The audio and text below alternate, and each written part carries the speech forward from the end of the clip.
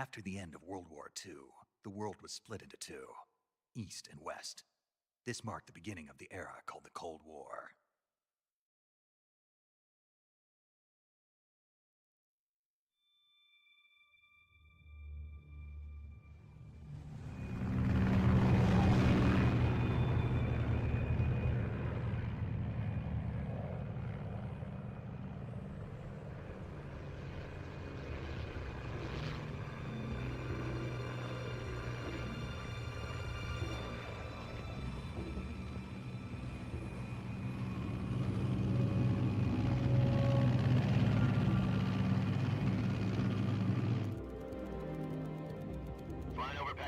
Altitude 30,000 feet.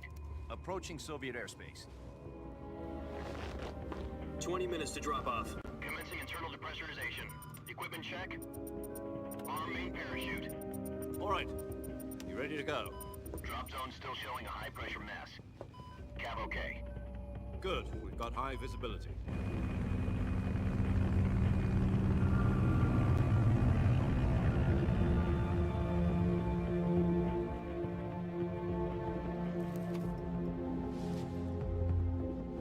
Put out that cigar. Connecting oxygen hose to interior connector. Put on your mask.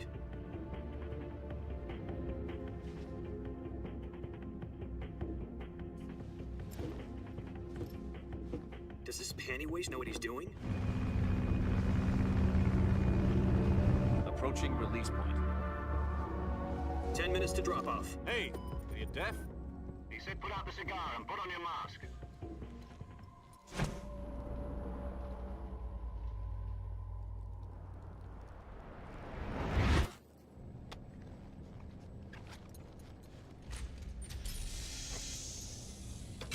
Depressurization complete.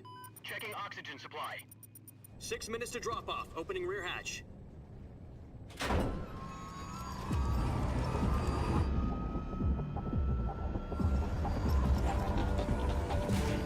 Sunrise.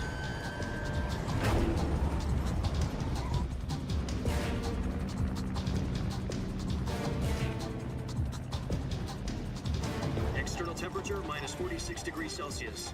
2 minutes to drop off. Stand up. You'll be falling at 130 miles per hour. Try not to get frostbite from the wind chill. 1 minute to drop off. Move to the rear. Activate bailout model. This is one for the history books. The world's first halo jump. 10 seconds to drop off. Stand by. Status okay. All green. Prepare for drop-off. Countdown. 5, 4, 3, 2, 1. Spread your wings And fly. God be with you.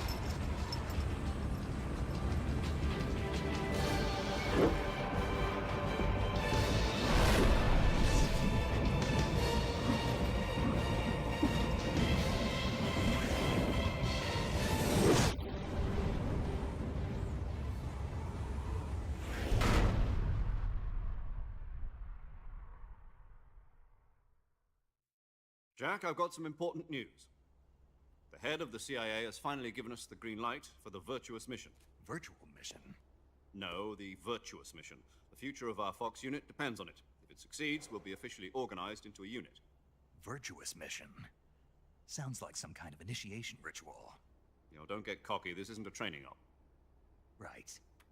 So what exactly is this wonderful mission? Well, about 2 years ago, a certain Soviet scientist requested asylum in the West through one of our moles. His name is Nikolai Stepanovich Sokolov. He's head of the OKB 754 Design Bureau, one of the Soviets' top-secret weapon research facilities, and the East's foremost expert on weapons development. Sokolov? Isn't he that famous rocket scientist? The very same. On April the 12th, 1961, the Soviets achieved the first manned spaceflight in history. The Earth was blue, but there was no God. Well spoken. The rocket that carried Yuri Gagarin into orbit was the A-1, known as the Vostok rocket. Sokolov is said to be the man most responsible for the multi-engine cluster used in that rocket. After Gagarin's flight, Sokolov left rocket development become the head of the newly established Design Bureau. From a lowly technician to head of a design bureau, that's quite a success story, so why do you want to defect? It seems he'd become afraid of his own creations. Afraid? Call it a crisis of conscience. And for that, he left his country and his family behind and went over the fence? Not exactly. One of his conditions was that his family was also to be taken safely to the west. We used a mole to get the family out first, and succeeded in sneaking Sokolov over the Berlin Wall shortly afterwards. I was the one who conducted the operation. The security on the eastern side was still full of holes back then. Then what? We got Sokolov over in one piece, but the whole ordeal had left him exhausted, and we checked him into a hospital in West Berlin. It took him 2 weeks and more than 600 miles to get from the research facility in the Soviet Union to Berlin. He was in no condition to say anything coherent. And it was only a week later that we had something much bigger on our hands. The Cuban Missile Crisis. October the 16th, 1962, President Kennedy received word that the Soviets were in the process of deploying intermediate-range ballistic missiles in Cuba. The President demanded that the Soviets dismantle and remove the missiles. At the same time, he announced a naval blockade to prevent further missile shipments from reaching Cuba. But the Soviets didn't back down, instead placing their armed forces on secondary alert. Soviet transport ships carrying missiles continued on course towards Cuba. US and Soviet forces went on alert for an all-out nuclear war. Frantic negotiations were conducted through the UN's Emergency Security Council and unofficial channels to end the hair-trigger standoff. Finally, on October 28th, the Soviet Union agreed to remove its missiles from Cuba, and so the world avoided a nuclear holocaust. But in order to get the Soviets to pull their missiles out, we had to make a deal. You mean the one where the US agreed to remove its IRBMs from Turkey? No. The Jupiter IRBMs deployed in Turkey were obsolete, and we were going to get rid of them anyway. They had no strategic value whatsoever to either the US or the Russians. The Turkey deal was a ruse, a cover story that was fed to the other intelligence agencies around the world. So what did the Russians really want? Sokolov. They wanted us to return Sokolov. You mean the Soviets pulled out of Cuba just to get their hands on Sokolov? That's right. What the hell was he working on?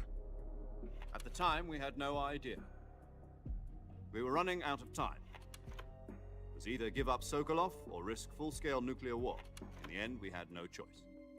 President Kennedy gave in to Khrushchev's demand. The next day, I got Sokolov out of the hospital, handing him over to agents on the eastern side. Sokolov kept on screaming, "Save me," until he disappeared from my sight. Then, a month ago, we received some new information from one of our moles. About Sokolov? Yes. He was taken back to the research facility and forced to continue working on the weapon in question under KGB supervision. What's more, it's on the verge of completion. So what kind of weapon is it? Something to do with space rockets?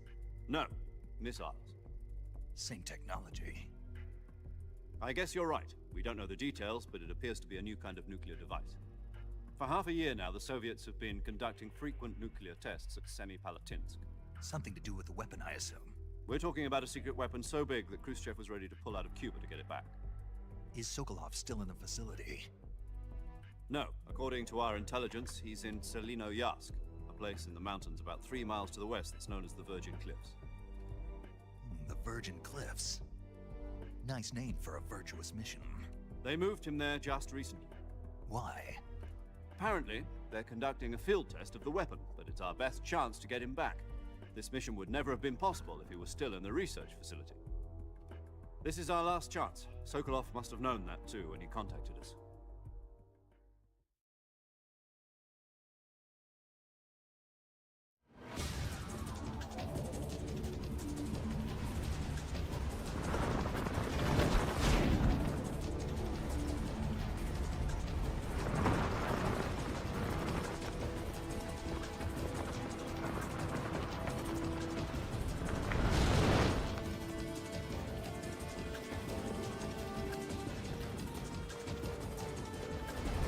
Listen up, Jack. Your mission is to infiltrate Selino-Yarsk in the Soviet mountains, ensure the safety of Sokolov, and bring him back to the west.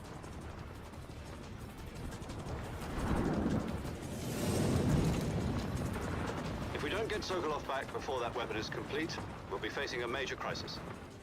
The clock is ticking.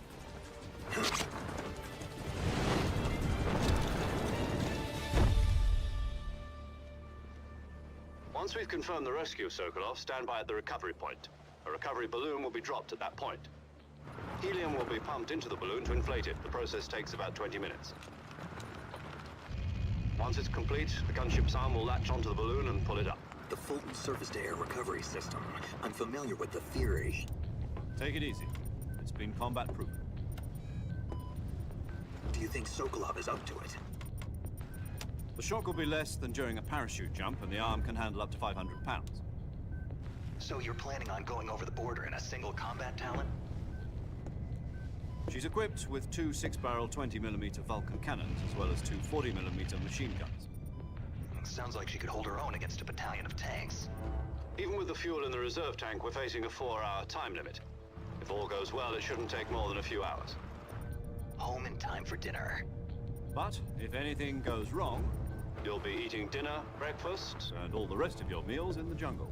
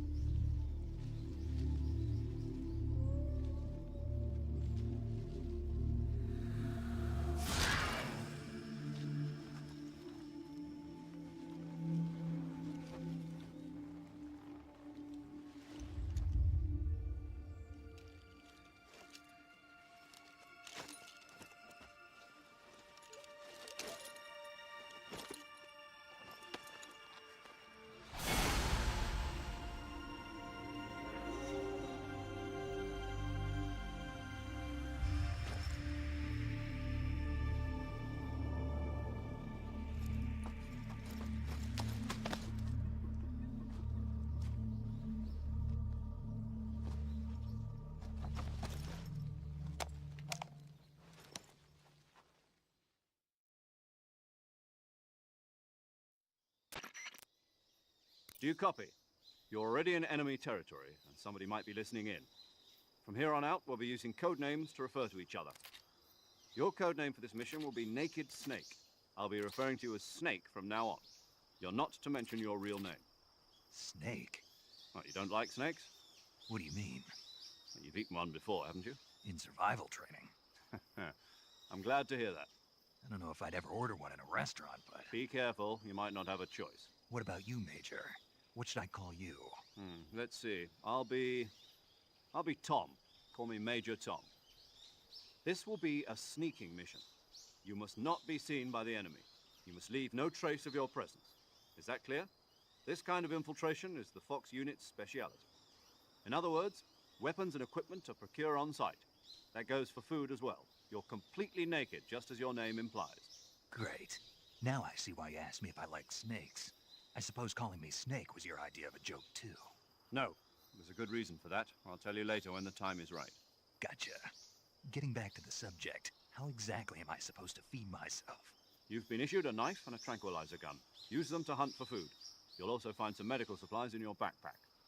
Yeah, about the backpack. I lost it in a tree on the way down. I see. Well, you'd better go back and get it then. You know where it is? No problem. I can see it from here. It's stuck on a branch. To climb a tree, stand in front of a tree that's covered in ivy and press the action button. I'll be monitoring your progress over the radio. We can't risk violating Soviet airspace, but I'll be in the gunship. My frequency is 140.85. I'll give you a call if I need to talk to you. If you need to talk to me, use the send function. Okay, Snake, go get your backpack.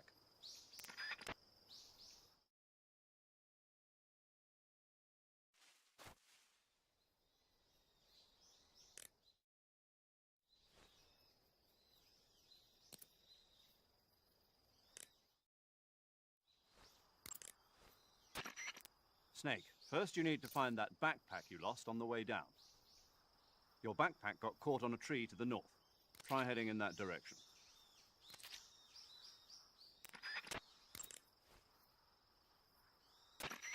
Snake, you said your backpack got caught on a tree branch, right? Yeah, Was there ivy growing on the tree? there was, but Perfect.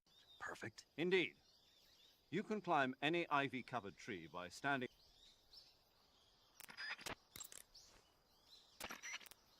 You can climb any...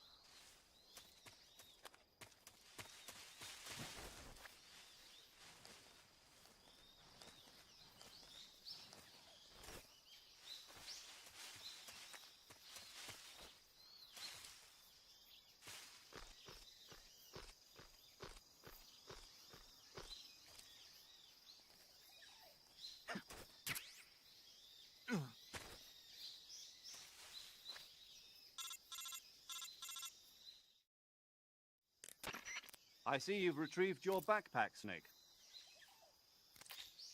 To equip a weapon, it's necessary to take it out of your backpack.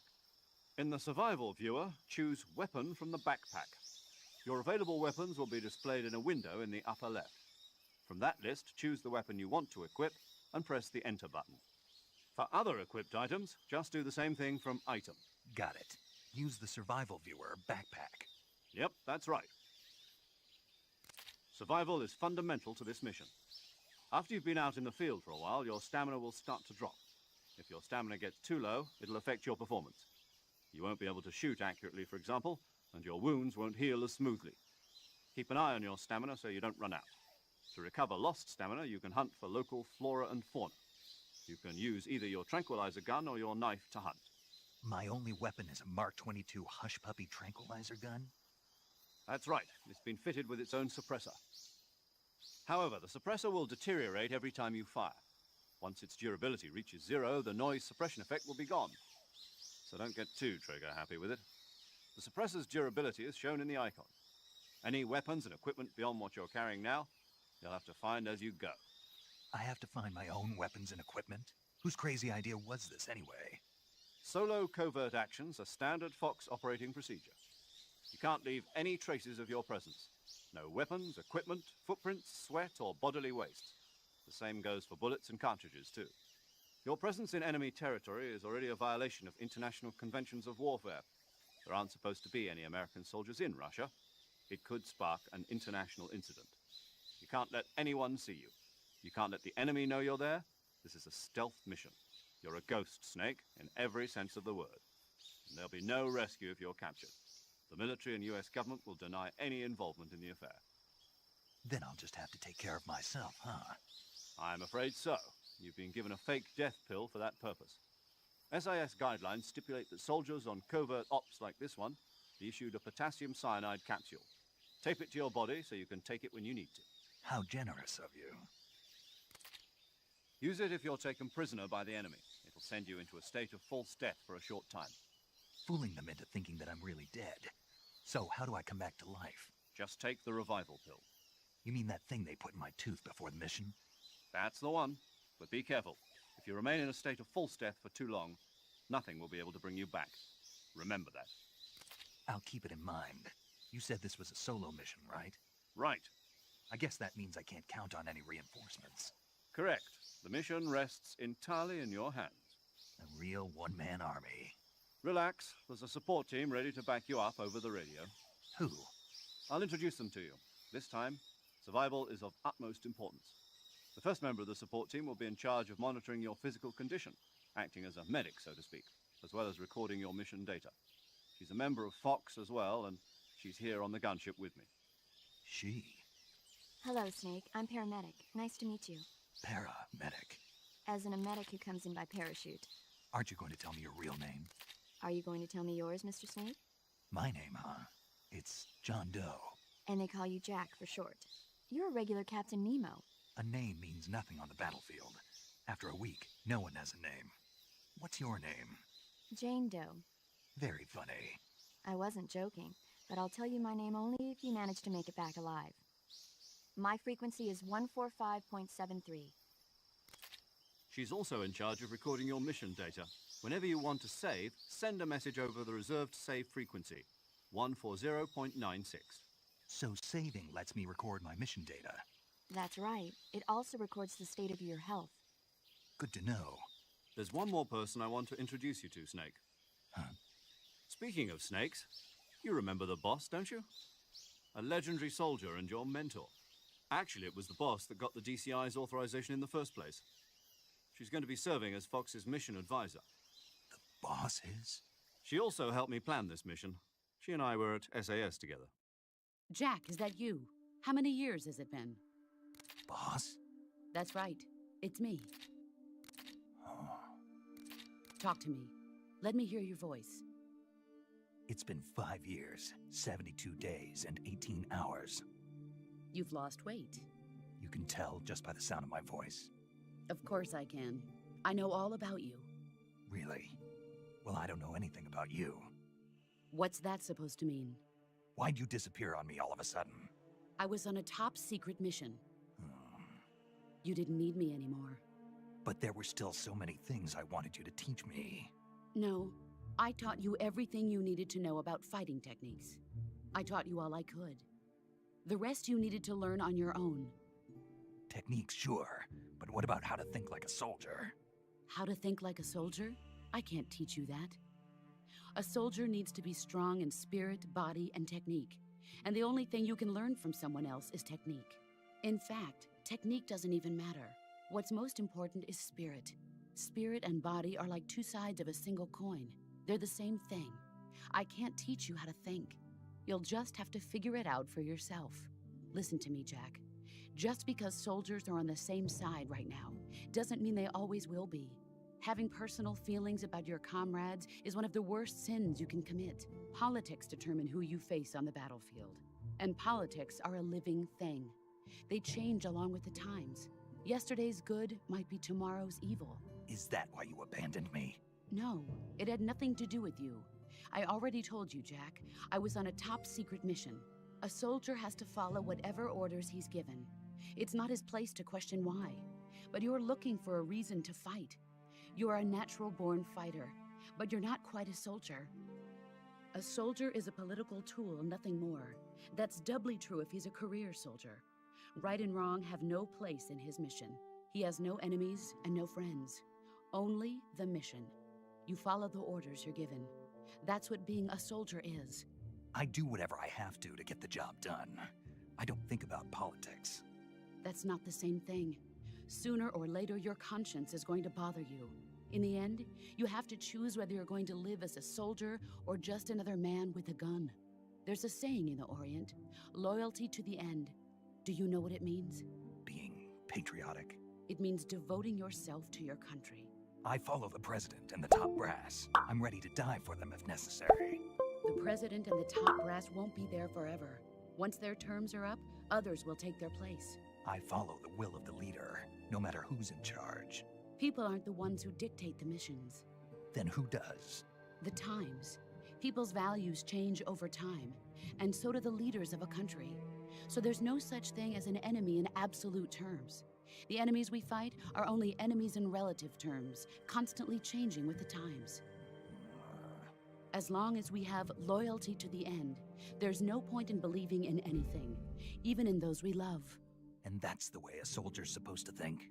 The only thing we can believe in with absolute certainty is the mission, Jack. All right, but do me a favor. What is it? Call me Snake. Snake. Oh, right. Your codename is Snake. It suits you well. That's right. The legendary unit that the boss put together during World War II was a snake. The Cobra unit, a group of heroes that brought the war to an end and saved the world. As long as you've got a legendary hero backing you up, you'll be fine. Isn't that right, Snake? Yeah, I can't think of anyone else I'd rather have with me. Oh, and one more thing, boss. Yes? It's good to hear your voice again. Same here.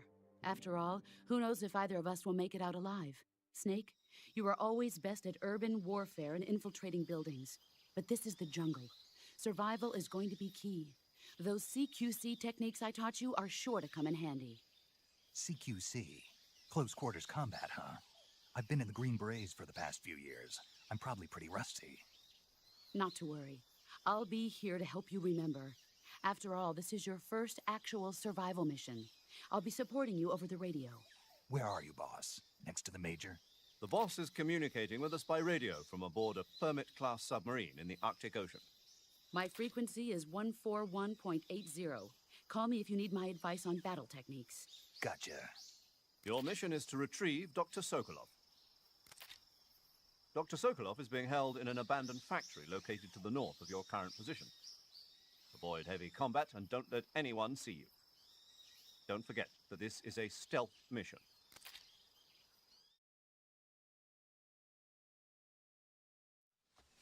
Snake, try to remember some of the basics of CQC.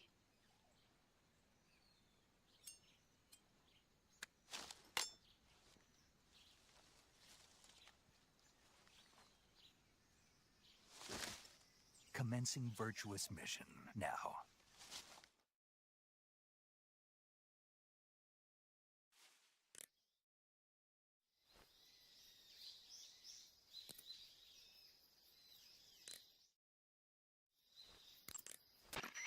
Sokolov should be at the abandoned factory to the north, so head in that direction.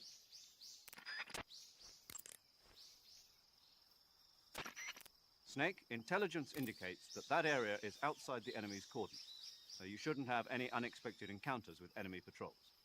I think it will be a good idea to take this time to get accustomed to using your camouflage, hunting for food, and navigating the survival viewer.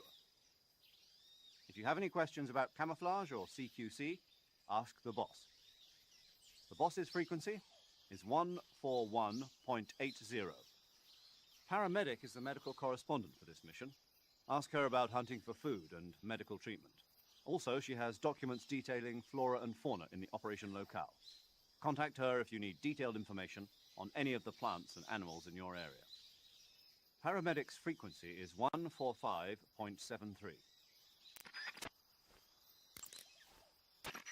Snake, remember that this operation is a solo sneaking mission.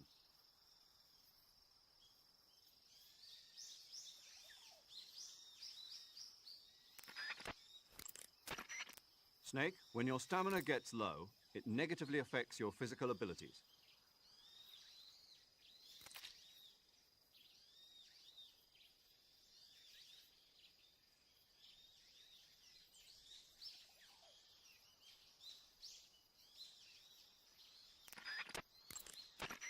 Your actions can lower your stamina. The more demanding the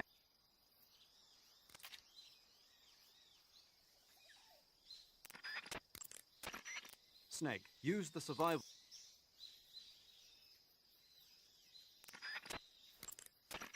Major, What is it?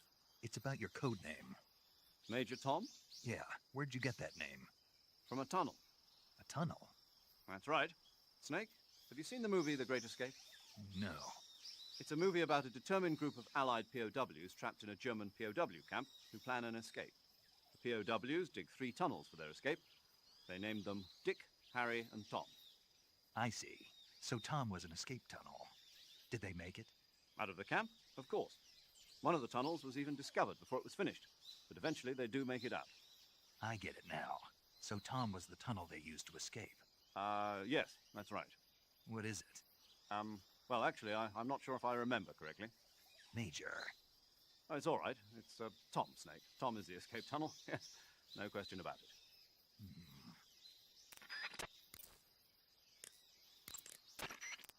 That area is home to the reticulated python.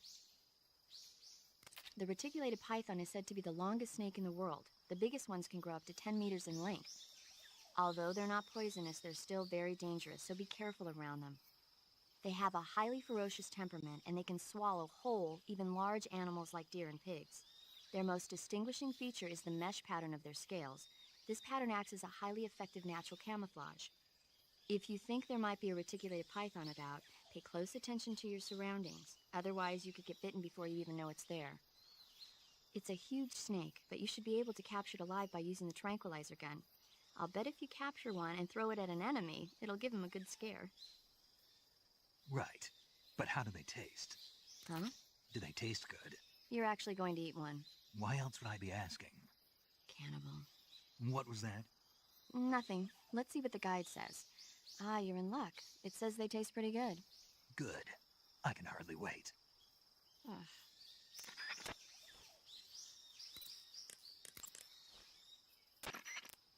The gauge below your life gauge is...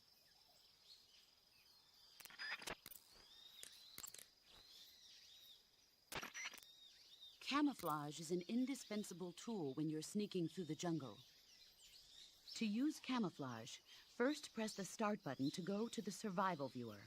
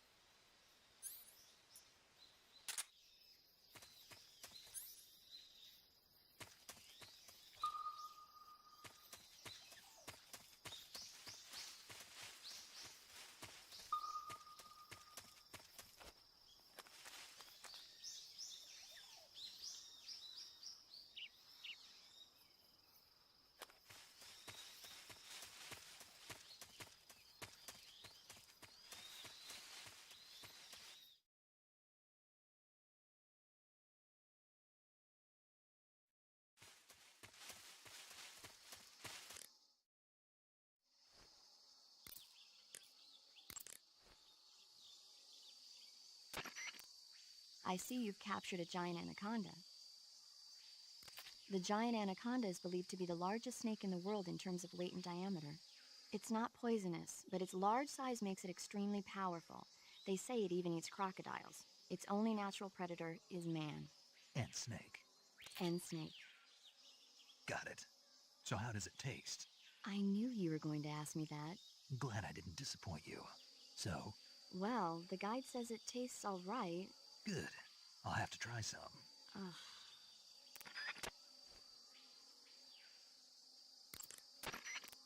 That area is inhabited by Indian gavials. The Indian gavial is a crocodile that originally lived in freshwater regions in India and Nepal. Why are Indian crocodiles way out here? They're captive crocodiles that were brought here for research purposes but escaped and became wild again. Indian gavials are large creatures. Adult males grow to over 6 meters in length. You'll never catch one alive, even if you use the tranquilizer gun. Got it. So, how do they... Taste? Yes, I did look into that. You know what they always say. Tastes like chicken. Sounds delicious. But be careful when capturing an Indian gavial. Normally they're cowardly creatures, but the ones in the forest there are belligerent. Apparently they attack humans. What do you mean? They weren't the direct subject of any serious research, but some think they may have become violent as a side effect of the atomic research that was conducted nearby.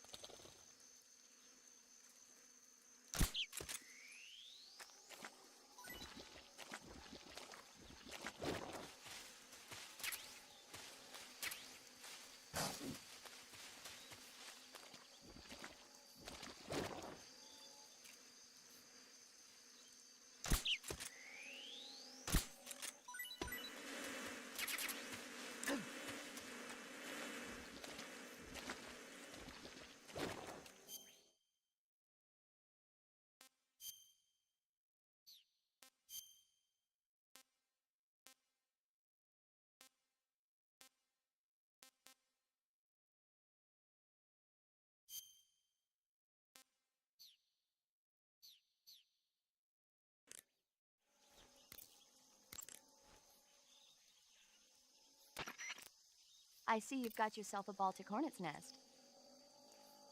Baltic hornets are a variety of hornets that inhabit that area. The difference between them and other hornets is that they produce honey in their nests. Inside the nest are larvae, pupa, and adults. You can eat them all. In particular, the honey you find inside the nest is delicious and full of nutrients. It's easy to digest and helps pep you up when you're feeling tired. In short, it's the perfect survival food. Honey can also be used as a burn ointment. When honey is applied to a burn, it creates a protective coating over the skin. When you knock down a hornet's nest, a burn ointment will appear along with it, so don't forget to pick it up. Of course, the hornets aren't going to give up their nest without a fight. If you knock a nest down, a large swarm of hornets will come flying out, so be careful. I see you have a calorie mate. Calorie mate. The thing you're holding now? Oh, the little block that looks like a cookie? Try it, it's pretty good. Okay, but what is this thing? Never seen anything like it. Calorie Mate is an energy supplement that contains all the proteins, lipids, vitamins, carbohydrates, and minerals needed for a balanced diet. It's a well-balanced food. Because of that, it's just perfect for giving your body the nutrition it needs in combat. It sounds like a space-age food. Real astronaut food is not very good, but that should taste fine. Yeah, and it'll help balance out all this jungle food I'm eating. It's easy and quick to eat, so it's perfect when you're running late for an important mission in the morning. I've never been late for a mission. Really? Aren't you always keeping people waiting? What? It's easy to keep track of your calorie intake and receive the nutrition your body needs, so it's good for losing weight, too. All of the geisha girls in Japan use it for watching their calories. Is that why they're all so slim? Right. And any diet where you eat nothing at all is bad for the body. I see. You seem to know a lot about Japan, don't you? Yes, I love Japan.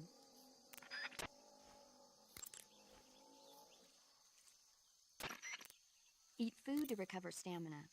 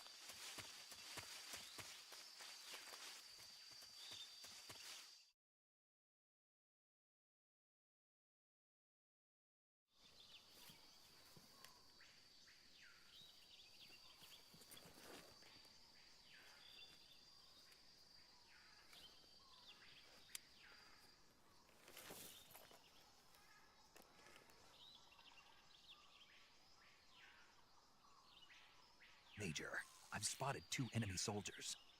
They're probably KGB troops sent to guard Sokolov. AK-47s and grenades.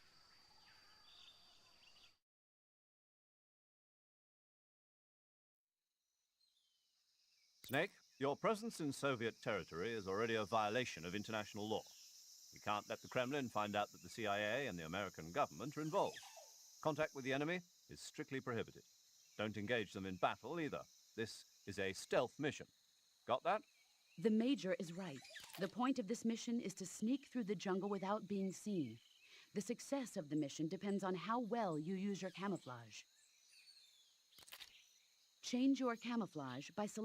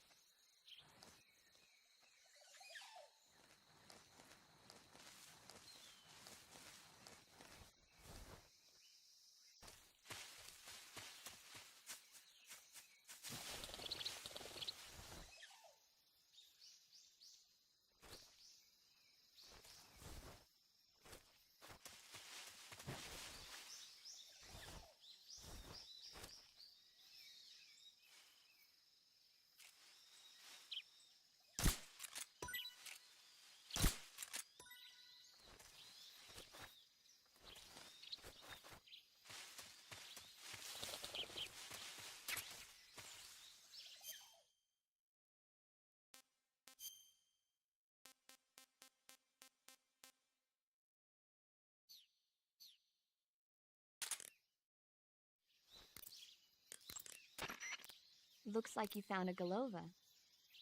Golova? Yeah, it's a fruit that's found only in that region. It's related to the jackfruit, which is commonly found in Southeast Asia. Jackfruit, huh? Yep, he's a cannibal. Huh? I didn't say anything. No, I'm sure you... I said, I'm sure you'd like it. Oh. Golova means head in Russian. It's probably called that because the fruit grows to about the size of a human head. It's supposedly pretty good to eat, with a uniquely sweet flavor. The fruit itself is fairly large, so you can make a meal out of it. Golovas grow directly off the trunk of the tree. If you're running low on stamina, it might be a good idea to keep an eye on the tree trunks.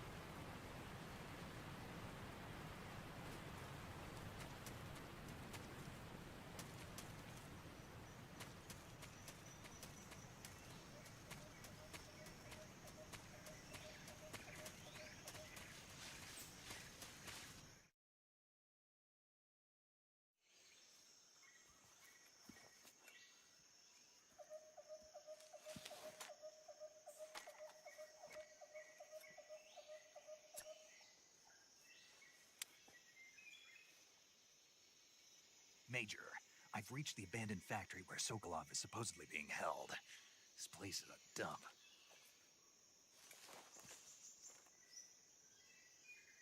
I can't see Sokolov from here. The security is pretty tight. There are sentries posted around the perimeter. I wonder how many are inside.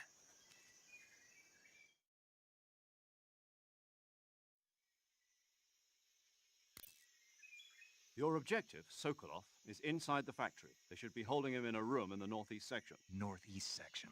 Got it. Be careful. Your mission is to bring Sokolov back alive. He must not be exposed to any kind of danger.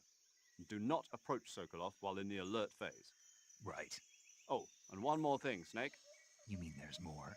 No, it's just that when you get to Sokolov, I want you to tell him something from me. And that is? Sorry for being so late. Is that all? Yes. Understood. Beginning my approach to the target.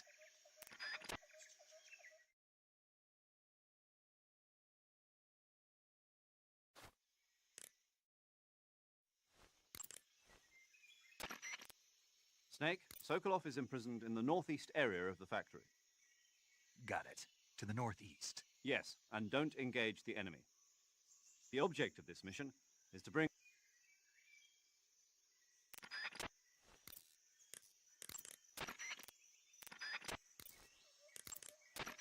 I see you found some Siberian ink cap mushrooms. The Siberian ink cap is a mushroom from the ink cap family. Its life cycle is transitory. As soon as the spores mature, the cap starts to turn black, liquefy, and melt away.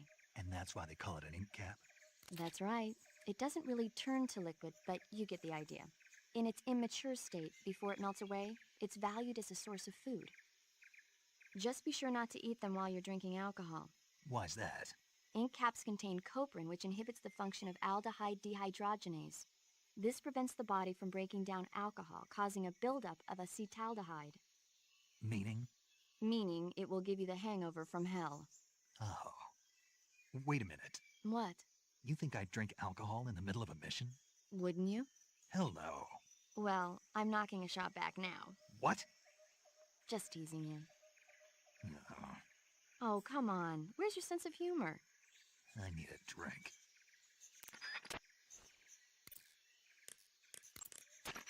I see you found a Yabloko Moloko. Diablo, what now? Yabloko Moloko. It's a Russian name that roughly translates as milk apple. It's a type of star apple. The juice is thick and sweet, like milk, hence the name. And if you cut one in half lengthwise, you'll see a star-shaped ring radiating out from the center. Hence the star apple. Right. The star-shaped part has a gelatinous texture and is said to be especially tasty. Sounds useful. You're welcome. For once. Did you say something? No, back to the mission. That area is home to the Sunda whistling thrush. The Sunda whistling thrush is a bird native to Java and Sumatra. It's distinguished by its large blue body and long beak. It really stands out in the forest. If you're aiming to catch one alive, use the tranquilizer gun. Got it. So... How does it taste? Yeah. I don't know. You don't know. The guide doesn't say. I guess there's no reason you couldn't eat them. Oh, I see. But it's nice and plump, so I'm sure it'd make a hearty meal. That's a good point. Snake, there are rats living in that area. The rats in that area are the descendants of wild Norway rats that were domesticated by humans as pets and lab animals. They're not poisonous, and I don't think they'll attack you, but they're quick little creatures, so you might have a hard time catching one. So how do they taste? Snake? What? They're rats. I know what they are. Do they taste okay? The guide says they're not that bad. Good enough for me. Ugh.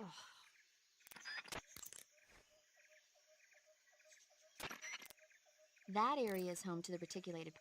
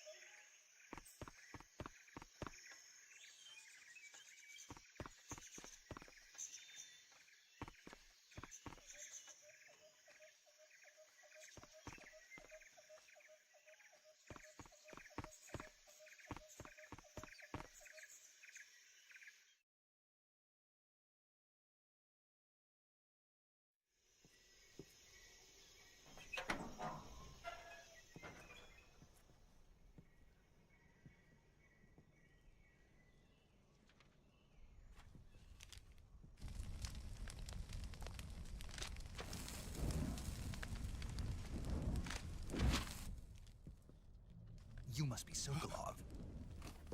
Are you one of Volgin's men? You'll never get it from me. No. I'm a CIA agent. I've come to escort you back to the other side of the Iron Curtain. You're CIA? Yeah. I was sent by Major Zero, the man who got you out 2 years ago. Zero? I have a message from him. What is it? He said to tell you sorry for being so late. Did he now? What does it mean? It means he's a man of his word. But we've got no time for this. You have to get me out of here before they arrive. Who's they? Colonel Volgin of GRU. You in the West know him as Thunderbolt. Thunderbolt? Never heard of him. He's a member of the Army's extremist faction, a man who seeks to seize control of the motherland. Ever since the Cuban Missile Crisis 2 years ago, Khrushchev has been pursuing a policy of peaceful coexistence with the West. Despite resistance and criticism from hawks in the army and the provincial authorities, Khrushchev has managed to suppress the opposition so far. But the failure of his agricultural policies has put him in a precarious position. And on top of that, the tragedy last November. President Kennedy's assassination. Precisely. In a sense, Khrushchev has lost his biggest partner, and his power base is rapidly crumbling away. A certain group is plotting to use this opportunity to seize power by rallying the anti-government forces, overthrowing Khrushchev, and installing Brezhnev and Kosygin in his place. The mastermind behind this plot is Colonel Volgin of the GRU. He has control over another secret weapons research facility much like this one, OKB-812, known as the Granin Design Bureau, and is using it to further his plans. But that is not enough to satisfy him. Now he's plotting to seize the secret weapon I have been developing here and use it as leverage in his bid for power.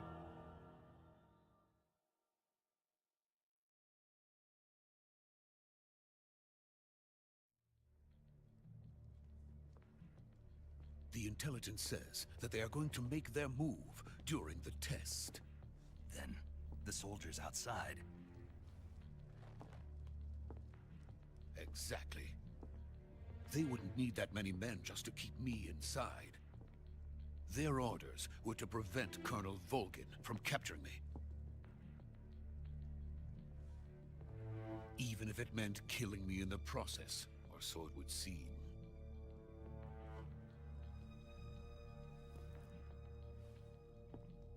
Volgin will come. I'm sure of it. You must get me out of here before then. Leave it to me. By the way, your Russian is superb. Where did you learn to speak it? From my mentor. Is that so? America's truly a frightening country. Having second thoughts. No. I have no love for this place. Let's go.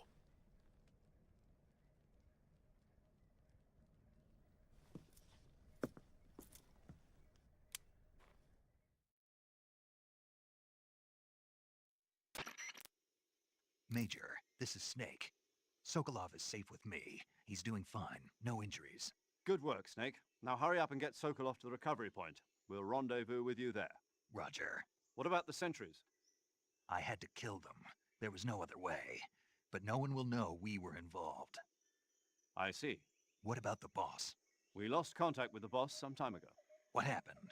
It's probably just a weak signal. Just hurry and get Sokolov out of there.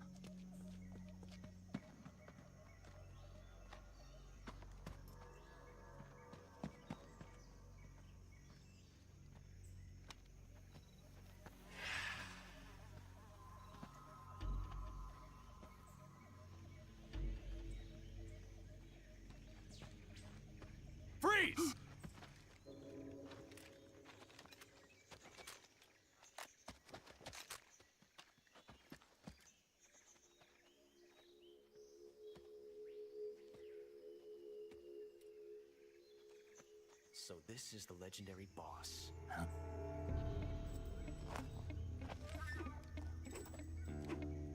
Huh? We meet at last.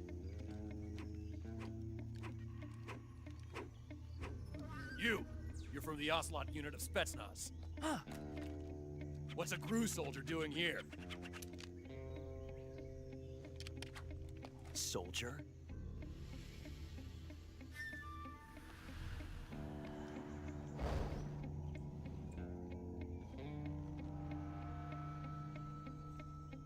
He's the Ocelot commander.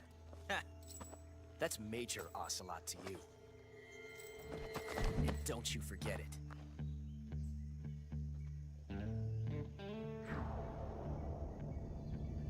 Sokolov is ours. Now get out of here. And Ocelot never lets his prey escape. What?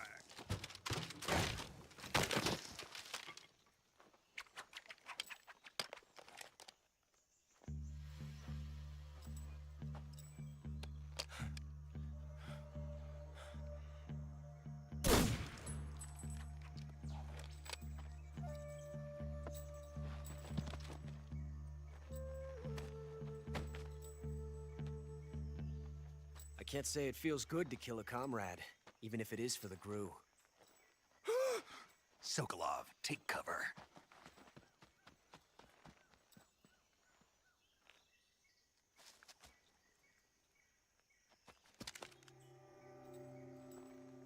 Huh. You're not the boss, are you?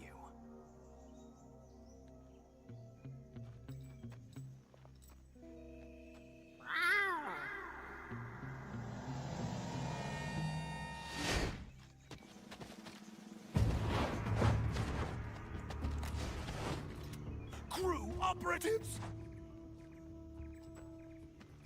What is that stance? Huh. That gun.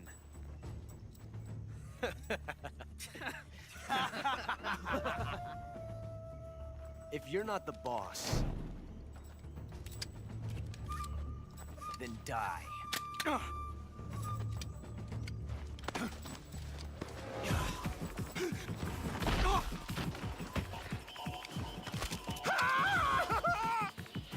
Major! Leave it! Shoot the other one! Whoa!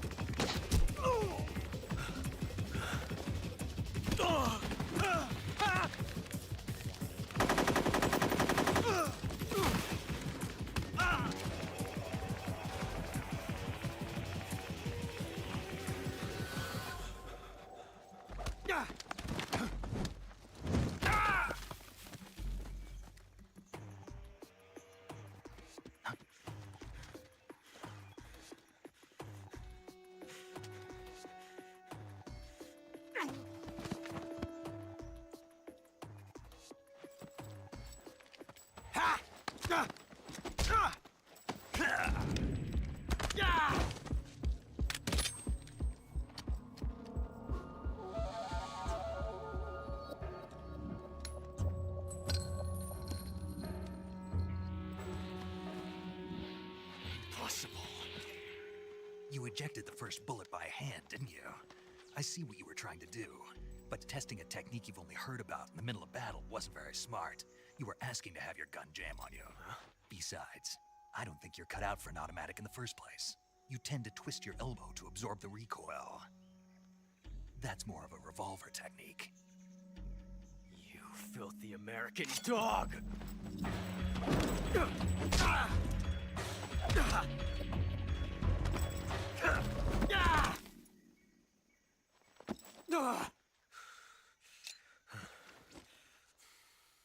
But that was some fancy shooting. You're pretty good. Pretty good.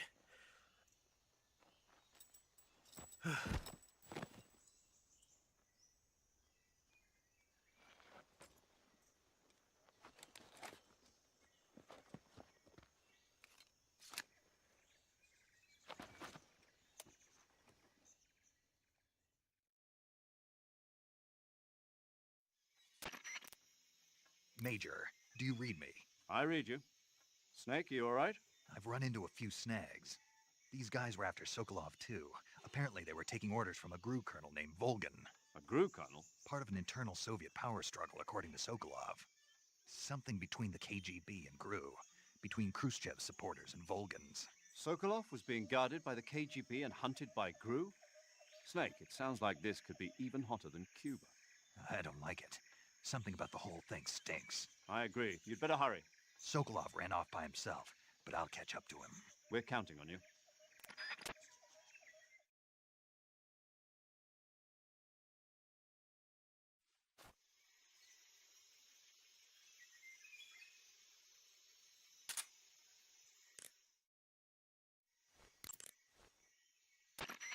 Snake, stay alert. The KGB and GRU both have their sights set on Sokolov. GRU is a military espionage outfit, the intelligence wing of the Soviet Defense Ministry's General Staff Office. It competes with the KGB, which is under the Ministry of Internal Affairs, and the two are always watching each other. Never let the left hand know what the right hand is doing. Exactly. Now, added to that rivalry, there's a vicious power struggle going on between the Khrushchev faction and the anti-Khrushchev faction. So Khrushchev is using the KGB, and Volgin and the anti-Khrushchev forces are using the GRU? That's the idea. The two factions are fighting over Sokolov. We're in an extremely dangerous situation here. Yeah, I'm aware of that. Get Sokolov out of there safely. He must not be turned over to the KGB or to the GRU. Sokolov took off in the direction of the rope bridge. Get after him. Hurry!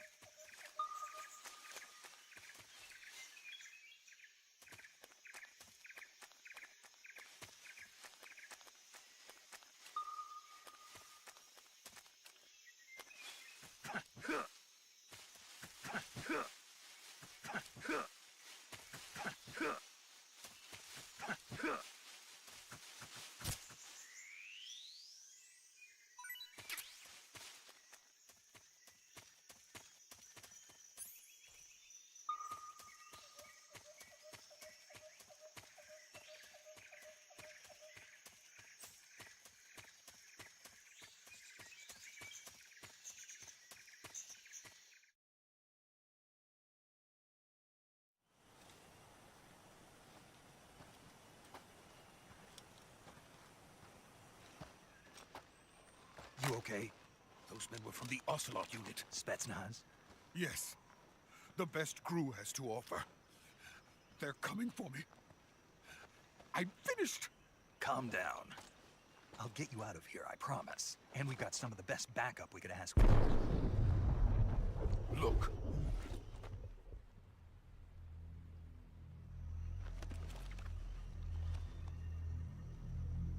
That's what they were making you build? Yes. The Shagohod. The treading behemoth. A tank capable of launching nuclear IRBMs. It can launch nuclear missiles from that kind of terrain? Oh, yes. And without support from friendly units. A nuclear-equipped tank capable of operating solo.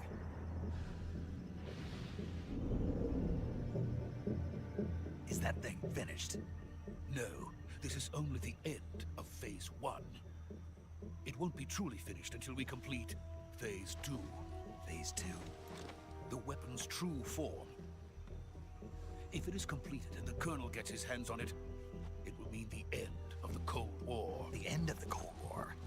Yes. And then the Age of Fear will truly begin. A world war.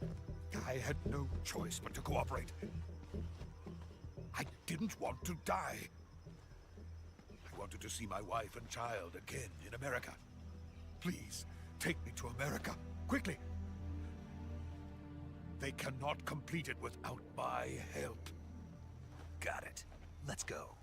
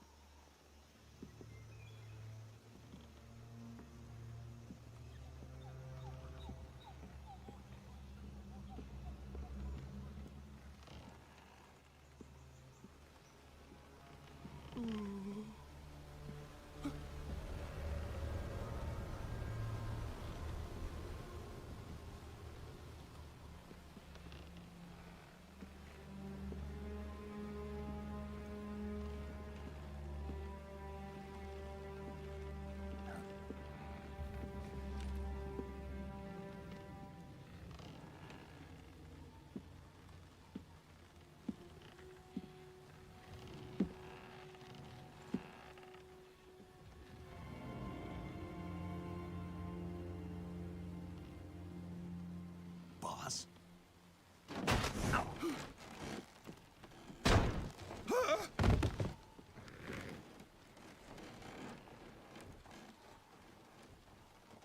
Good work, Jack. What are you doing here? Sokolov comes with me.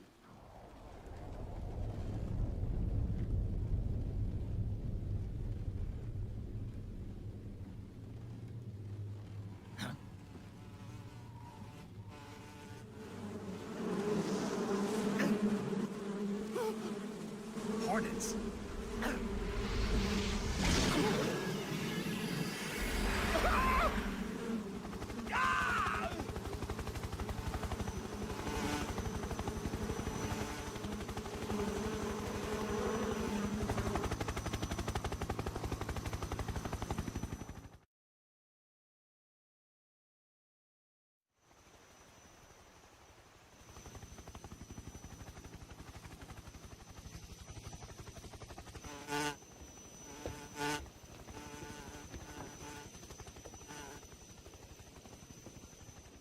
My friends, let us fight together again. I have waited long for this day. We will fight with you once more.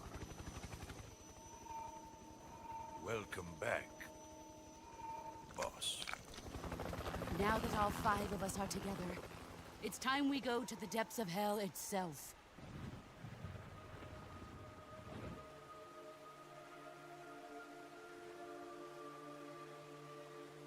It's raining blood. Is he crying?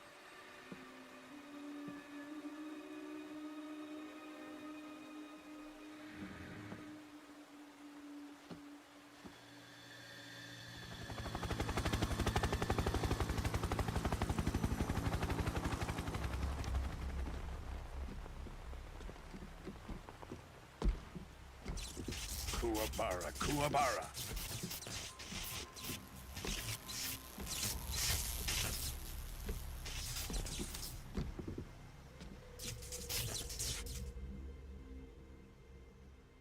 Ah, what a joyful scene. Colonel Vogan. Welcome to my country. And to my unit. Boss, what is this? I'm defecting to the Soviet Union. Sokolov is a little gift from my new hosts. Recoilless nuclear warheads.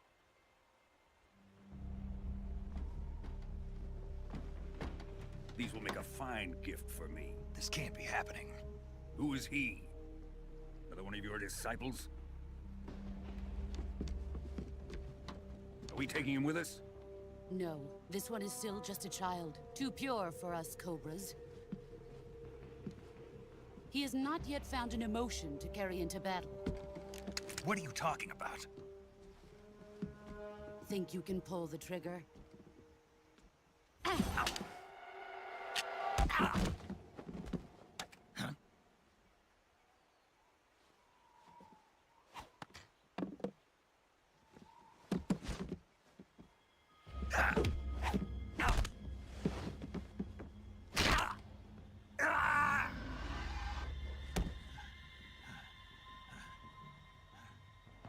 He's seen my face. We can't let him live.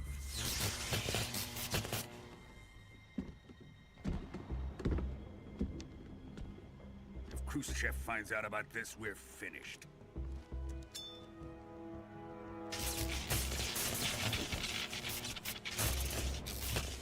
He must die. Wait. He's my apprentice. I'll take care of him.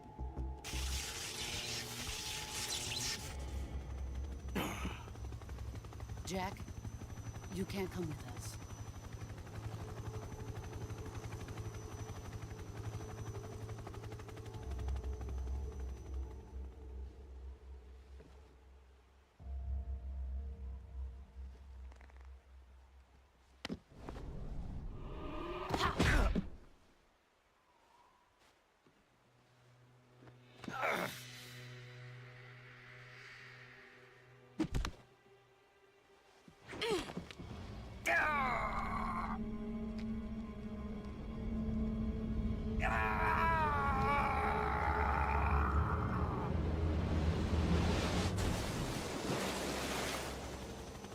The new blood has been rejected.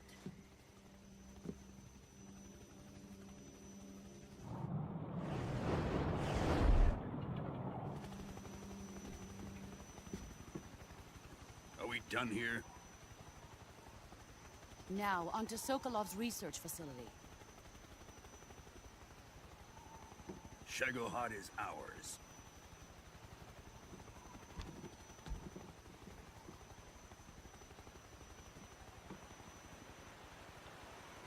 Drift away. My place is with them now.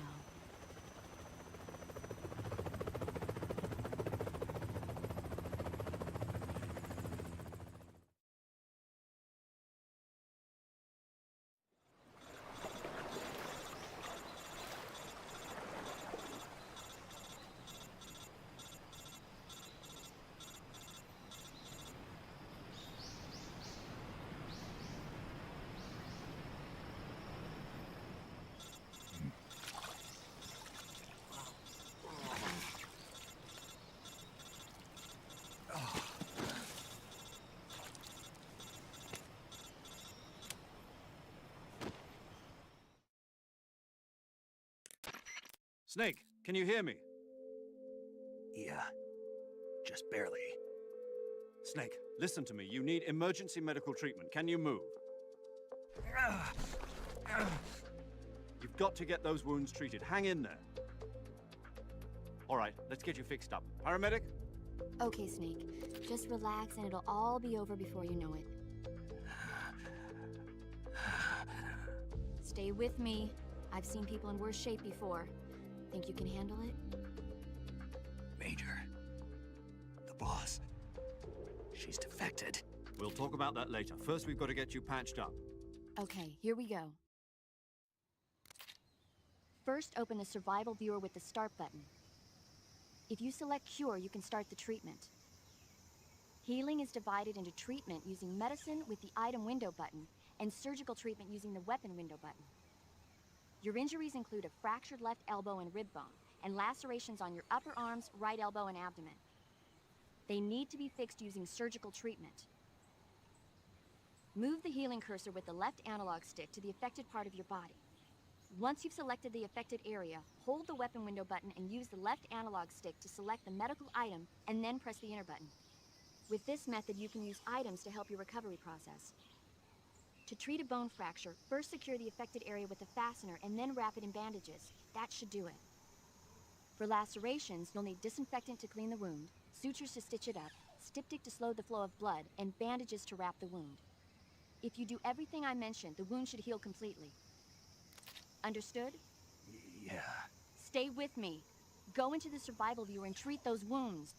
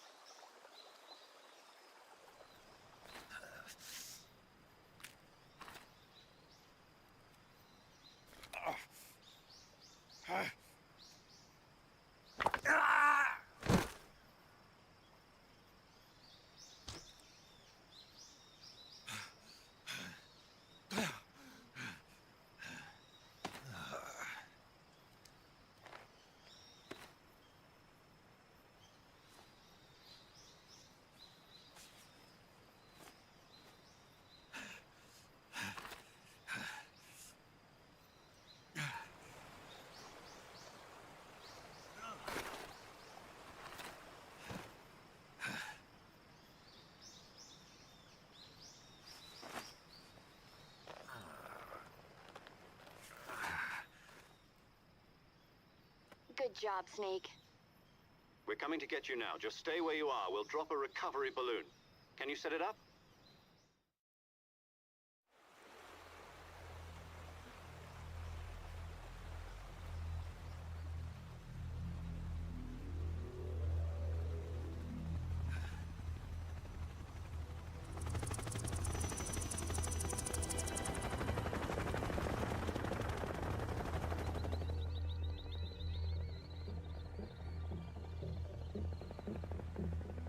Jago hard.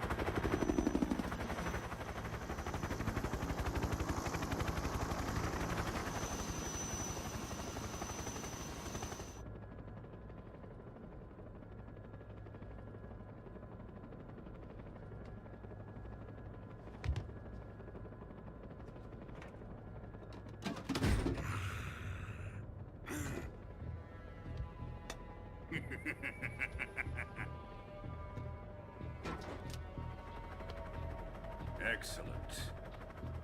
A great success. Thanks to the boss and her cobras, I have both Sokolov and the Shagohod.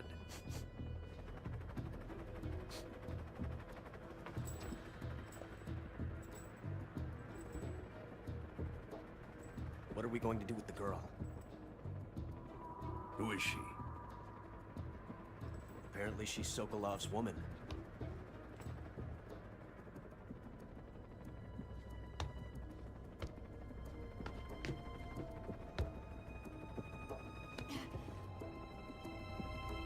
She's a nice catch.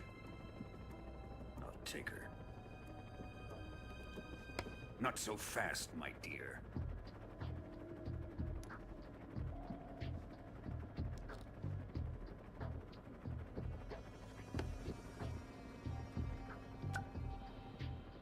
A kiss of death. Are you KGB? We may be able to use her.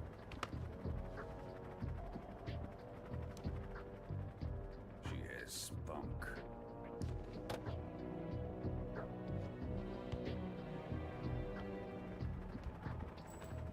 Shall we take her back to the base? Perhaps we should.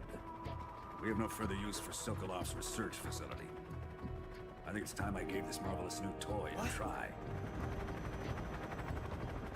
Colonel, even if they are our enemies, they're still our countrymen. But it won't be me that pulled the trigger. It'll be our friend, the American defector. You're going to nuke your fellow Russians? Remember the Alamo. Colonel!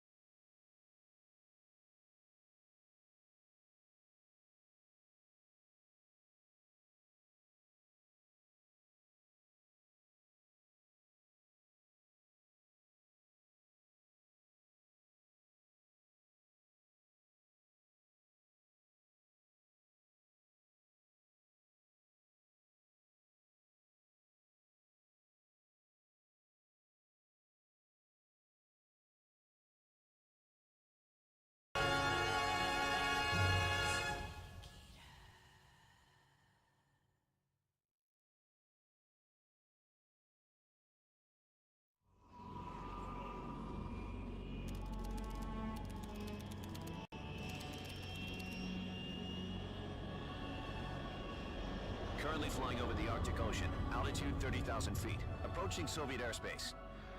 Arriving at the designated drone launch point. Drone oil pressure and voltage are nominal. Payload oxygen supply is nominal. Power supply to payload anti-3 system shows no problems. No gusts. All systems go for drone detachment. Snake, we can't risk a halo jump this time around. Airspace security has gotten tighter since we were last here. We can't get as close to the ground as we did during the Virtuous mission. So instead, we'll be using one of our newest weapons. Snake, you're being given an honor on par with Alan Shepard. This is our last chance. Show your patriotism.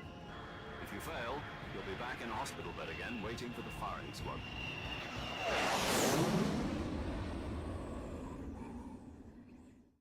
So how does it feel to be a patient in one of the most advanced ICUs in the world?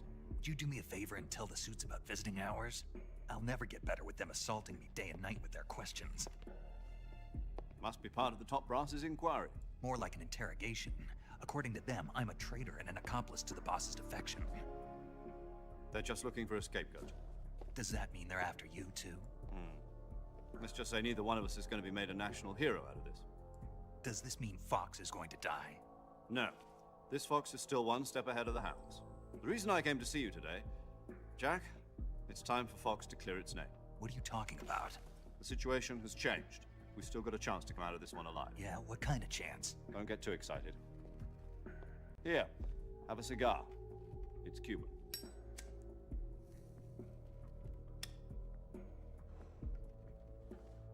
This morning, I had a meeting with the CIA. They decided when they're going to execute us? No.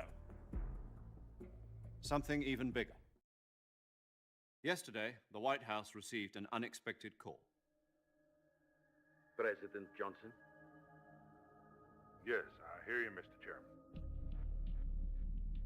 It was a hotline call from Khrushchev to President Johnson. From the head of the Soviet Union? That's right. A few days ago, one of our country's main design bureaus, OKB-754, was destroyed in a nuclear explosion. At about the same time, our anti-aircraft radar picked up a signature that appeared to come from one of your military aircraft. Does any of this sound familiar to you? In retaliation, I have placed our armed forces on secondary alert. Depending on your response, I may be left with no choice but to order the military to maximum alert and unleash Armageddon. With the help of your predecessor, I was able to survive the Cuban incident. But my power is not as great as it once was. If I am to survive this crisis, I must have your full cooperation. I should have contacted you myself. Did you know that one of our soldiers defected to your country a week ago? No. So you haven't heard then. The man who arranged the defection was a GRU colonel by the name of Yevgeny Borosovich Volgin. Volgin? Of the Brezhnev faction. Go on. Who is the soldier? Her name is the Boss. She's a living legend. During World War II, she was the one who led us to victory in that war. In Russia, you know her as Voyevoda. You mean the Boss? The mother of your special forces? Yes, that's the one. And she took 2 miniature nuclear shells along with her. The Boss took 2 miniature nuclear shells? I'm afraid so. I believe they were a gift for her new hosts. The Davy Crockett Atomic Battle Group delivery system was completed 2 years ago. But serious problems were found with the launcher's range and precision. Although they were mass-produced, they've never been deployed in battle. But Sokolov's research facility was completely wiped out. The whole area is polluted. I can only offer you my deepest condolences over this terrible tragedy. So, the Boss, with Colonel Volgin's help, stole 2 experimental nuclear shells and took them with her as gift when she defected. Then, shortly thereafter, Sokolov's design lab, a top-secret military research facility, was destroyed by one of these weapons. Am I right so far? Yes, that's correct. And the American government denies any involvement in the affair. Is that right as well? That's correct. We were not involved in any way. Then what was a U.S. military aircraft doing on our radar screen? It was clearly in violation of our airspace. And yet you say it was not acting under your orders. That's correct. You expect me to believe that this was all the work of a single soldier? I don't know what else to tell you. The army insists that this is all a ploy on your part. I've said it once and I'll say it again. Our government had nothing to do with it. And I would like dearly to believe you. However, I'm afraid my power over the military has weakened since the Cuban incident. I will need some kind of proof that this was not the action of the American government. You have 1 week. You must catch the boss yourselves and recover the remaining nuclear device.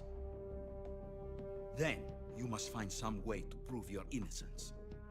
Prove our innocence? Yes, preferably something painful. Prove to me that this is not merely another one of your tricks. The boss should be close to Colonel Volgin. How about a little co-action? I would not expect too much if I were you. The political situation here is unstable. And Colonel Volgin is a member of the Brezhnev faction, which seeks to topple my government. 1 week. You have only 1 week. And if it is not too much to ask, do something about Volgin as well.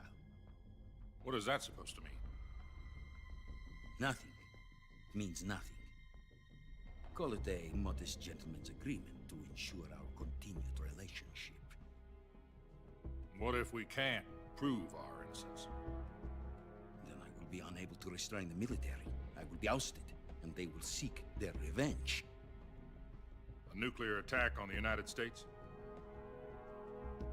I leave the disposal of this situation entirely to your discretion, Mr. President.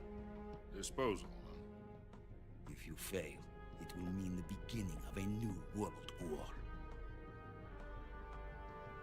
To put it simply, in order to avoid a full-scale nuclear conflict, we have to prove that America was not involved in that explosion. And eliminating the boss ourselves will prove America's innocence? Right. The higher-ups have decided that you're the only one capable of pulling this off. You were her last apprentice. Screw this one up, and we'll both be 6 feet under. There's no choice.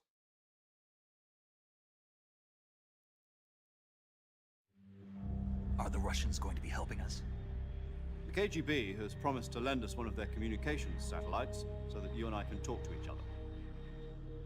That's it? They've also put us in touch with a couple of insiders. Insiders? There was a defection in September 1960. Do you remember it? You mean the 2 NSA codebreakers who went over to the Soviet Union? Precisely. Since then, they've apparently been training with the KGB for exactly this kind of situation. Their codenames are Adam and Eva. I've been told that Adam has infiltrated Volgin's ranks. We've also arranged for him to provide you with an escape route. You'll need to rendezvous with him when you get there.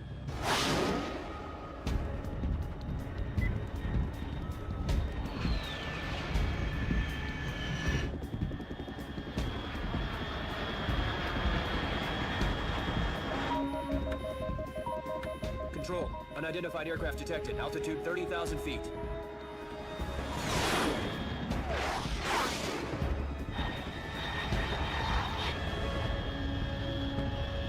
It's fast. Estimated airspeed exceeding Mach 3. Bearing south. I'm about to lose it.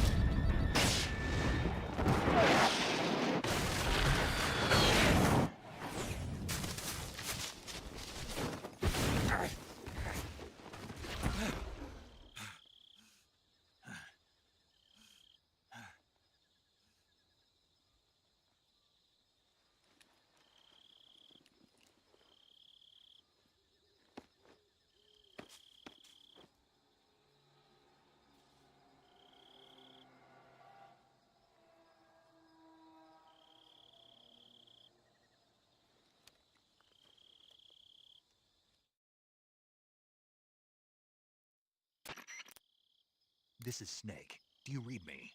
Loud and clear. Glad to see you landed safely. I got blown pretty far off target. Snake, let's go over your mission objectives one more time. Rescue Sokolov. Find out what's happened to the Shagohod, then destroy it.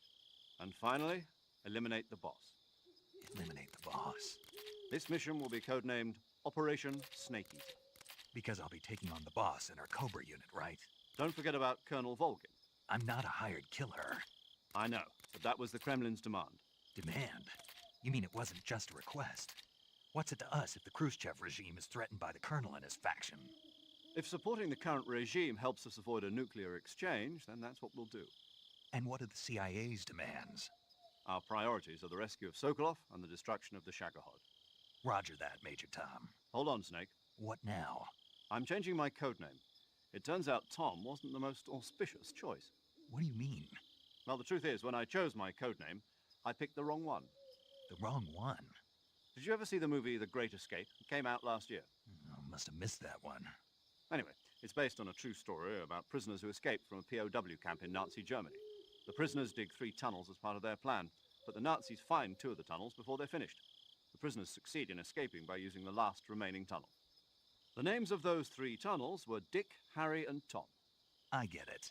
You used the name of the tunnel they escaped in as your code name because you thought it would bring you good luck. Yes, that's exactly right. At least, that was the plan. But I got the name wrong. The one they escaped in was Harry. Tom was one of the unlucky tunnels. It was discovered by the Nazis before it was finished. I watched the movie again just to make sure. In fact, I even ordered the actual film from the movie company. Yeah, it doesn't sound like the greatest name to use. So what should I call you? You know, let's just use Zero, like we've been doing all along. All right, then. Major Zero it is. We'll start over from square one. From square 0. My frequency is 140.85. Oh, I almost forgot. Paramedic is with us again on this mission. Is this her last chance, too? If we fail, she'll have her medical license revoked. It's more or less the same kind of fate. Her frequency is the same as during the Virtuous mission, 145.73.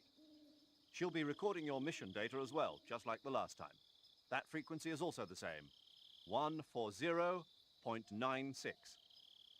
And there's one more person on your support team. His name is Mr. Sigint. He's an expert on the latest in weapons and equipment technology. You'll be going up against some of the world's most advanced weaponry when you infiltrate the research facility. If you have any questions, just ask him.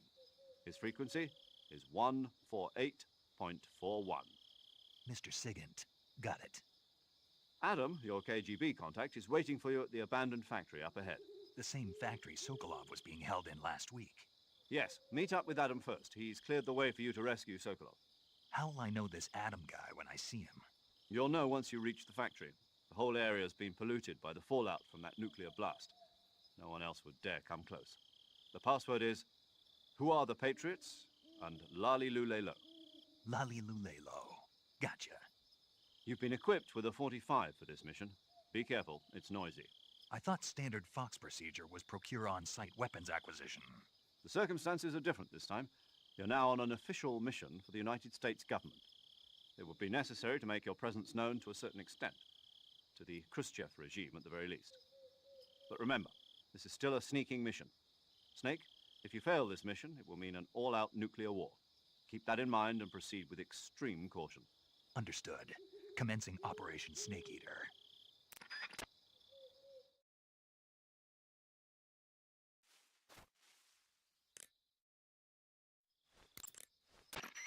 Snake, your first task is to meet up with Adam, the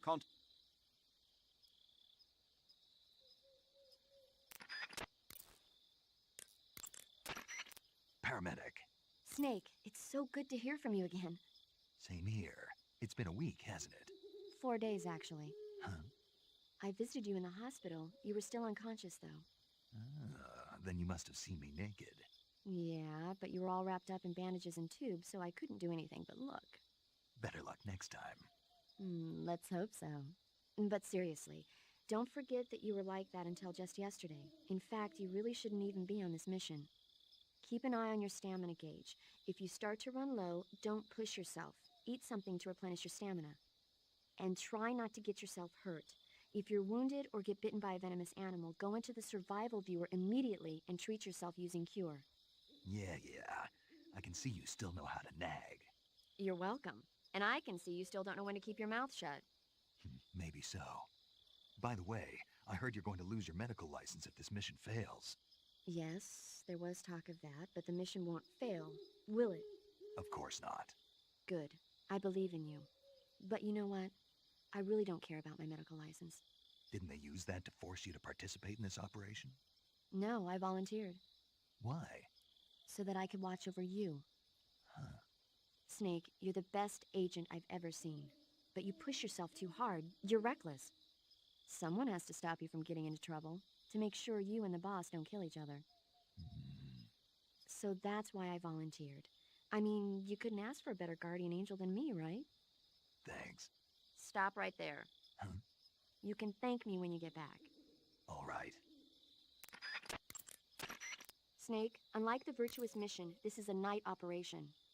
You'll be encountering nocturnal animals that you didn't encounter your last mission. Some of them are venomous, like the king cobra, so be careful. If you get bitten by a venomous animal, the poison will spread through your body and rapidly drain your life gauge. If that's the case, go into the cure screen and survival viewer immediately and inject yourself with serum. Got it? Snake, that's the home to the Ottenfrog. The Ottenfrog is a large, corpulent species of frog. They're known as a delicacy, so it might be worth catching them for food. The Ottenfrog was originally found only on Amami Oshima in Japan. Frogs usually have 4 toes on their front legs, but the Ottenfrog is unique in that it has 5. Got it. By the way, you said they were known as a delicacy, right? Right. So that means they must taste pretty good, huh? I guess so. I hear that in Japan, Ottenfrog sashimi and sukiyaki are popular dishes. Really? Yeah. Japan, huh? That place is starting to sound better and better. Snake, that area is inhabited by the Japanese flying squirrel. Japanese flying squirrels are non-venomous, and they shouldn't attack you. The head, front legs, hind legs, and tail of the Japanese flying squirrel are connected by a membrane of skin, which allows the squirrel to glide from tree to tree. It says here that if it catches a good wind, it can fly more than 100 yards. Sounds like it's going to be tough to catch one. So, aren't you going to ask me? You know it. How does it taste? Not sure. Not sure. The guy doesn't say anything about it. Why not? Gee, maybe it's because no one would ever think of eating a flying squirrel. Then I must be the first one. Maybe you are. You should be able to find Russian oyster mushrooms in that area. The Russian oyster mushroom is an edible variety that belongs to the shimeji family. It's known to be particularly rich in vitamin B1 and niacin. Apparently, it's usually found growing on tree stumps and hollow logs, so look there if you want to eat some.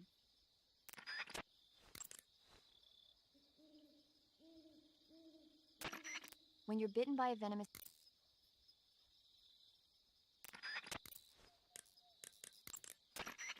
Yo! You're Snake, aren't you? And you're Sigint? None other. I heard that you're an expert on weapons, equipment, and cutting-edge technology. Close. Huh?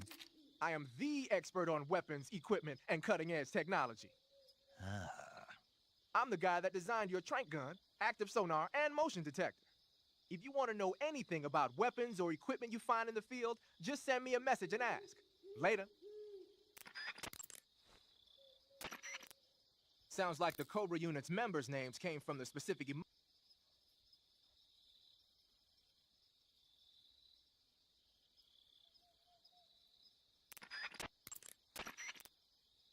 The Davy Crockett's that the boss took with her when she defected are mortars that fire nuclear warheads. They're named after Davy Crockett, the hero.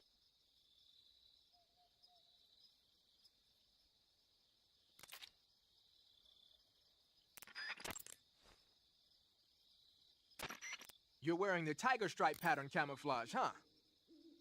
Tiger stripe is a forest.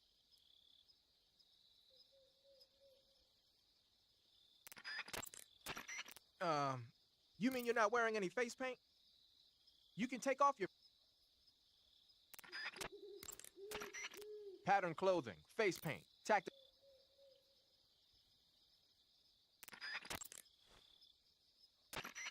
Covering your body is a good start, but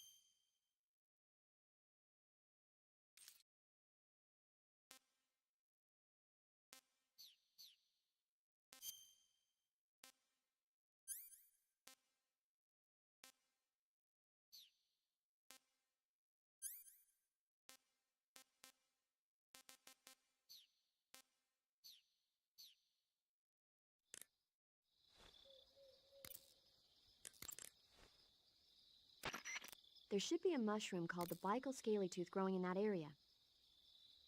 The Bicol scalytooth mushroom is used as an antidote to poison. It usually grows on the trunks of trees, so look for it there. How does it taste? I think you're going to be disappointed. Damn. Oh, quit your whining. You know what they say, good medicine tastes bitter.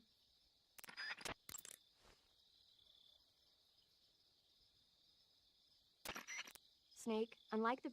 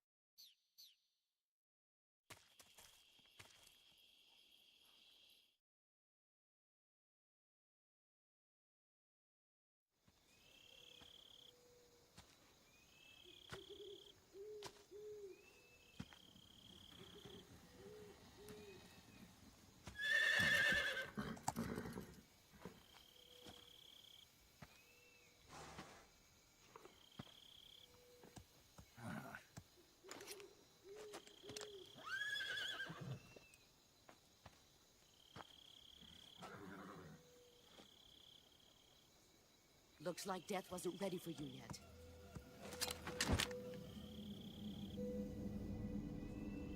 Boss. That arm still hurt? What are you doing here?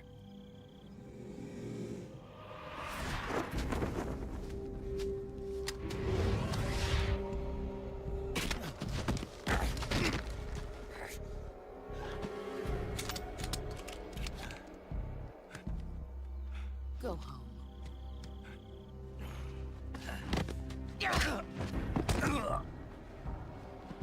Go home.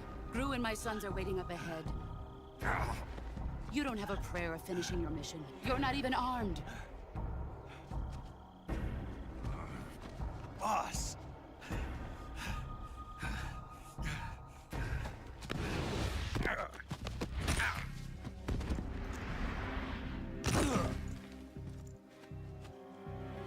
I'm not your boss anymore. There's nothing for you here. Go home. Go back to your boss. There's no need to prove that you are virtuous here. This isn't America.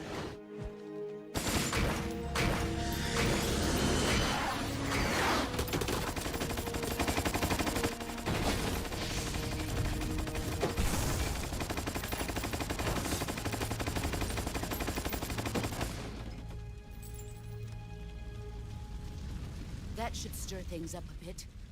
You'd better hurry.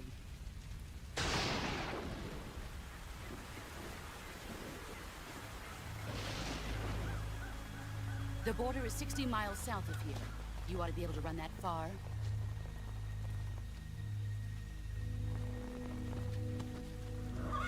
Why'd you defect? I didn't. I'm loyal to the end, to my purpose. What about you, Jack? What's it going to be? Loyalty to your country or loyalty to me? Your country or your old mentor? The mission or your beliefs? Your duty to your unit or your personal feelings?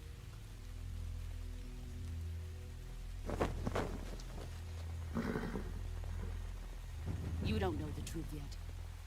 But sooner or later you'll have to choose. I don't expect you to forgive me. But you can't defeat me either. You know me too well.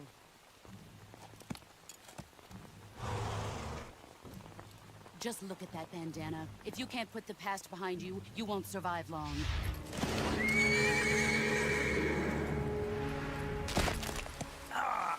If we meet again, I'll kill you. Now, go home.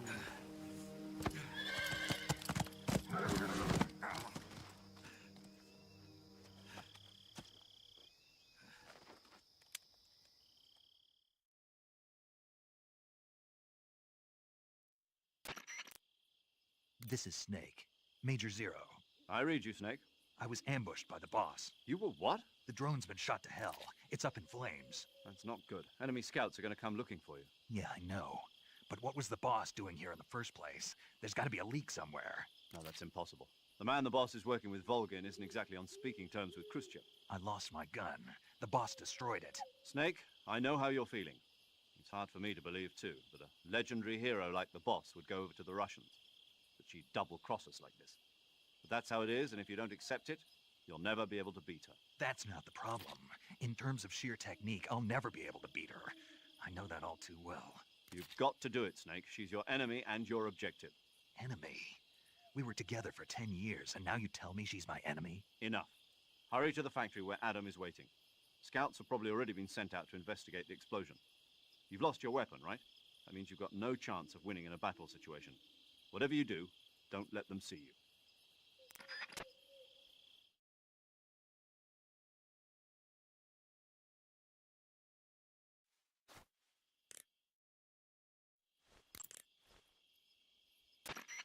Major. Snake, the boss is your enemy. You've got to accept that reality. Adam is waiting for you at the abandoned factory to the north of your current position. Head north. The enemy must have seen the drone explode. they've probably already sent out patrol units. You never know when you'll encounter the enemy. Use your camouflage wisely and proceed with caution. Remember that you've lost your gun. You don't stand a chance in a fight against an enemy unit. Use your camouflage and don't let the enemy see you. Snake, king cobras are making their home in the area you're in now. The king cobra is the world's largest venomous snake. Its large size means that it has a lot of venom to inject. One bite is supposedly enough to kill an elephant. And it's extremely vicious as well, so watch out. If you get bitten by a king cobra and injected with venom,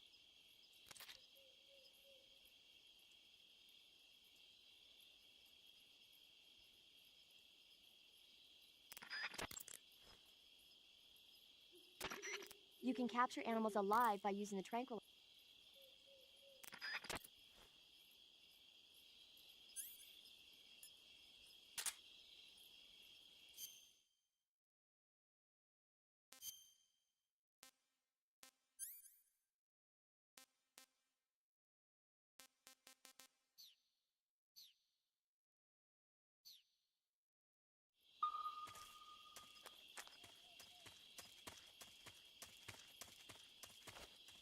What's this? HQ? HQ. This is HQ. Control here. We have evidence of an enemy intruder. Commence alert formation. Acknowledged. Sending reinforcements. Use extra caution.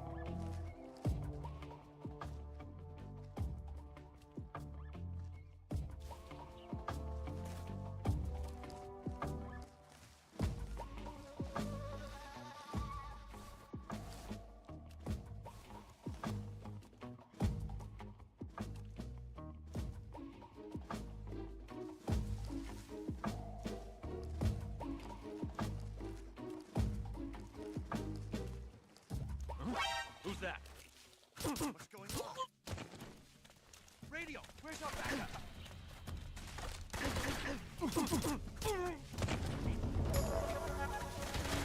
This is HQ.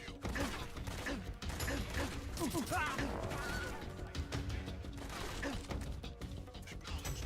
Eliminate all enemies.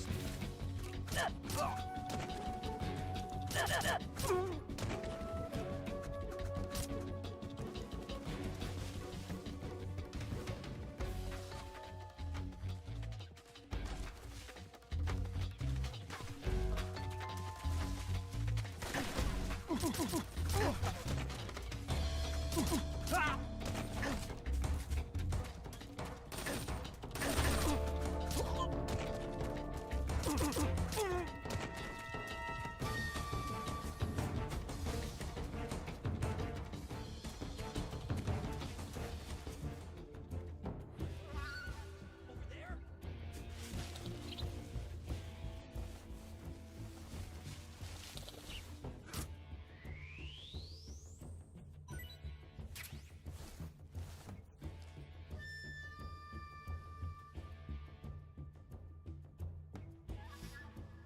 No one here after all.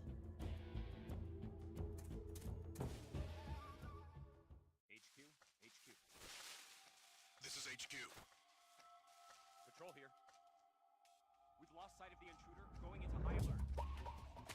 Acknowledged. The enemy is still nearby. Pursue and engage him.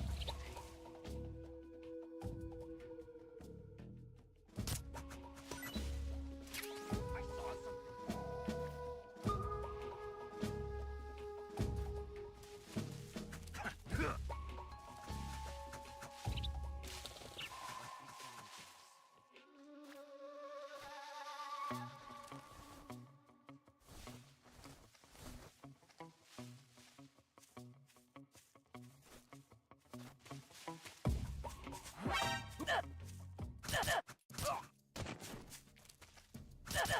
respond. This is HQ.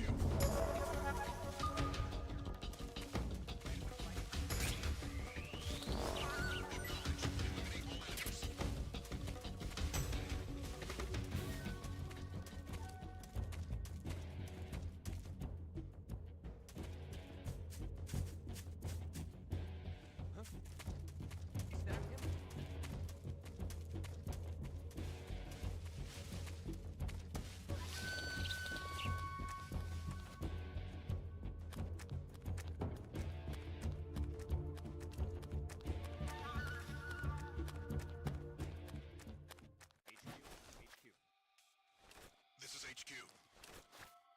Control here. We've lost sight of the intruder, going into hiding. Acknowledged. The enemy is still nearby. Pursue and engage him.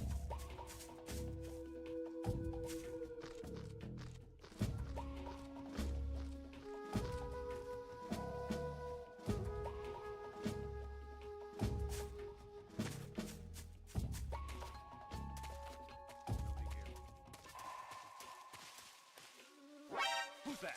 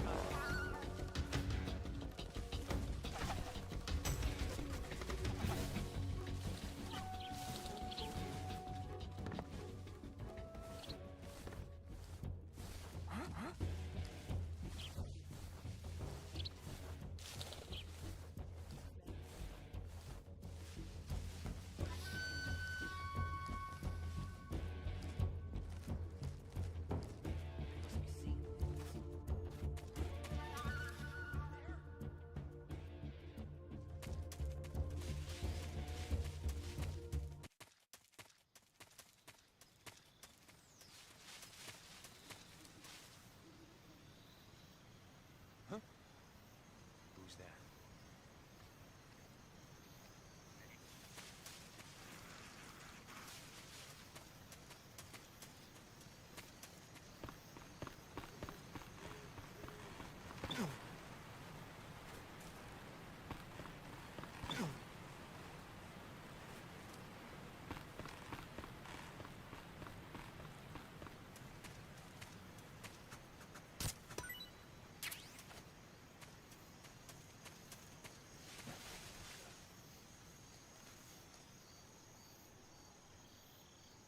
Seeing things.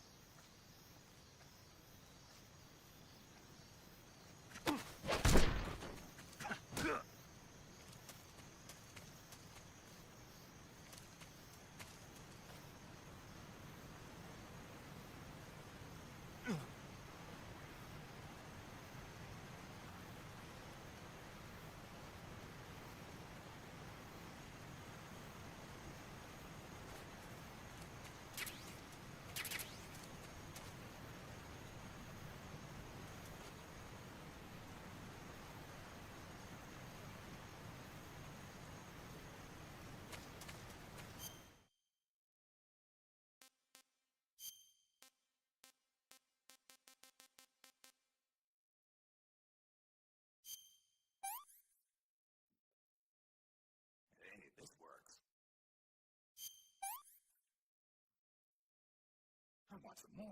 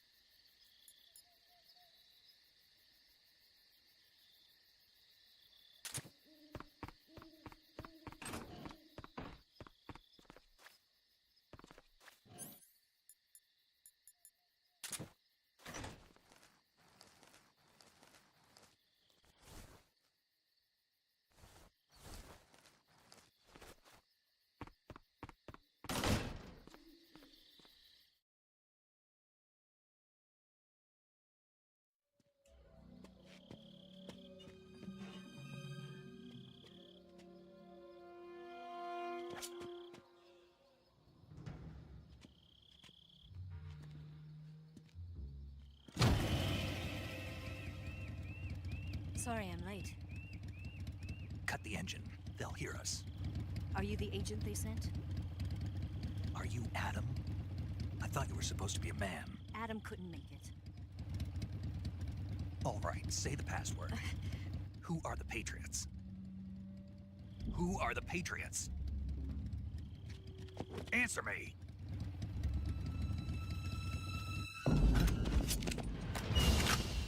Trapped. Get down!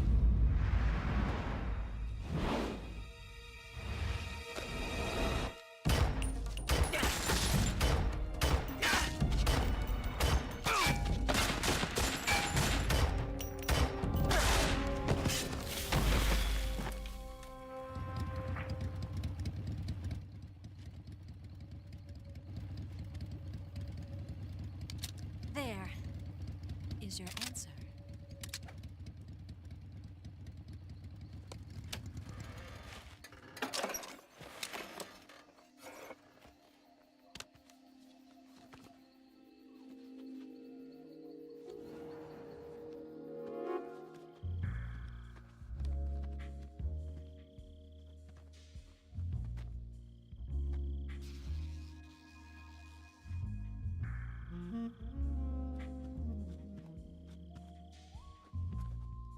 The name's Eva.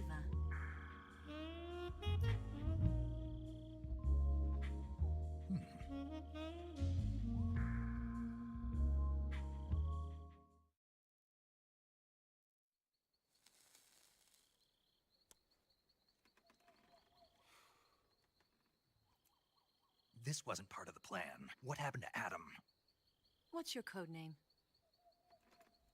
It's Snake. Snake, huh? Well, I'm Eva. Are you here to tempt me? What happened to Adam? Colonel Volgan is a very suspicious man. He decided Adam wasn't the right person for this mission. And you were. Yes, Why? because I can do things he can't. I heard you used to be a codebreaker for the NSA. I was. 4 years ago, I defected to the Soviet Union with Adam. Mauser military. The broom handle. It packs quite a punch. Nice to have when you're on a bike. You held it sideways and used the muzzle jump to create a horizontal sweep. That was impressive. Bet you've never seen that technique in the West. It's imitation, isn't it? Yeah. It's a Chinese Type 17 pistol. Around here, even that's hard to come by. Don't worry, though. The one I've got for you is American-made.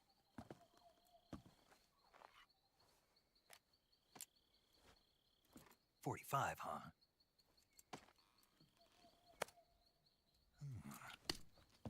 Incredible. Do you like it? The feeding ramp is polished to a mirror sheen. The slide's been reinforced, and the interlock with the frame is tightened for added precision. The sight system is original too. The thumb safety is extended to make it easier on the finger. A long type trigger with non-slip grooves. A ring hammer. The base of the trigger guard's been filed down for a higher grip. And not only that, nearly every part of this gun has been expertly crafted and customized.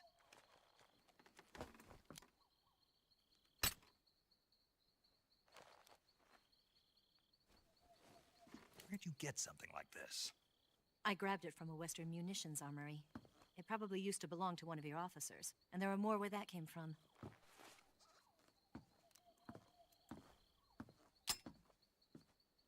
You had this with you, didn't you? Better take this too. What's that? A disguise to make you look like a scientist. A disguise? Yes. You're here to rescue Sokolov, right? Sokolov's still safe then? Yes. He's being forced to continue his work on the Shagohod. Where? At the lab. They've got a whole army of scientists there developing new weapons. Security is tight, but if you disguise yourself as a scientist, you might be able to sneak in. Can we get Sokolov out of there? We'll see, won't we? Tell me how to get to the lab. The safest way in is from the rear. First, you'll need to head north through the jungle. You'll come to a heliport used for shipping materials. Pass the heliport and continue north, and there will be a large crevice. Descend into that area, and you'll reach a cave. Move through the cave, and you will arrive at a mangrove swamp. After the swamp, there'll be a warehouse. Make your way through the warehouse, and you'll come out just south of the lab. Got it. And just what are you doing there? In close-range combat, a knife can sometimes be more useful than a gun. By doing this, I'll be able to hold a knife at the same time and still keep the gun steady. That way, I can instantly switch between a gun battle and a knife fight.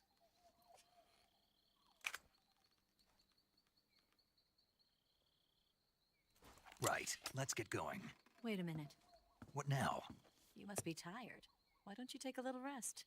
I'll be fine. You'll never make it in your condition.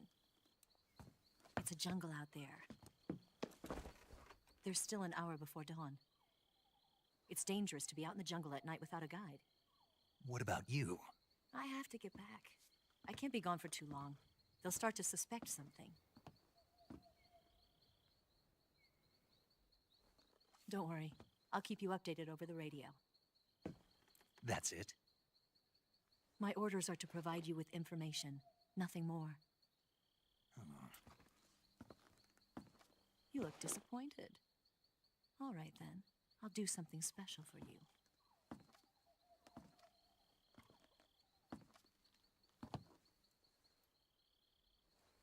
I'll stand watch until dawn. Now be a good boy and lie down.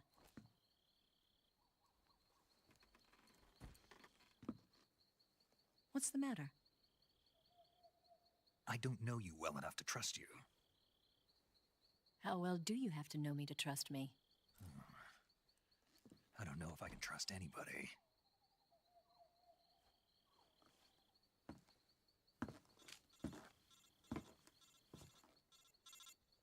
Gonna get that?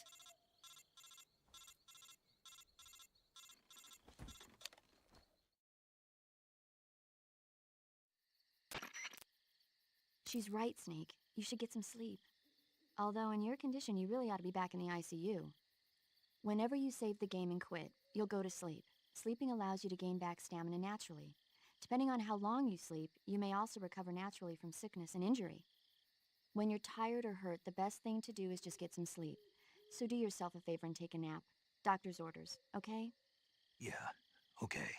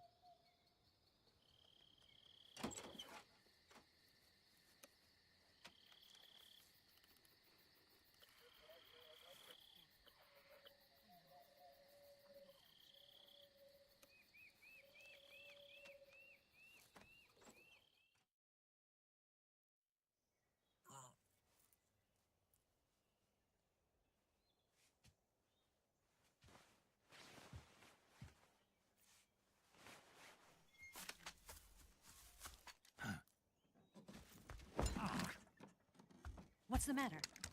We're surrounded. I see 4 of them.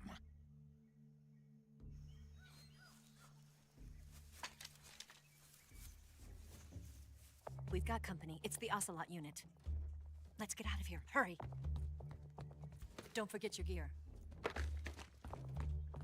Here, give me a hand.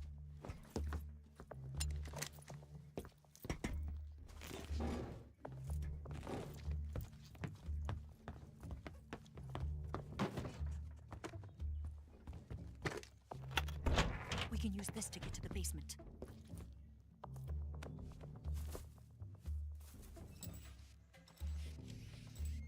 Damn it! Ocelot. I'll get past them on my bike. I'll call you later. Okay, I'll keep them busy. Huh? Don't go dying on me now.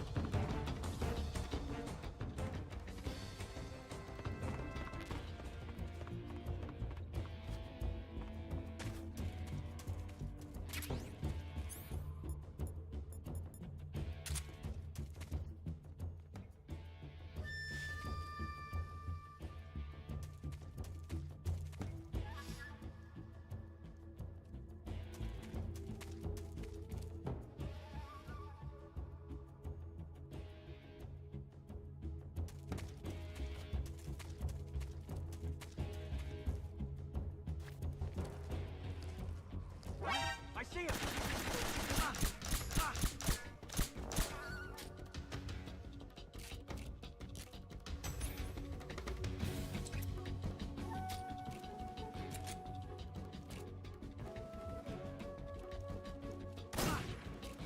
Cover!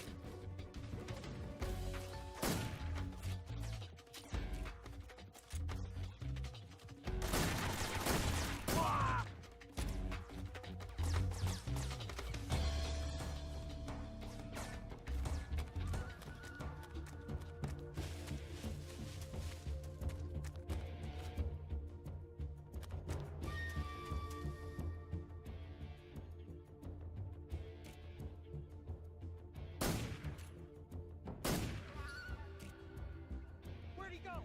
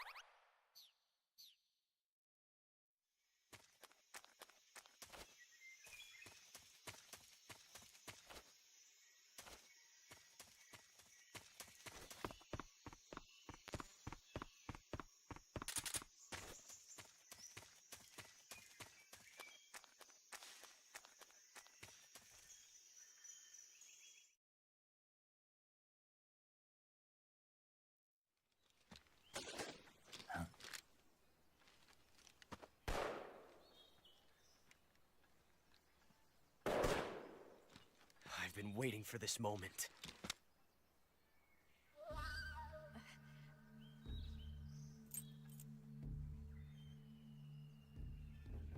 That's it! That's the stance! I don't think so. What? A female spy?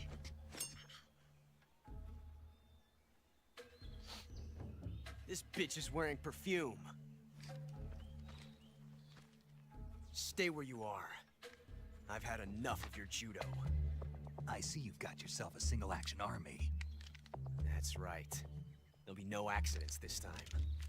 You call that an accident? Well, it wouldn't have happened if you hadn't been showing off.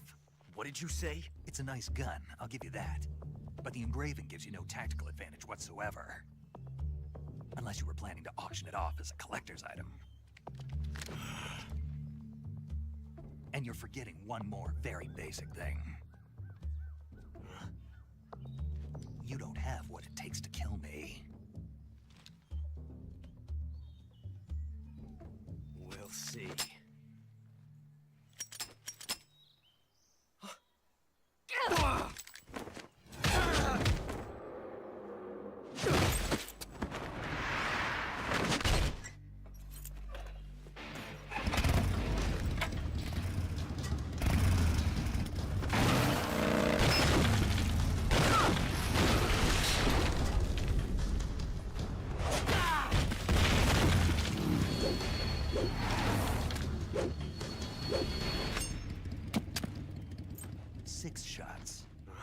That thing only carries 6 shots. The Makarov carries 8. You have to get a feel for how many you have left.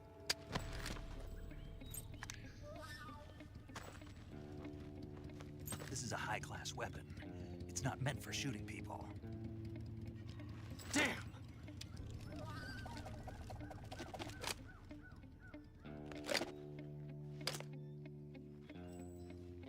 This isn't over yet. Don't. Why? He's still young. You'll regret stopping me. Damn it! I've got to get back before he does.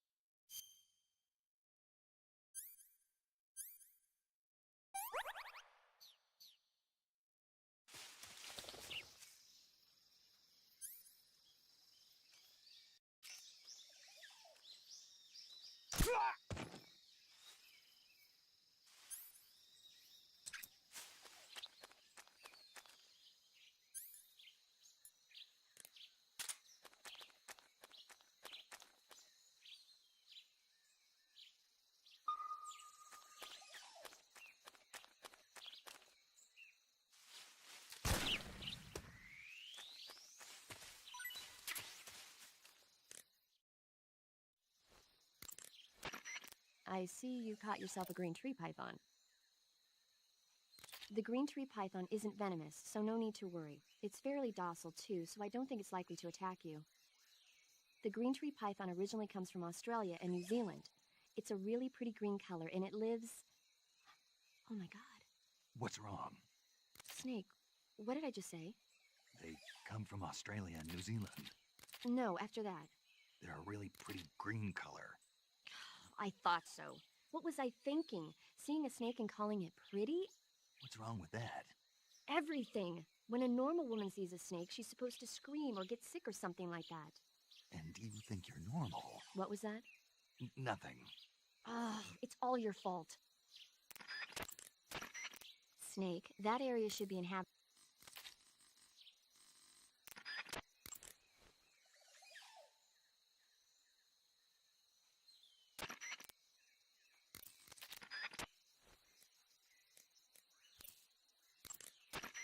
It looks like you've got rid of all the ocelots. Yeah. Now proceed with the rescue of Sokolov. According to Eva, you should start by going to the crevice to the north and... Can we trust her? What's that? Eva is with the KGB, isn't she? Can I really believe what she says? How do I know she won't double-cross me? There are no guarantees in espionage, Snake, only calculated guesses. At this point in time, the KGB stands nothing to gain by stabbing us in the back. So you're saying I can trust her? I'm saying the chance that she'll betray you is low. Ah. Of course, we checked the route she gave you against our own data.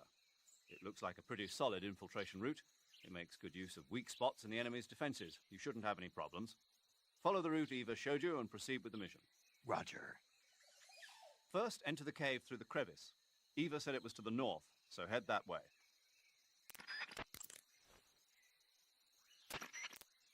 First, enter the cave. Hey, Snake, remember back at the abandoned factory when you whittled the grip of that 45 down? Yeah. I've never heard of a customization like that before. Why the grip? To fit it with a knife. A knife? You're gonna keep the knife and the gun both at the ready? That's the idea. Why would you want to do that? Sometimes a knife works better in close proximity encounters. So I equip both at the same time. That way I can switch back and forth in an instant. Badass. So that's that. CQC. Snake, you said Eva said her Mauser was a Type 17, right? Yeah, what about it? That model was produced in the 1920s in a...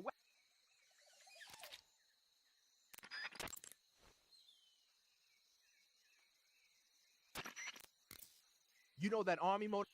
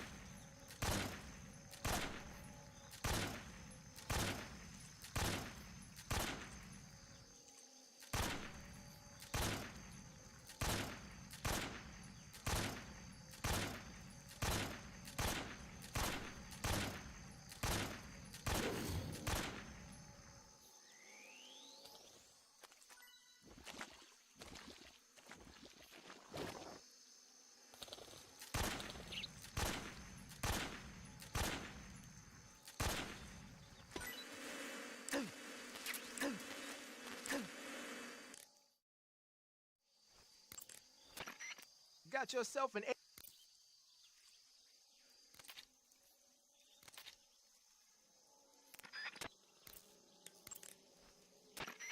That area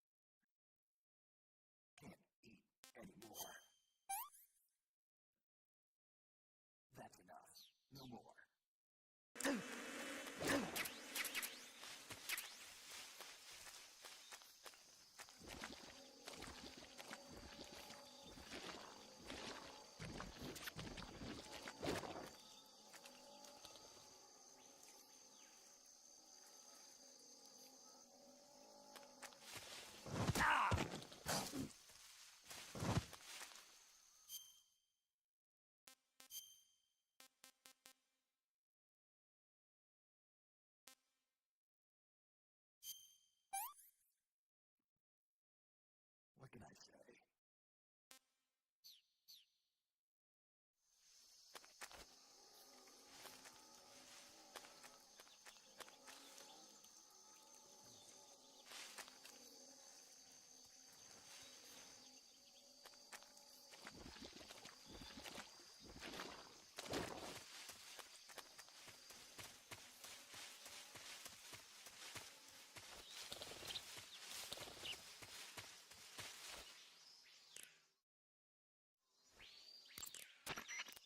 Snake, look at your body.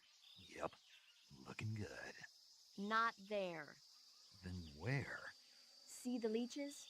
Leeches? Yeah, you've got leeches all over you.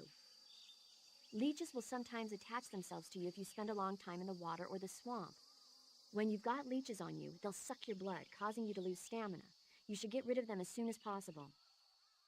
To get rid of leeches, go into...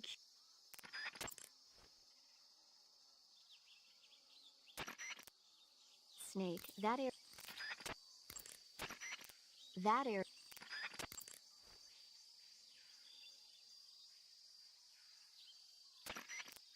When you get hurt...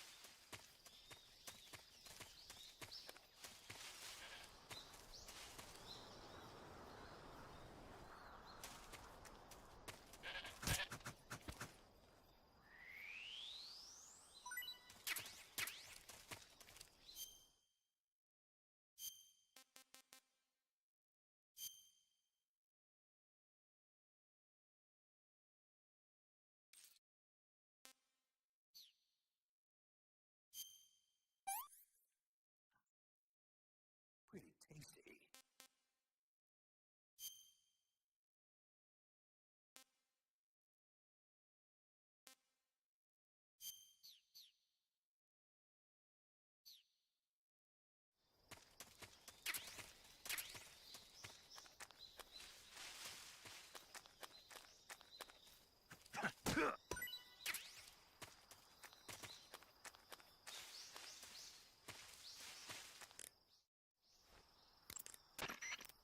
I see you caught a markhor.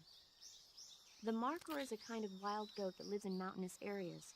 It's quite large, so I don't think you'll be able to capture one alive, even with the tranquilizer gun. All right.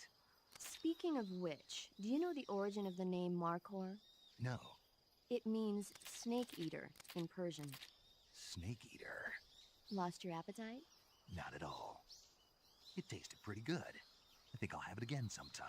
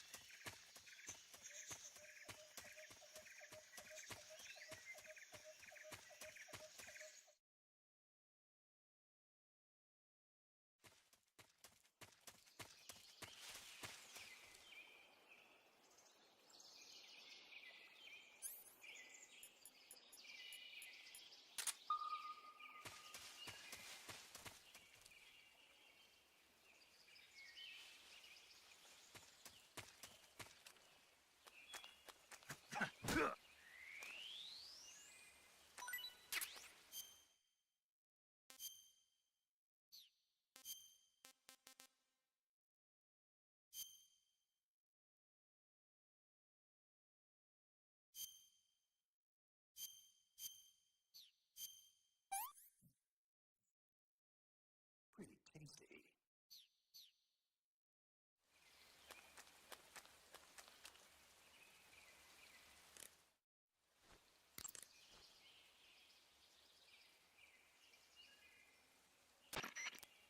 Snake, be careful. That area is inhabited by coral snakes. The coral snake is a venomous snake that originally hails from the Americas. Its venom is a very potent neurotoxin, so don't let it bite you.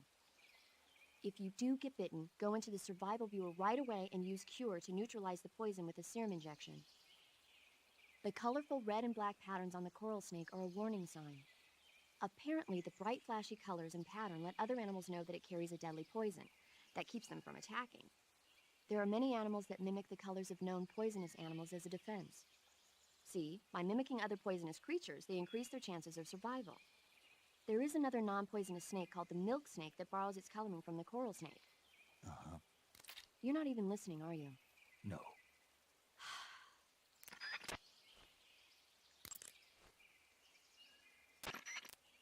That area is inhabited by the milk snake.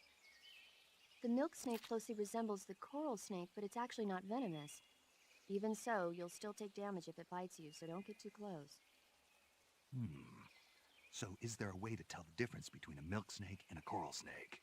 It's pretty difficult. They really do look almost exactly alike. I guess if I had to pick something, I'd say it's that the milk snake is much less aggressive. Okay. Ah, I just thought of a better way. You're going to love this. What? Eat it. Eat it? Yeah, the guide says milk snakes don't taste very good. Is that right?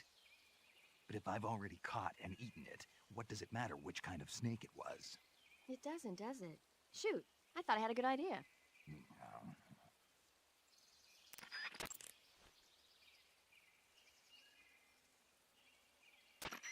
To eat food,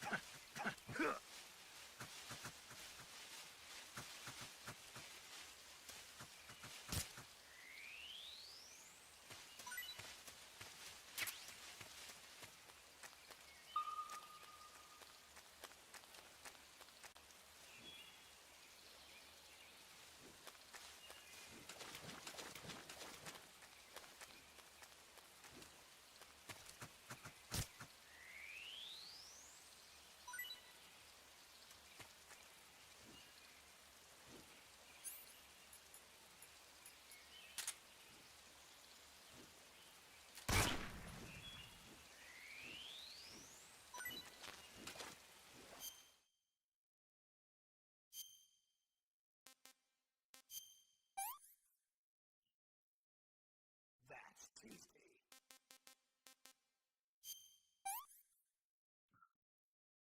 I'm stuffed. Can't eat anymore.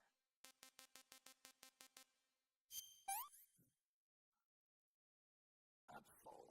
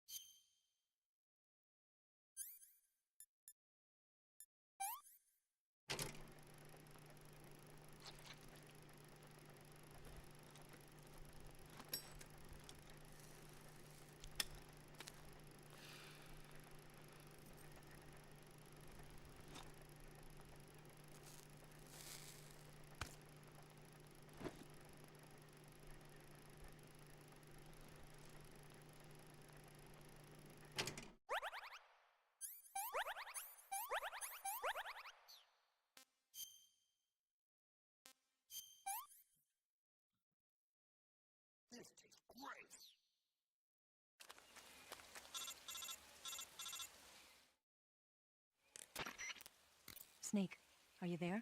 Eva, Did you miss me? did you make it without any trouble? No one saw me. So you're back with Vulcan. In a matter of speaking. What about the boss? Yeah, she's here too. Better be careful. Thanks, I will. The boss and I get along pretty well, though. I guess we traitors have a lot in common. Why would anyone want to defect? Betraying your country like that, I just don't get it. Are you talking about the boss? Why do you do it? Weren't you born and raised in America? Yes, in a small rural town. I never even knew there were other countries, other cultures, other ways of thinking, until I went to work for the NSA. And one day, I'd found I'd lost faith in the things I'd been taking for granted. What did you see? What was it that made you want to change sides? You wouldn't believe me if I told you. Try me. I saw the universe. The universe? Not the actual universe. The universe as the intelligence community sees it. I realized that the gravity in this universe was holding me back. That's all. People and countries are both changed by their environment and by the times. That sounds like what the boss was saying. There's a world of difference between this country and America, but it's only a difference of position, a difference of perspective. Coming here made me realize something. Half of what I'd been told was a complete and utter lie.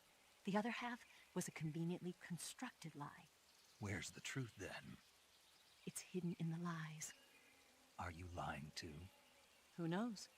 I've been trained to make even the most severe falsehood sound like the honest truth. Weren't you? No. I believe because I have to, even if it is a lie. That's part of my mission. I'll have to remember that. If you need me, give me a call on the radio. My frequency is 142.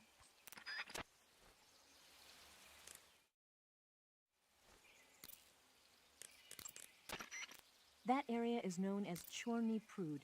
The name means something like the Black Shore in Russian. It got its name from the deep swamp that covers the area. The crocodiles in that swamp are extremely vicious. Apparently, they've already chewed up a bunch of soldiers out on patrol. Now no one even dares to go near the swamp. They said that most of the soldiers who were killed were attacked from behind while they were in the water. You be careful out there. Eva, what kind of unit are those ocelots I fought a little while ago? The Ocelot unit is an elite group composed of soldiers handpicked from among the ranks of Spetsnaz, the Special Forces wing.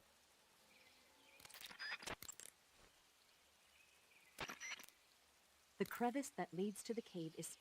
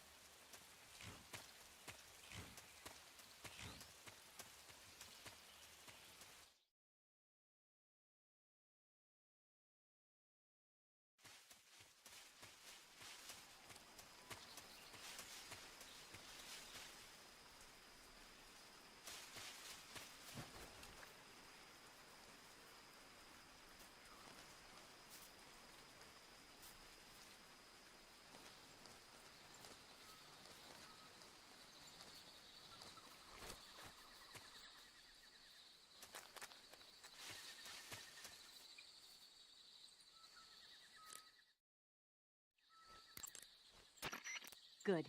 You made it to Bolshaya Pust. The name Bolshaya Pust means something close to the great.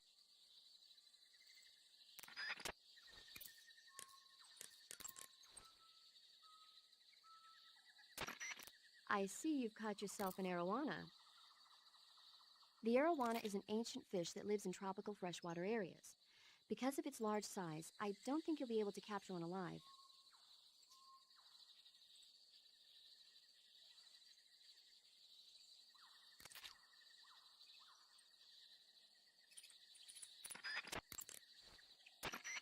By the way, Snake. What? You know the Ocelot unit commander?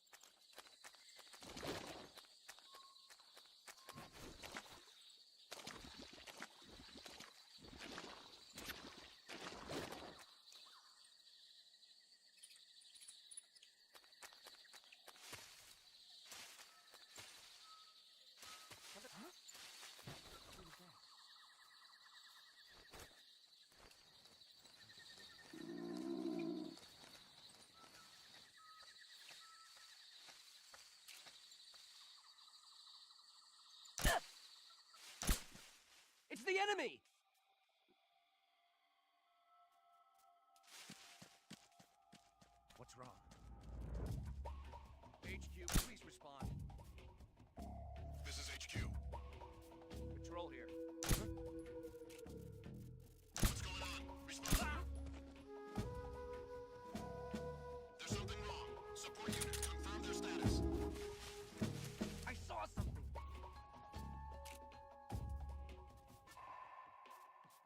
Hey,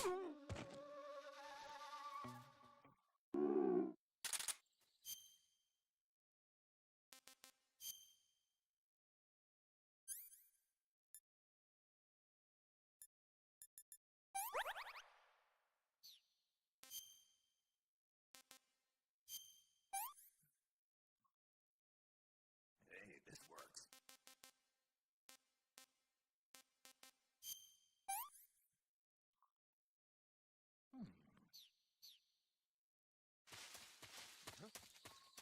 What's wrong?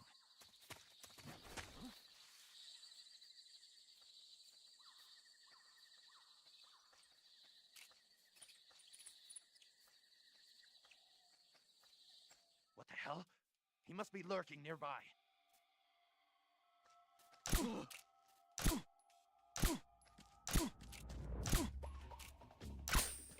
The enemy! He's here! Huh?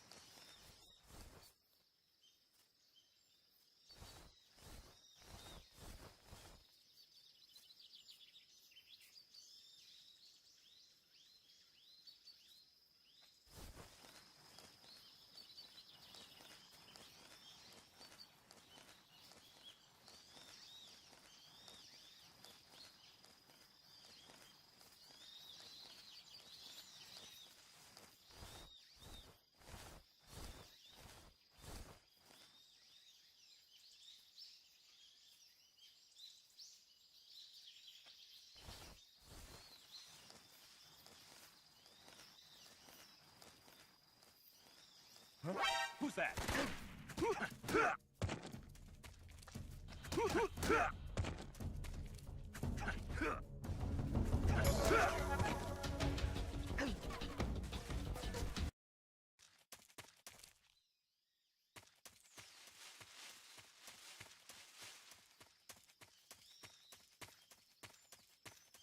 Huh? Who was that?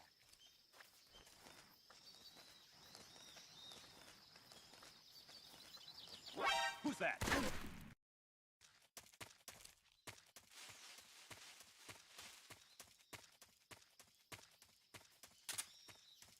think I saw something. Huh. Guess I'm seeing things.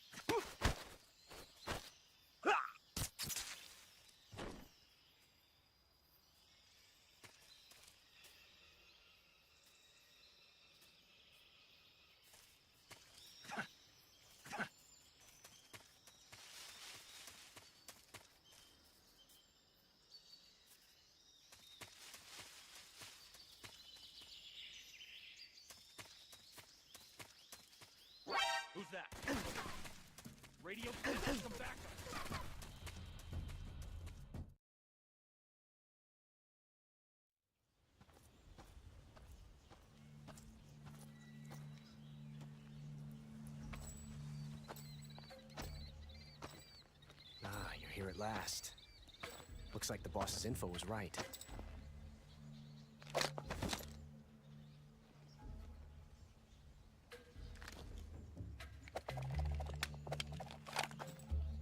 Twice now you've made me taste bitter defeat.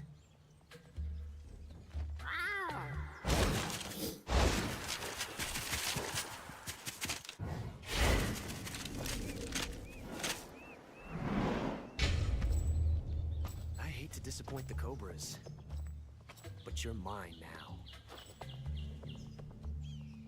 All of you, leave us.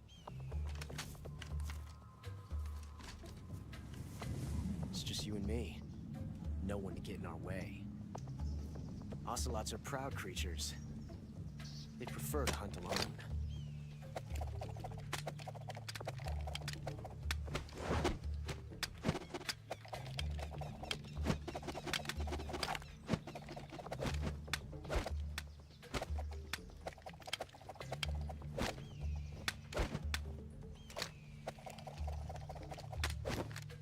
Shots.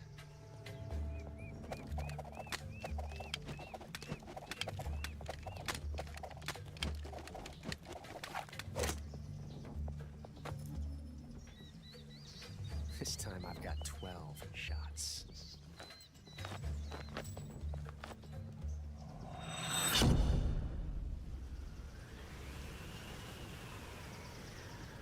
Okay. Draw!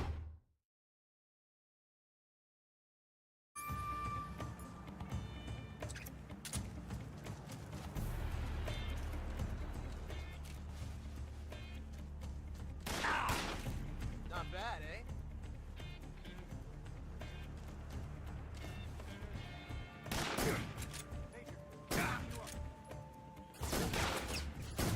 Nice shot.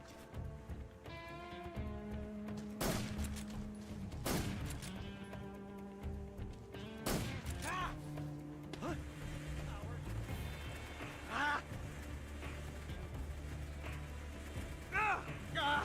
Damn it! Son of a...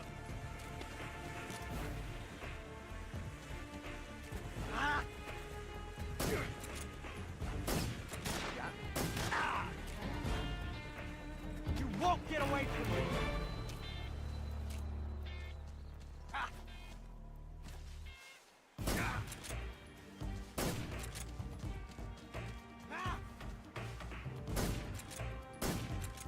Take this!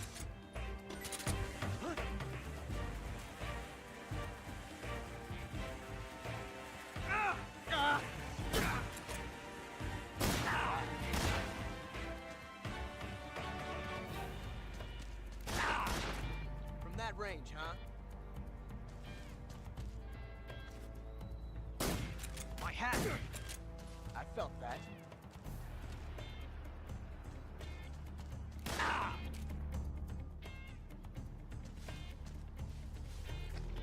I've never felt a tension like this before. That's so different from simply changing a clip.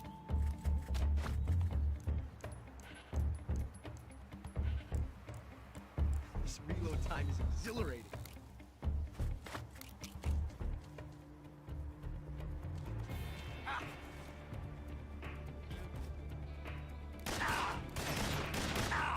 You're all talk, huh?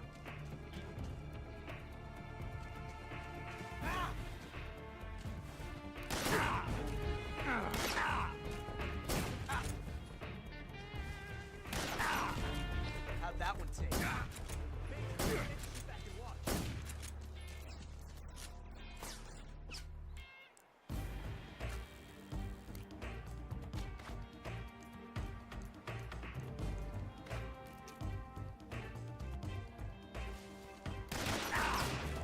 See my technique? It was perfect.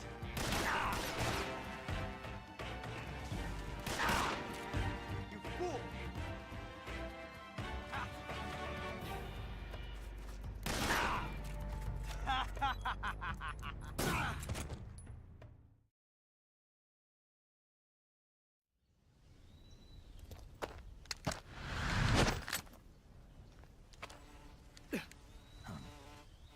Damn it.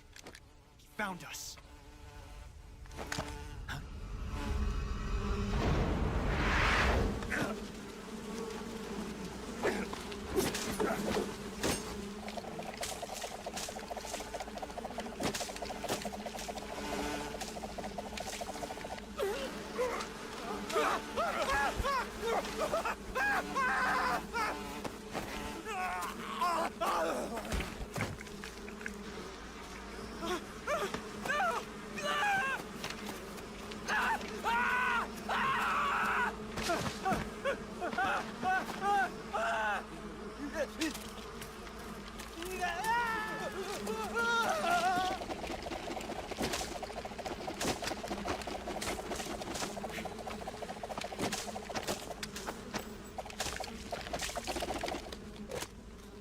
You were lucky. We'll meet again.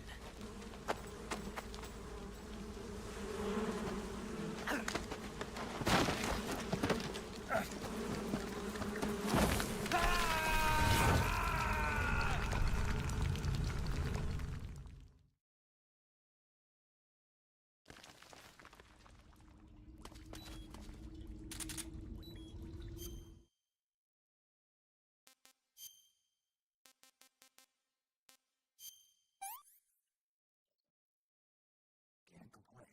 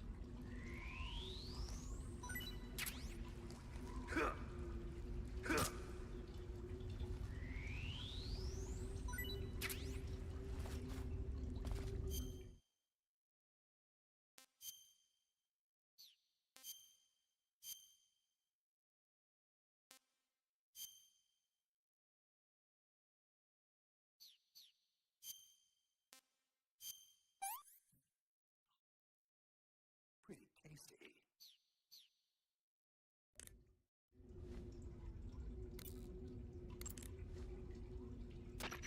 Snake, are you okay? Snake! Pager. Snake. Are you all right? You're not hurt? No, that was a hell of a drop, but I'm fine. Looks like there's no way back up, though. I see. Well, anyway, it's good to hear you're not injured. Slipping and falling may not have been part of the plan, but getting into that cave was. Proceed further into the cave. The cave seems to be structured like a maze, but there's an exit somewhere. Find a way out of the cave and head for the aqueduct. All right, but it might take me a while to get through this cave. Are you hurt? No, Is it the enemy? Did they set a trap for you? not that either. Then what is it? It's dark in here. Dark? Yeah, there's no light anywhere. I should have brought a flashlight with me. So what you're saying is that it's going to take you a while because you don't have a flashlight? Right. Snake, if you don't have a flashlight, you should be looking for a substitute. I tell you, American soldiers these days rely too much on ready-made equipment. Here we go again. What was that? Nothing. American soldiers rely too much on ready-made equipment. And not only that, they can't seem to grasp that one piece of equipment can have multiple functions. Back when I was in the SAS, we never had that problem. We were trained to use every piece of equipment in as many ways as possible. If you don't have a flashlight, look for something else. You need to develop flexible, innovative thinking if you want to... Hey, are you listening to me? Yeah, of course I am. First, take a look at what you're carrying with you now. Don't you have anything that can provide you with some light? First, take a look at what you're carrying.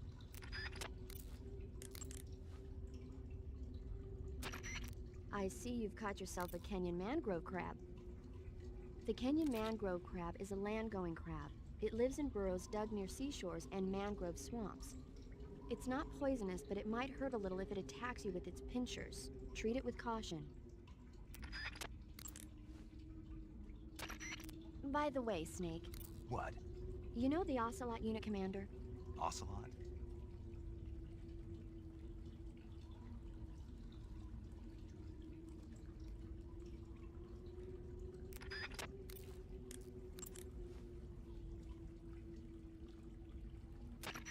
Ah, you're using the survival knife. Yeah. This thing provides me with all the bare essentials I need to survive in the field. Hey, wait. What'd you do with the knife I made you? That was a work of art. It had matches and fish hooks and thread and stuff in the grip. Sorry to have to tell you this, but that thing is useless in a fight. No way. Really? Yeah. When the grip is hollowed out like that, there's not as much space to stabilize the blade. So the joint between the blade and the grip is weaker. That makes it easier to break. I get it. You're right. With your knife, you don't have to worry about it breaking no matter how much you swing it around. So the important thing is durability. Man, I gotta write this stuff down. Next time, I'll make it so the matches and fish hooks go in the sheath instead.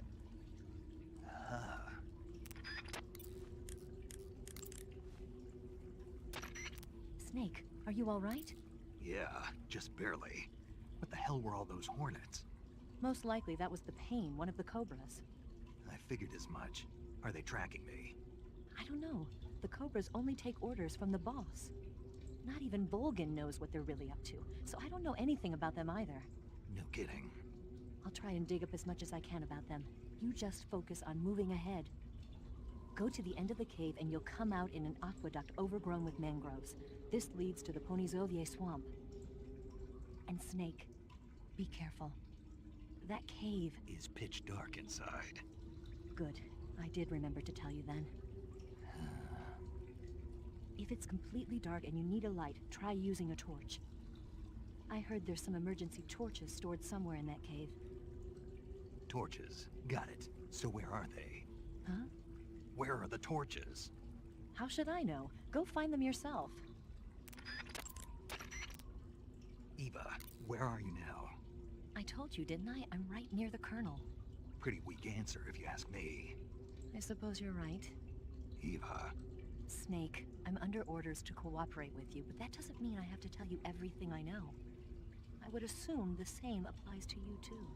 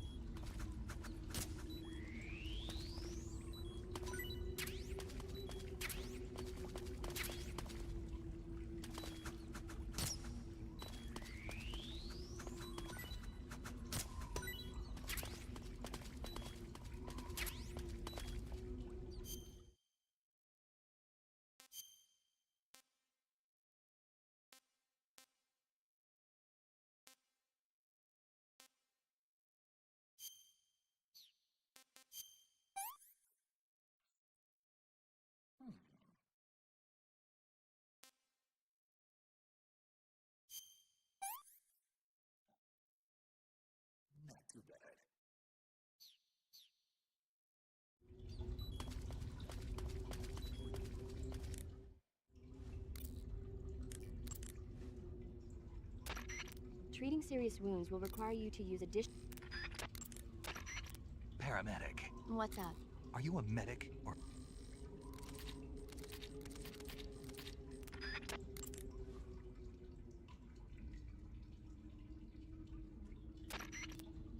That area is inhabited by the Taiwanese cobra. The Taiwanese cobra is native to Taiwan and southern China. It's quite vicious and carries a potent neurotoxin in its fangs. Be careful. If it bites you, go into the survival viewer immediately. Snake, be careful when you approach the enemy.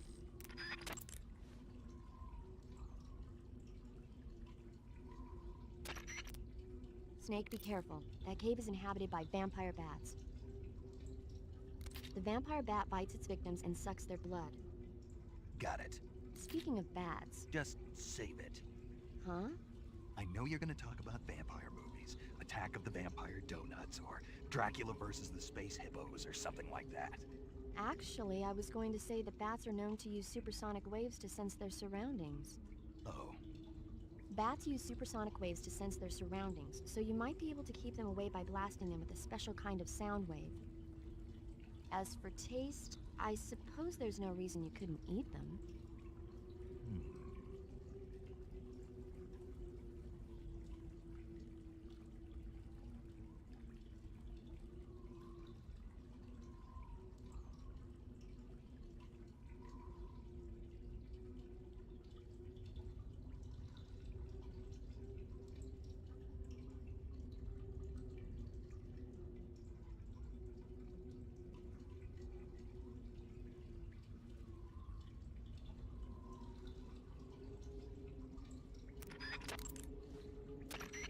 Snake, whatever happens to you,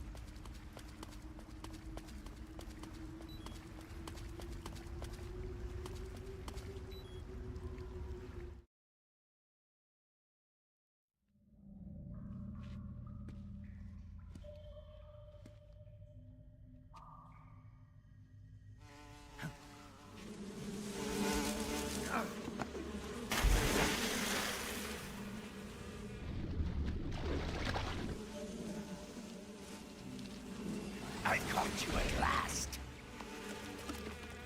We are the sons of the boss. Ha! I am the pain. Ha! I will guide you to a world of anguish beyond your imagination.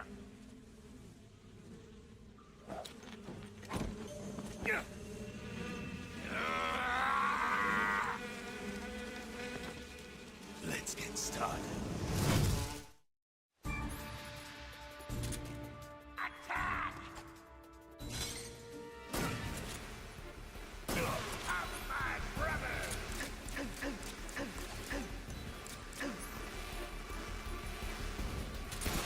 I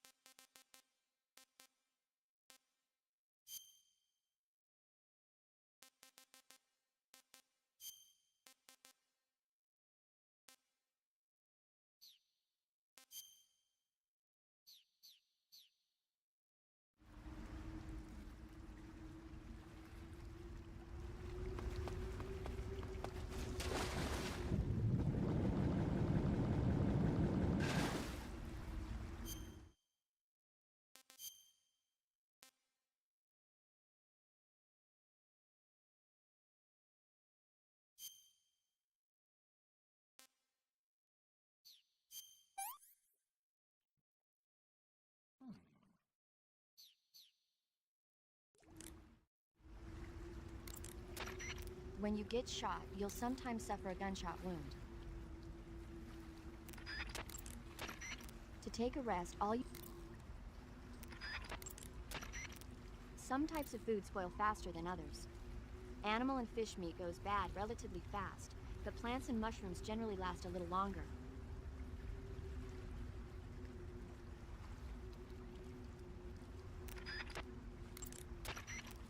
Snake, it says here you can catch maroon sharks in that area. The maroon shark is found mostly in Southeast Asia, but it's not actually a shark. It's related to the carp. It's also known as the red-finned cigar shark, the river barb, and the sultan fish. The taste is, well, you've already eaten one, right? Yeah, that was pretty good. That's all? Yeah, You didn't mind all the little bones or how oily it was? not really.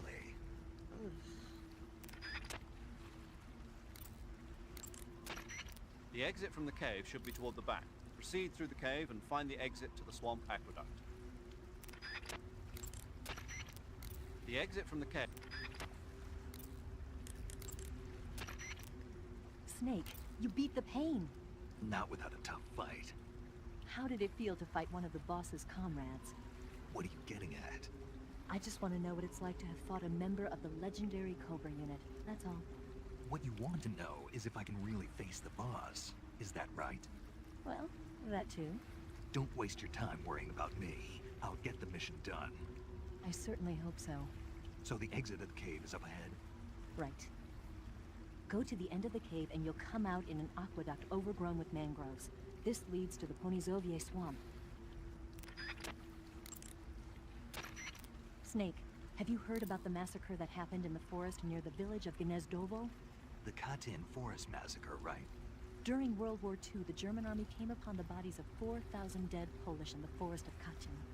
Yeah, Germany blamed the Soviet Union, but the Soviet Union denied it, blaming Germany in return. The truth is that Stalin ordered the NKVD to carry out the killings. And it's not just Katyn. In places like Western Ukraine and Belarus, there must have been at least 20,000 Poles in the prison camps. Why are you telling me this? Volgin was one of the people responsible. He was one of the vicious leaders behind it. Volgin was? He blamed it on a prisoner revolt to allay any fears, and requested they be put to death. I've heard that Volgin even removed the blindfolds from each prisoner before he beat them to death. I knew he wasn't all there in the head, but this... Not someone you could be friends with.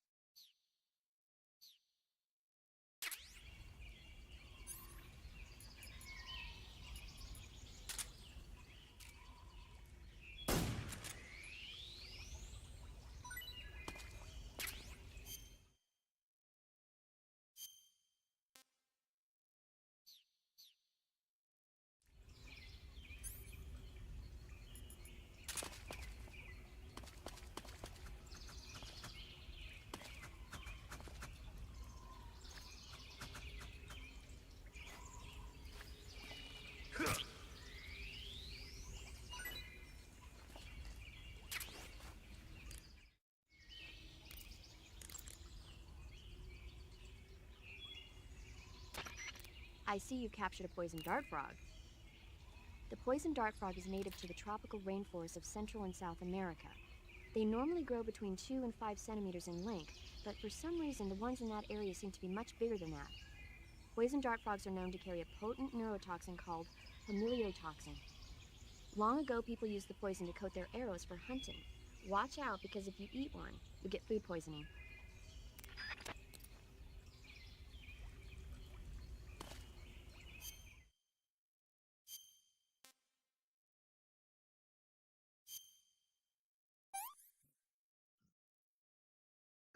Poison.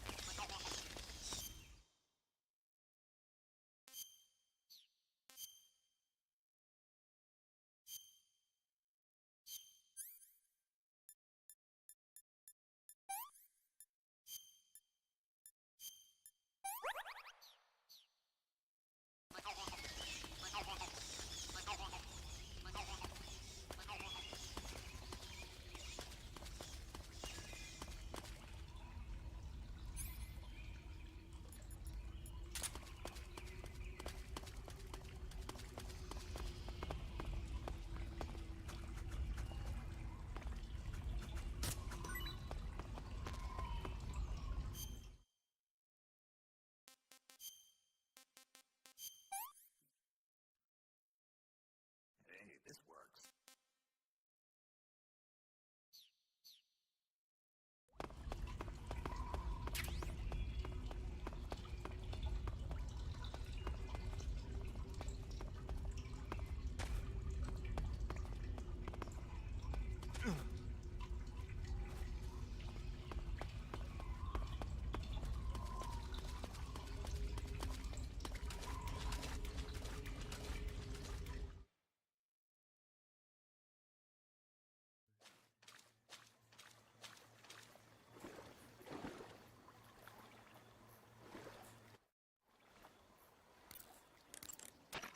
I see you've caught a Thai cobra. The Thai cobra is a large venomous snake that carries an extremely potent neurotoxin. Be careful not to get bitten. If you do get bitten, go into the survival viewer right away and use Cure to give yourself a serum injection. The Thai cobra originally comes from Indochina, Thailand, and southern China. The ones in that area were probably imported as pets and research subjects before they escaped and turned feral. Not as food? Come again? They weren't imported as food, They're not for eating. so they don't taste good then. That's not my point. It's not a matter of whether they taste good or not. People don't raise snakes for food, period. Okay. So you're saying they might be good to eat, right? Only one way to find out.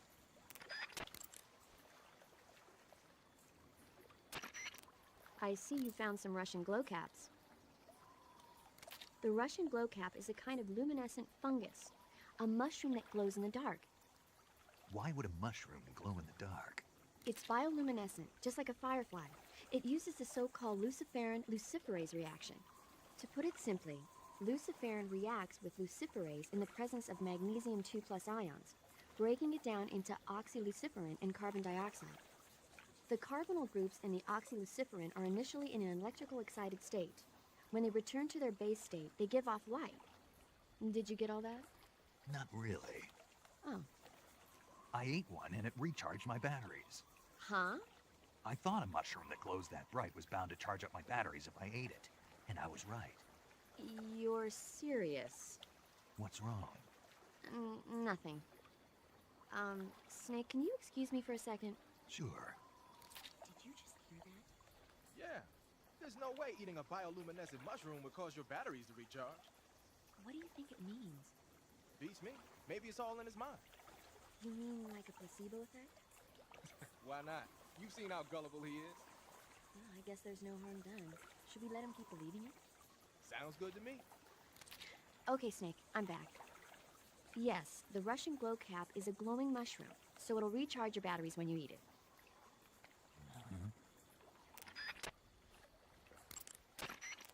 I see you found a Russian false mango. The Russian false mango is a mango-like fruit found only in Selinoyarsk. The egg-shaped fruit is sweet and tangy with a pleasing aroma, just like a mango. Yeah, it was pretty tasty. See? Also, the seeds can be used to make a medicine that aids in digestion. It might come in handy if you ever have an upset stomach. Snake, that area is home to the big-eyed trevally. The big-eyed trevally is a type of mackerel. The adult fish lives around coral reefs, but the young can be found in freshwater areas such as estuaries and rivers.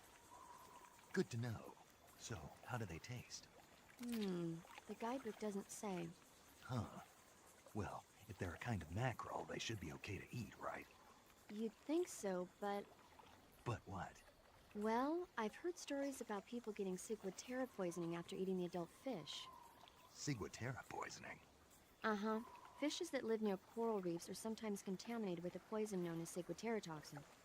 It apparently gives you food poisoning when you eat it. So I can't eat those big-eyed trevally? I don't know whether those trevally are contaminated with ciguatera or not, but use caution just in case. Snake, if you or one of your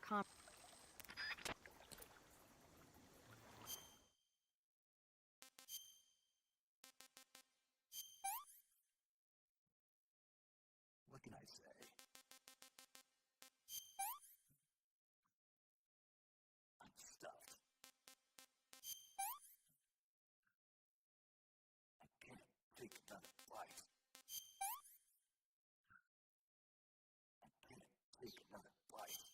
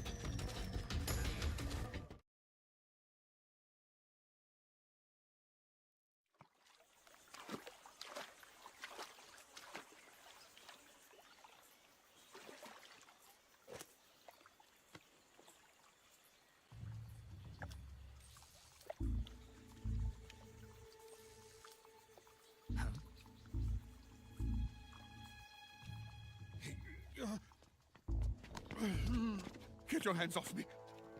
I'm not going anywhere.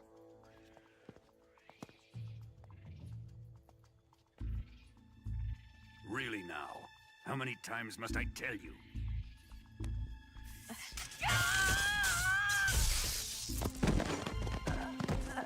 Tanya!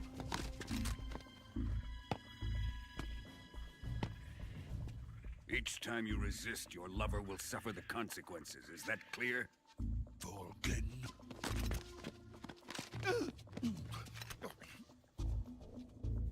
Damn you!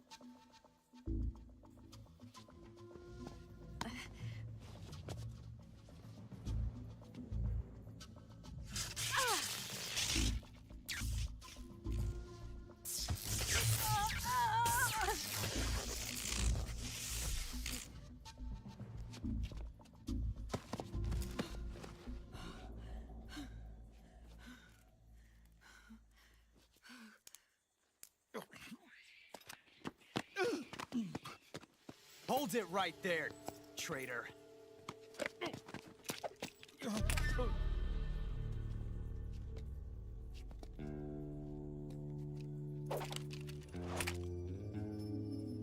Let's find out just how lucky you are.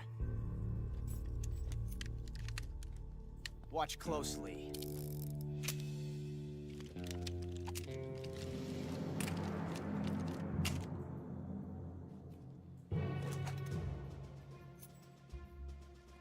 One of these 3 guns has a single bullet in it. I'm going to pull the trigger 6 times in a row. Are you ready? Huh.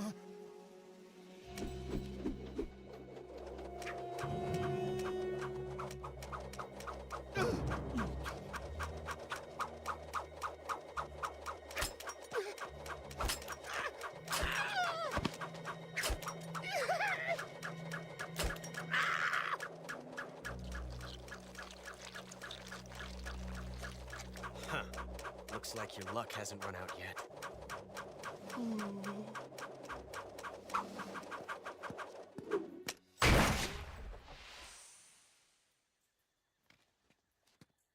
There's no such thing as luck on the battlefield.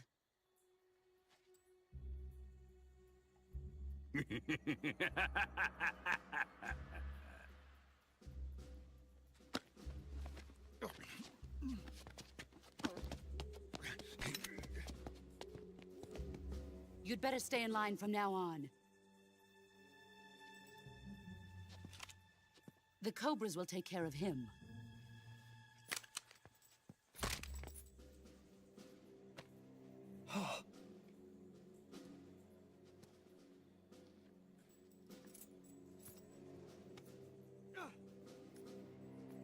Has the CIA dog been disposed of yet? The pain is dead. What?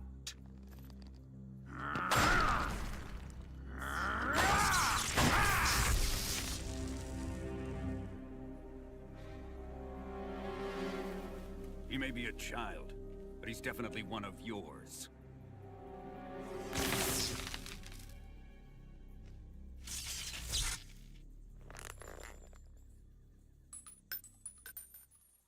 I fear Khrushchev may have a hand in this.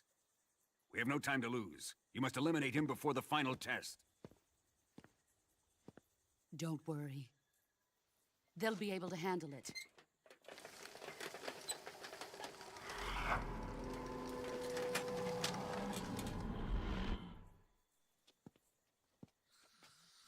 I'm leaving him to you, the field.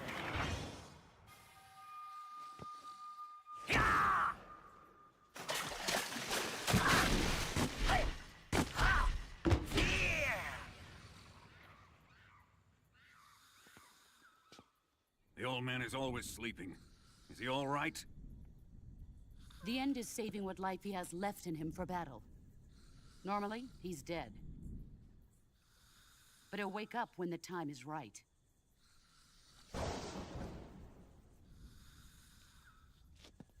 And when he does, it will be the end for the boy. Yeah.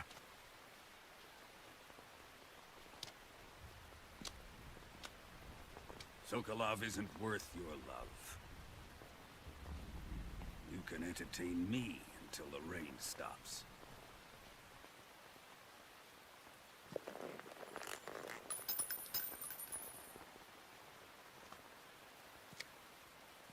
Kuwabara, Kuwabara.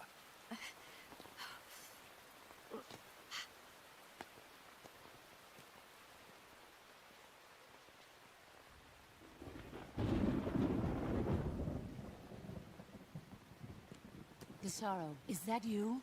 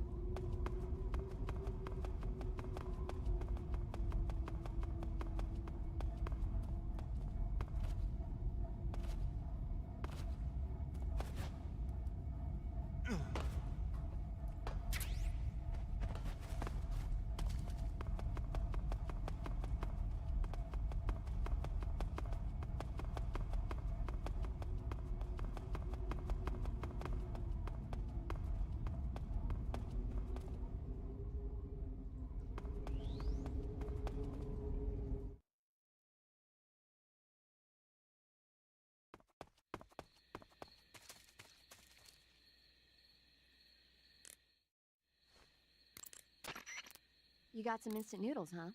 Instant noodles? Uh-huh. It was invented in Japan just recently. Add some hot water and it's ready to eat.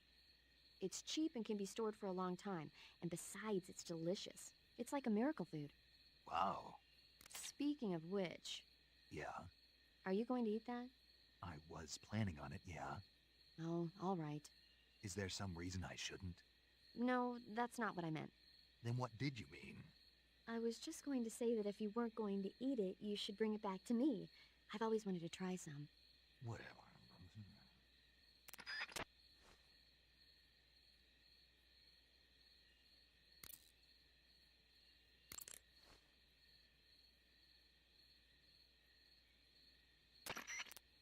Snake, the lab where Sokolov is being held is to the north of that forest. Keep on heading north.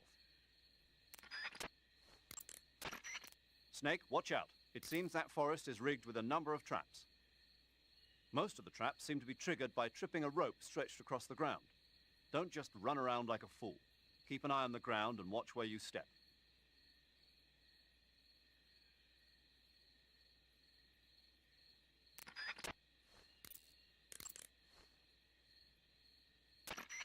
I see you've caught yourself an arowana. The arowana is... Snake, do you know what epinephrine is? What's with the questions?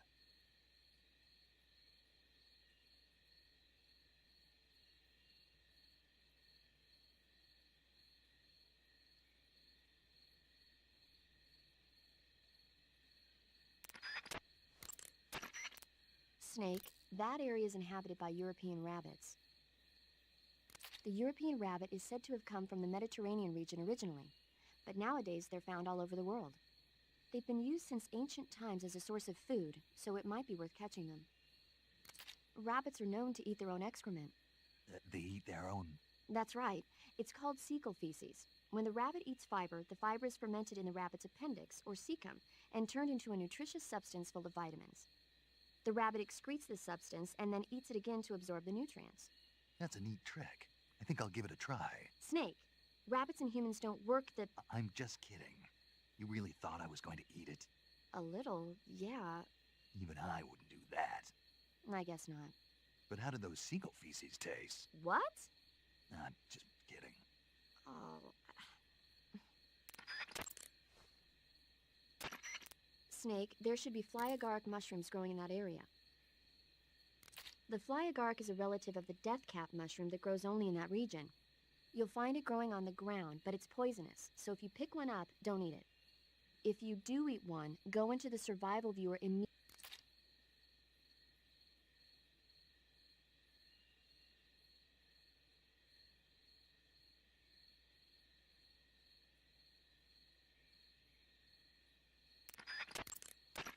Snake, that area is inhabited by the green tree python.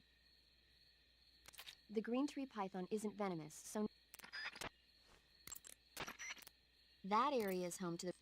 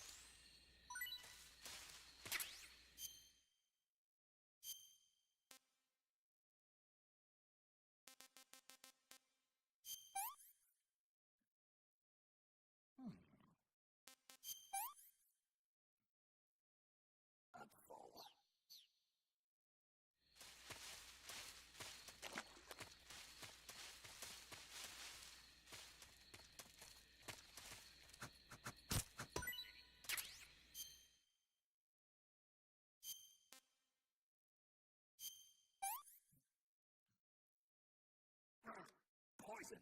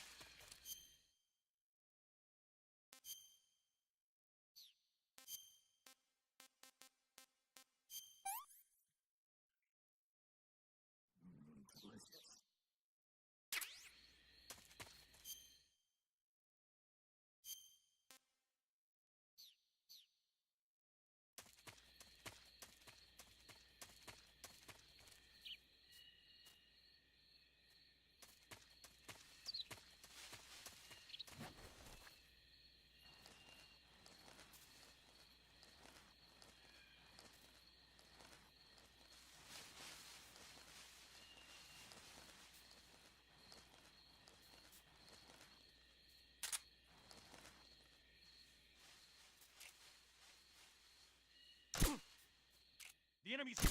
Huh?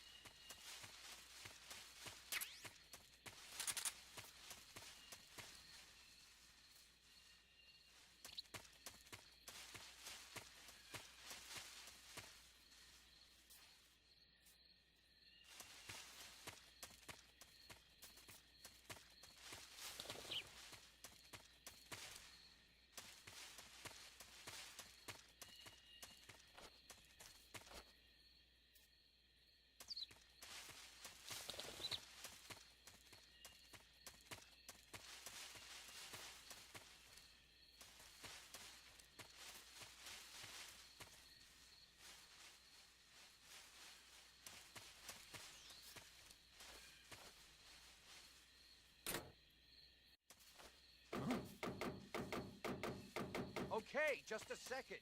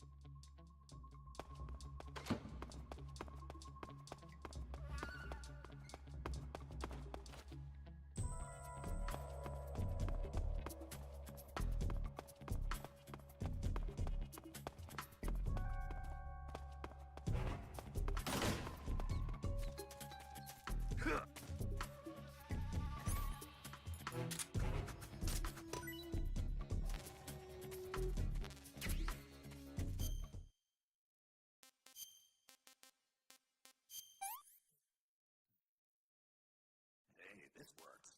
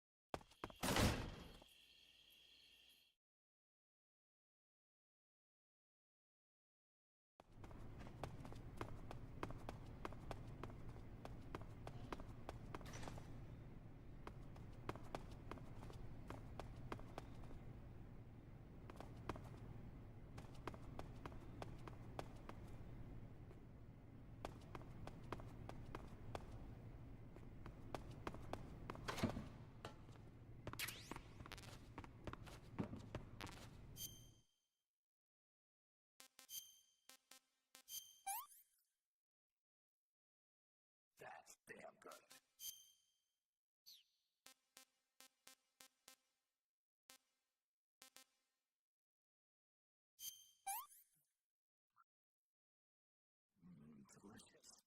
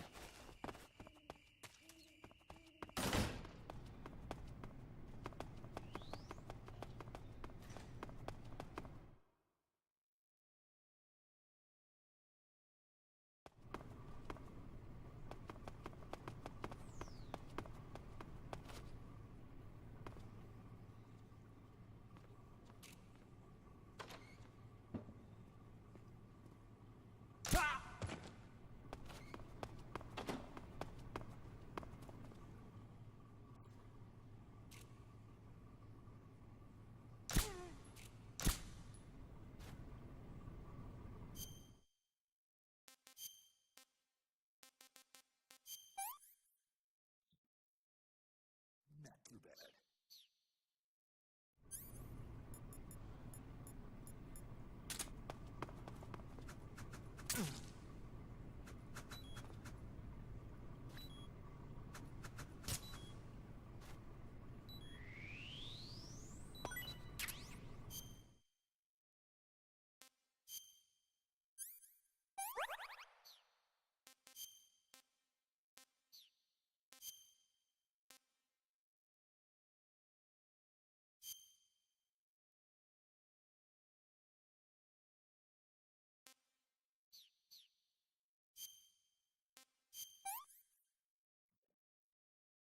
I'm gonna puke.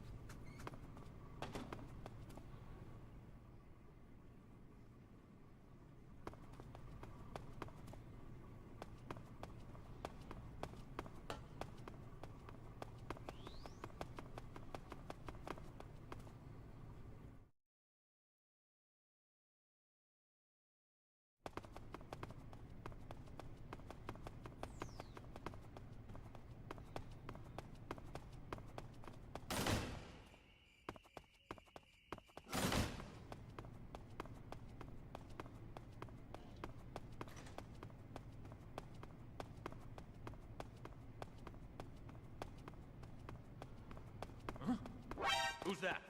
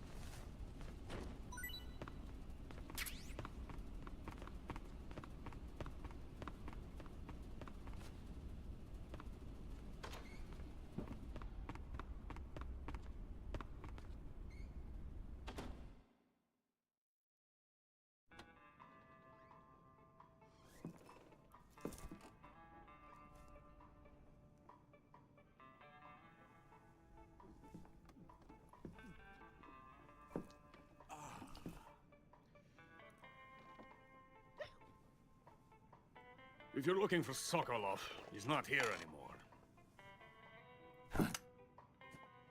Put that thing away. You'll spoil my drink.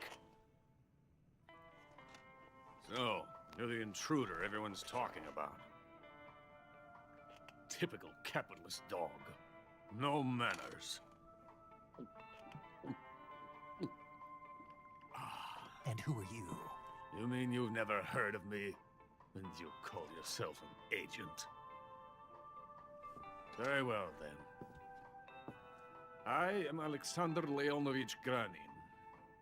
A man of some importance, if I do say so myself. I am the foremost weapons scientist in the Soviet Union, and the head of the glorious Granin Design Bureau. This is the Order of Lenin. It is an honor of the greatest magnitude, given along with the title of Hero of Socialism to only the finest workers. It was awarded to me in recognition of my brilliant contributions to society. Since the Great Patriotic War, I have created countless weapons in the service of our great communist society. It was thanks to me that we were able to stamp out the Nazi scum. It was I who created the basic design for the mobile ballistic missile system you know and fear as SS-1C.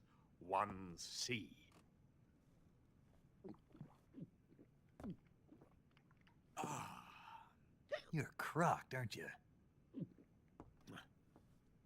I'm merely drowning my sorrow. Because of him, I've got nothing to do but sit here and drink this crap. Him? Sokolov. It's him you're looking for, isn't it? Because of him, I have been stripped of my authority. My research has come to nothing.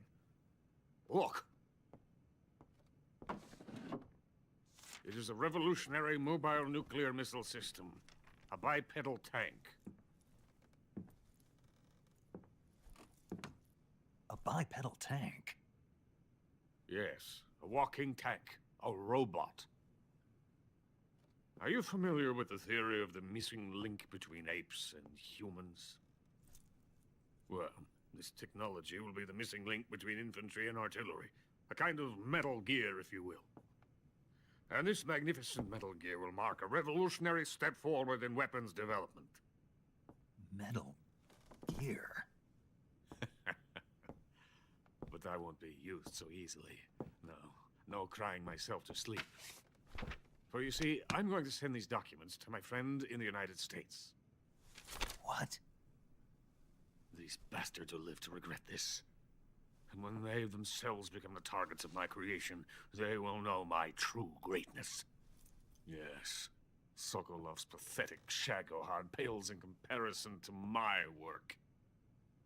What are you going to do with a rocket engine on a tank? About Sokolov. A tank does not need a rocket. It needs something else. Look at these. Nice shoes. No. Legs. Legs that allow it to go anywhere. Just as when humans learn to walk upright. That is the real revolution in weaponry. Don't you agree? But the fool's in charge. Joe Sokolov. And where is Sokolov? My project has been terminated. The philosopher's legacy has been handed over to him.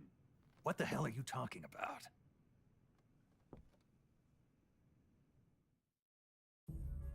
The philosopher's legacy.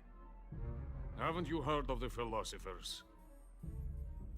The Colonel has inherited their immense legacy. Volgin's father was in charge of the philosophers' money laundering activities. In the confusion of the war, he somehow ended up with their treasure. And Volgin inherited that treasure illegally. We never need to worry about the military budget. The development costs at our facility are all paid out of the Colonel's deep pockets. The weapons born here will be the genes for creating an entirely new form of warfare. The Funding for my research came out of that legacy. Came out of it. Now, my money, my men, all have been diverted to the Shagohod project. Tomorrow they will be conducting the final test, while Sokolov is making the final preparations in the weapons factory at Volgin's main base, the great fortress of Grozny Grad.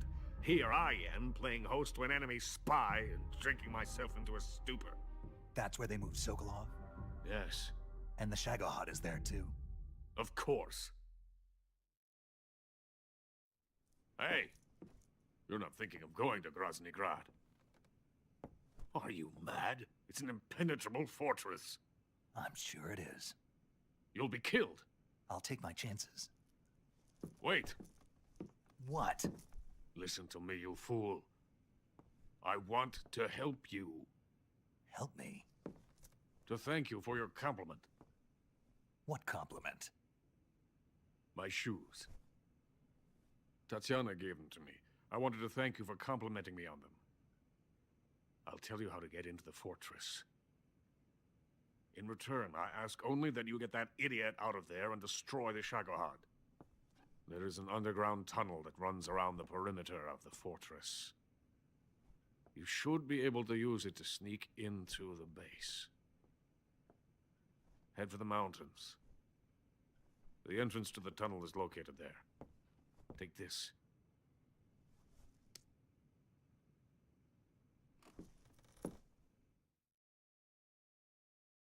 You passed through a warehouse on your way here, didn't you?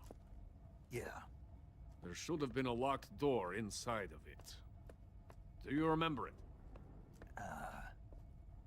This key will open that door. Beyond that door lies a vast jungle.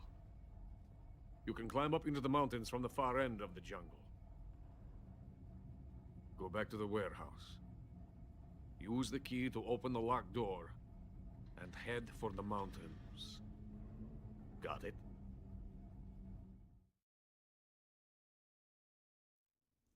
Why are you helping me? Unlike Sokolov, the thought of defecting has never once crossed my mind. I love my country. I love this land. I cannot even imagine living anywhere else. I wish to remain a hero of the great motherland. I cannot bear the thought of being hounded into a corner and left to waste away. It is already dawn. We must hurry. I will remain here and nurse my troubles for a little longer.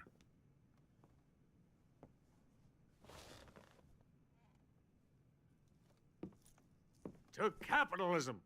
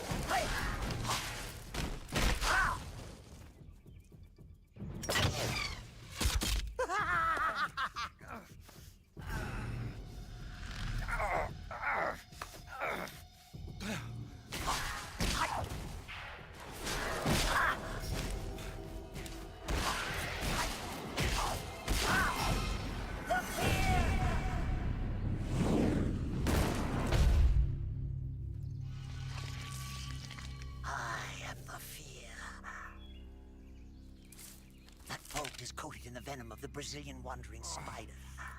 Soon, a most exquisite pain will engulf your entire body. Your limbs will be paralyzed, your lungs cease to draw breath. Eventually, your heart will stop beating. But what fun would that be? Not a fitting death at all. The boss's apprentice. I will give you fear such as you've never experienced before. Come into my web. It is time for you to feel the fear.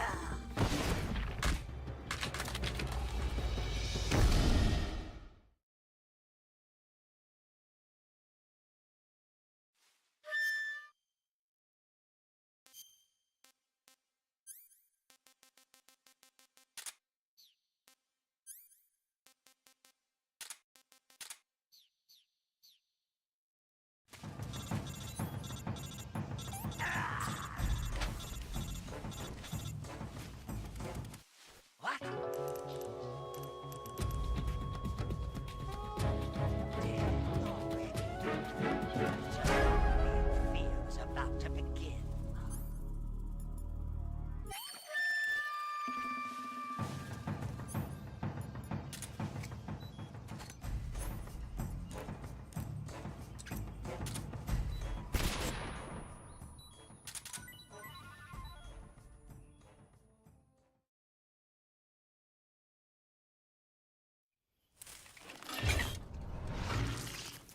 The fear!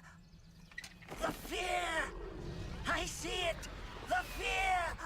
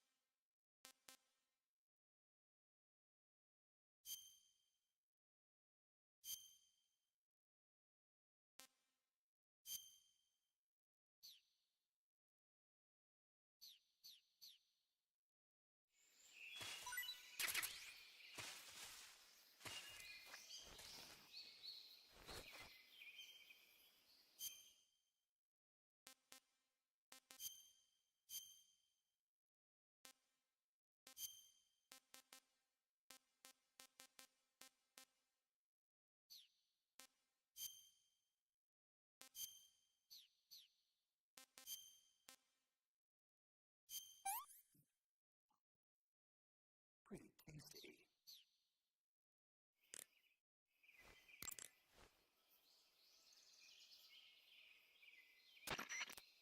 According to Granin, you should be able to get to the mountains through a passage located deep in the jungle.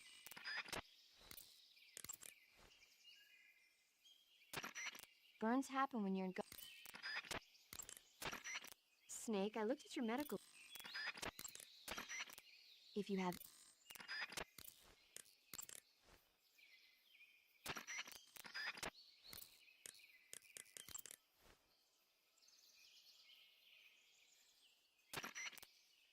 There seem to be traps planted...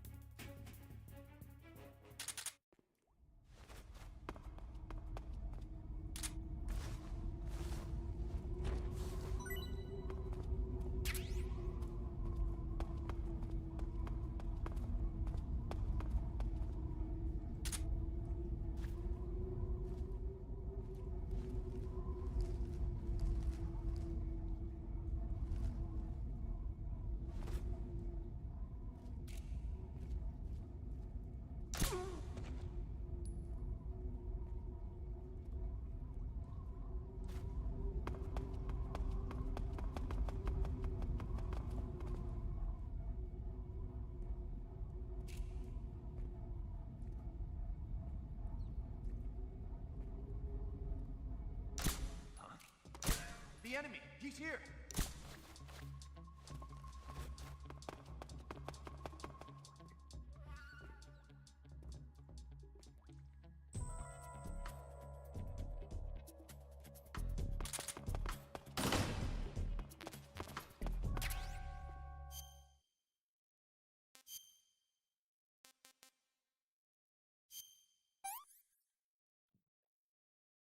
That's damn good.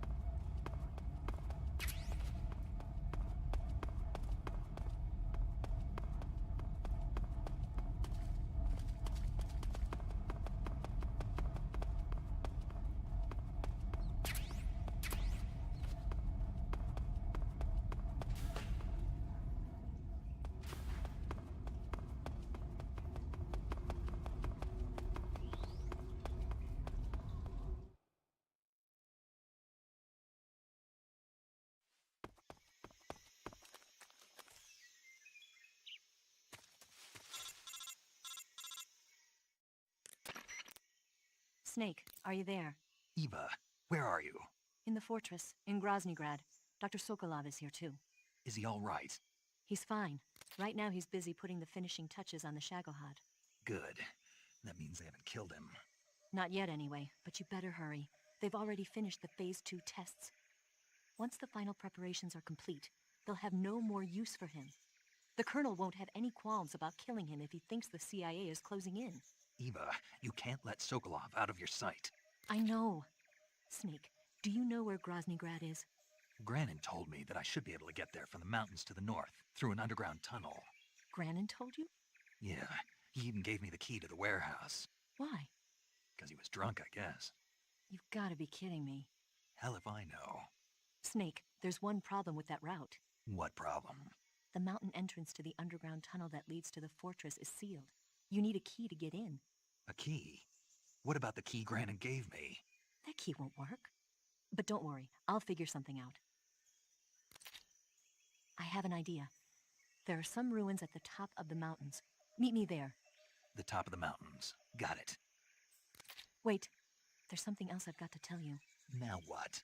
I heard that one of the Cobras is waiting for you in the jungle at the foot of the mountains. He's a legendary sniper called The End. Yeah, I've seen him before. That ridiculously old guy, right? Don't underestimate him. He's known as the father of modern sniping. Is he alone? No spotter? None. He's all by himself. Apparently, he doesn't need a spotter. You can't be serious. The entire forest is on his side. The forest? Stay alert. Yeah, I'd hate to have it be the end for me.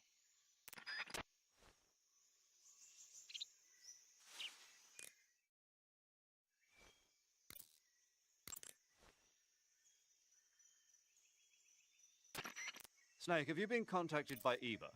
Yeah, she said we'd meet up in the ruins at the top of the mountains. She also said she picked up the key to get into the tunnel that leads to Groznygrad. Good. Hurry to the rendezvous with Eva. Head for the mountains. Proceed north through the woods. There's an entrance to a mine shaft at the far northeast corner. Climb up the shaft and you'll come out in the mountains. Head north. I'm on it. But stay on your toes. Isn't the Cobra unit sniper lying in wait for you? Yeah, the end. But there's no other way.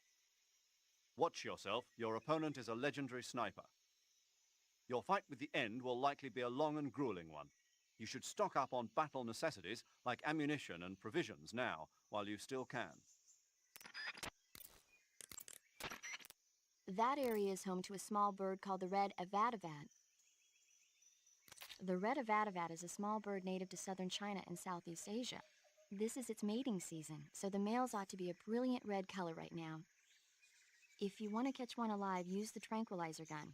By catching one and then releasing it, you might be able to distract the enemy's attention. I see. How do they taste? The what? The flavor. You're not going to eat such a cute little bird, are you? Yeah. Oh. Something bothering you? No. Okay then, so how about it? How should I know? There's a mushroom called the spatza growing in that area. Spatza. Spatza? Right.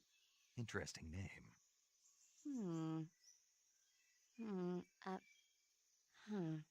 So, paramedic. What? What kind of mushroom is a spatza? You really want to know? I guess so. Okay, let's see. The spatza... Yeah? It's gray. And it grows on the ground. Yeah, and? That's all.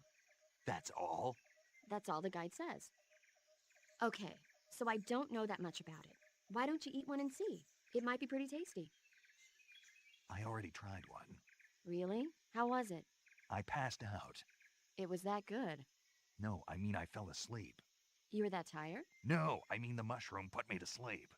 I know, I was just teasing you a little. But anyway, the reason the spatza puts you to sleep when you eat it is because it contains a type of anesthetic substance similar to an alkaloid. I'll bet if you pick one, you could soak it into a handkerchief to create a sleeping drug. Eating a spatza and falling asleep might cause your life and stamina to recover as well. Why don't you find a safe spot and try it out?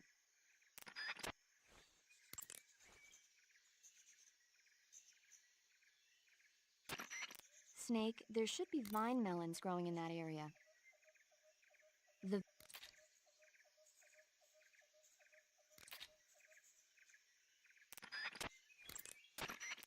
There should be an herb called Chinese plantain growing.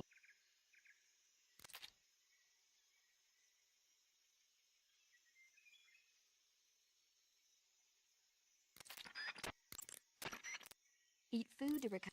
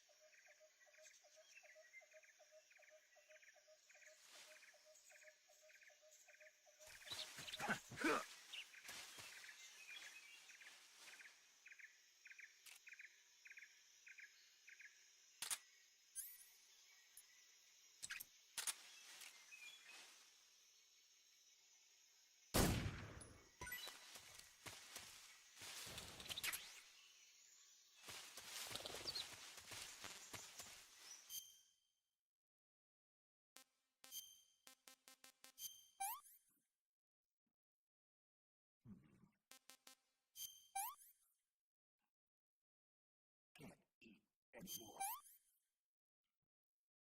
Can't eat anymore.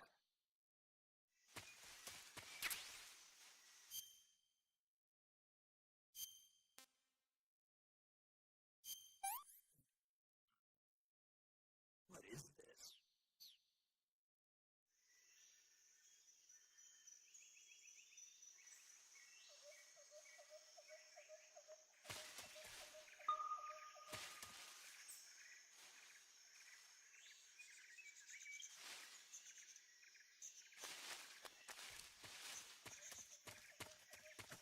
Gross.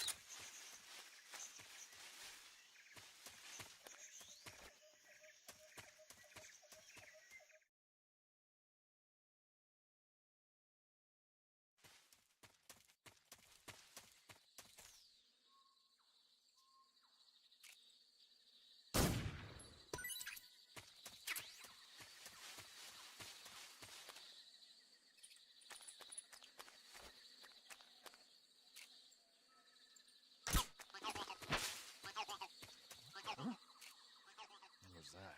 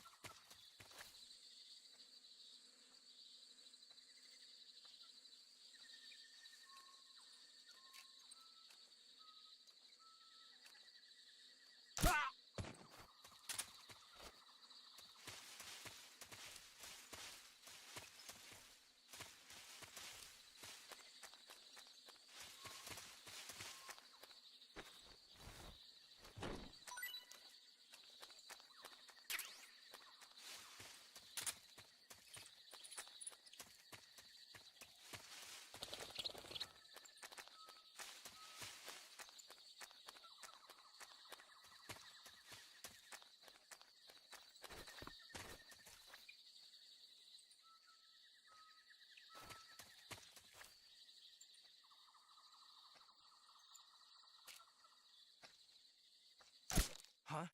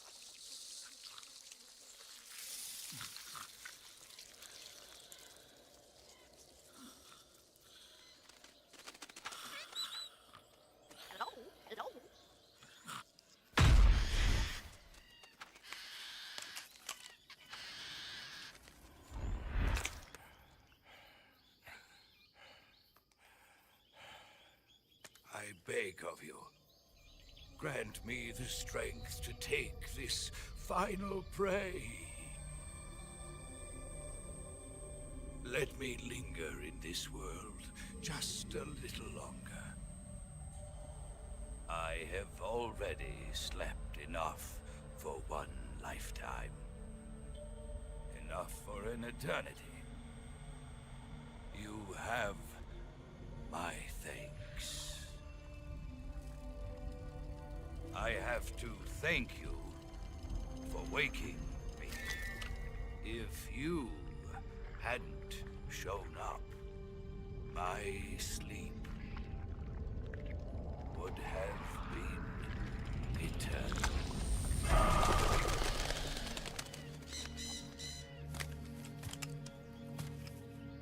Do you hear me, Snake? I am the end. I am here to send you to your ultimate fate.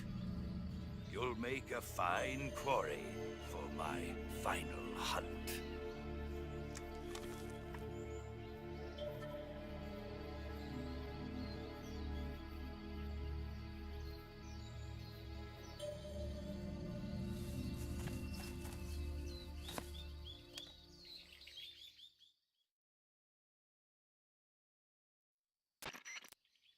Eva, I found that sniper you were talking about.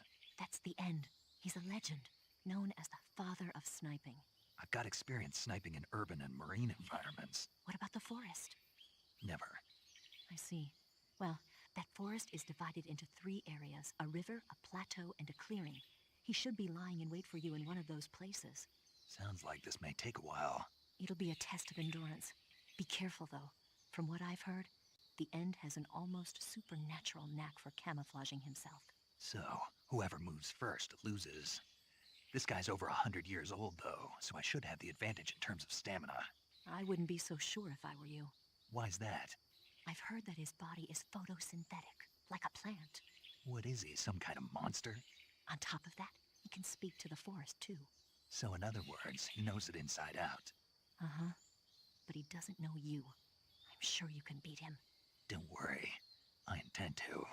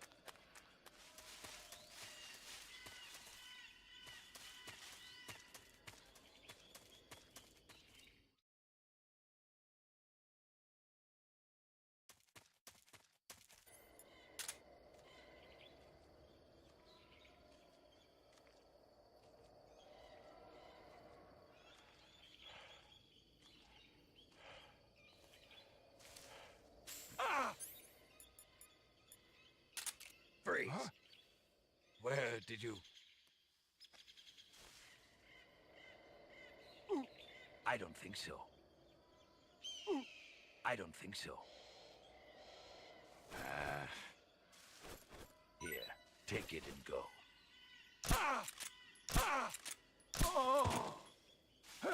Fight like like a man.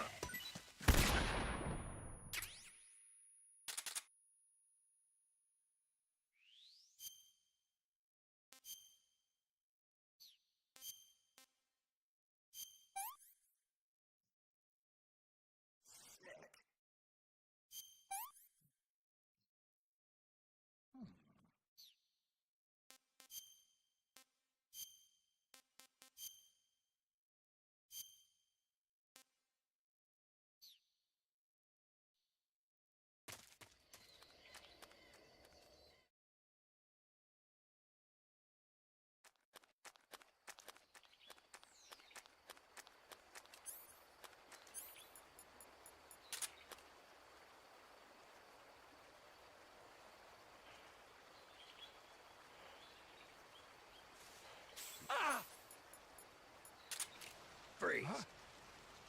How did you...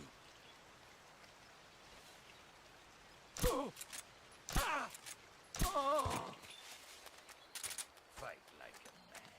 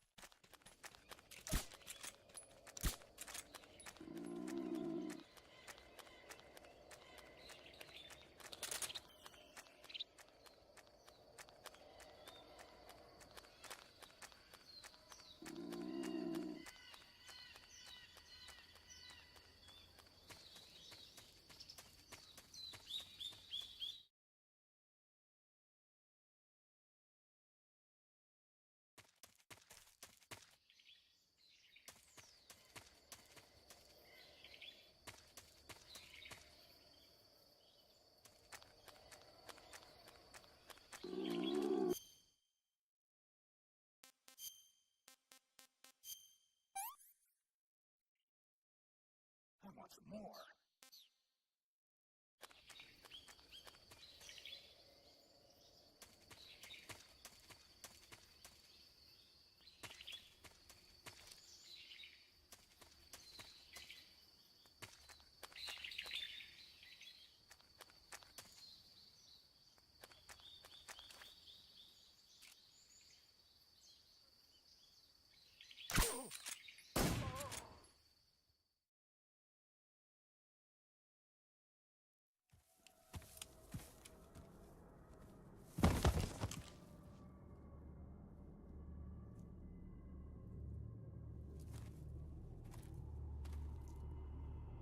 Spirits of the forest, I thank you.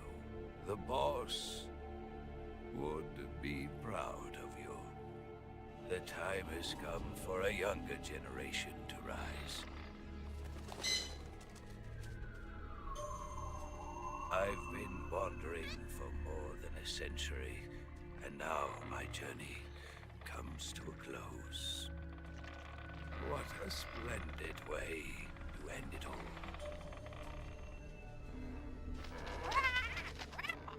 I have no regrets. I can return to the Forum.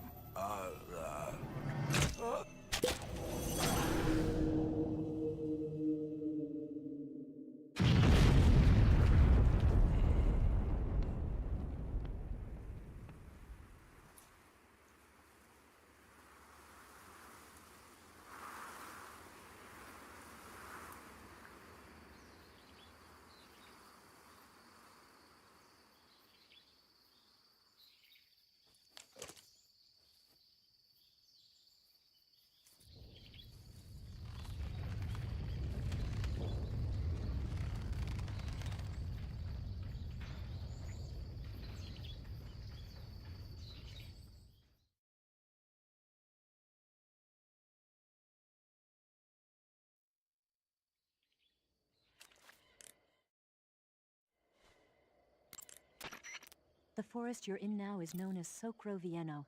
The name means the most holy woods. It's been venerated since ancient times as the sacred home of the spirits of the forest. It's the largest and deepest forest in the region and is divided into 3 areas: south, west, and north. Try not to get lost, okay? There's an armory in the southern area. If you need some extra ammo, you might want to pay it a visit.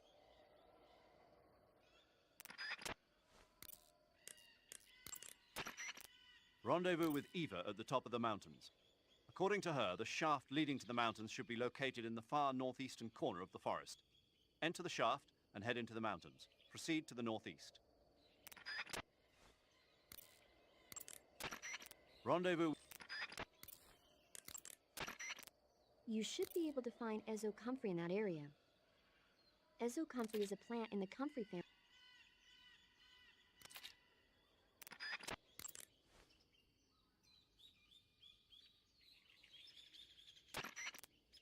Snake, that area is inhabited by European rabbits.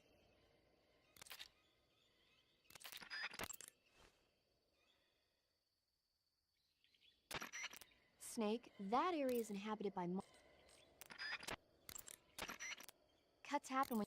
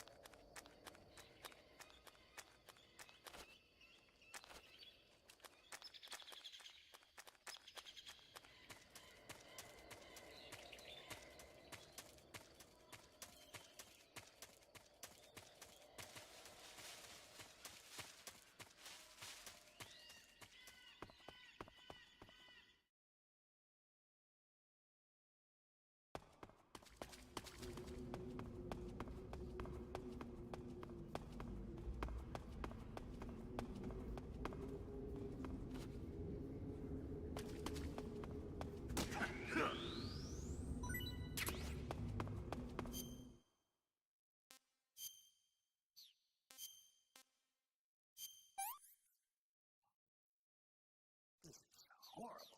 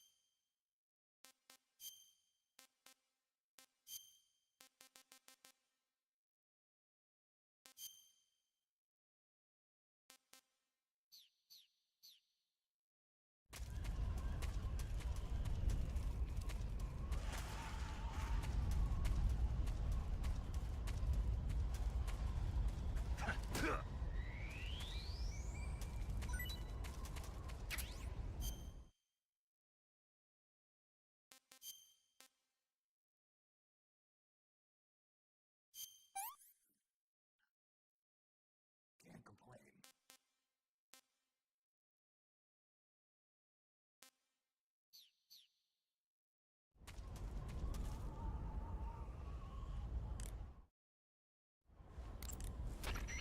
Snake, the altitude in those mountains is pretty high. That means the oxygen concentration in the air is lower than normal.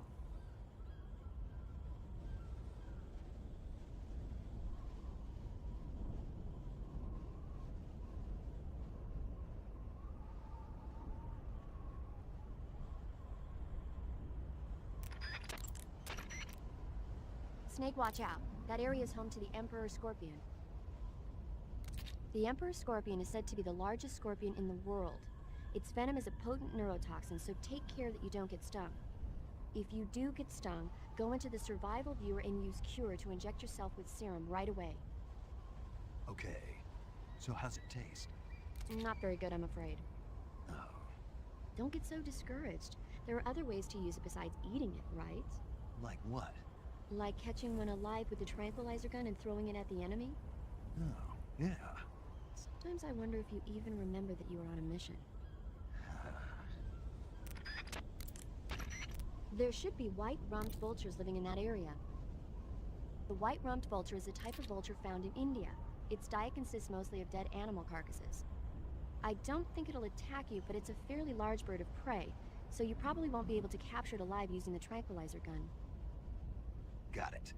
But there is something here that's bothering me. What is it? They say the white-rumped vulture doesn't just eat animal carcasses. It eats human ones as well. Is that so? Yeah. So then if a person eats a white-rumped vulture, does that mean he's eating human meat too? What do you think? Stop it already. You're gonna make me lose my appetite. Snake.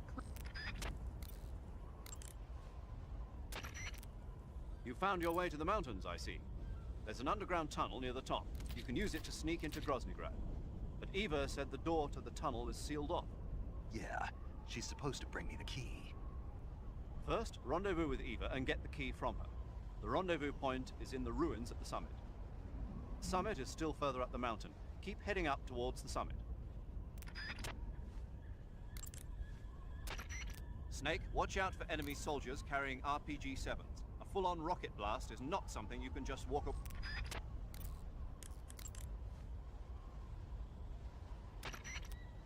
Looks like you got your face painted in desert color. Desert is a brown...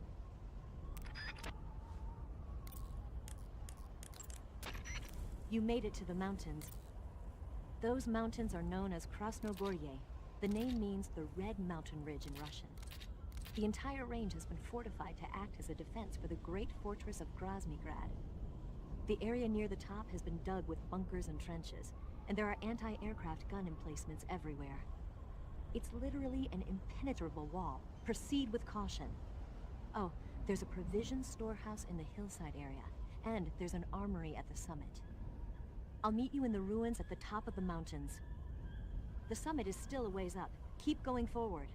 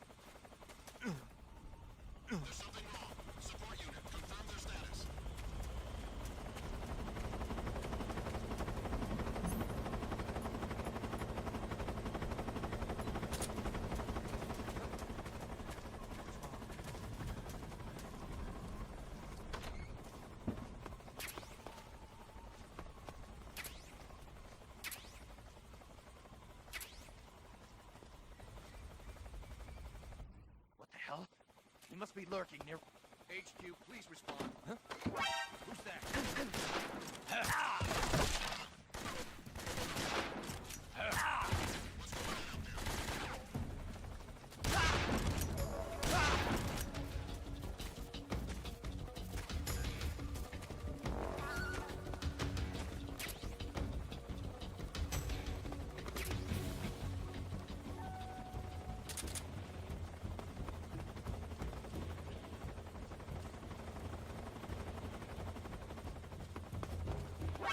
See it.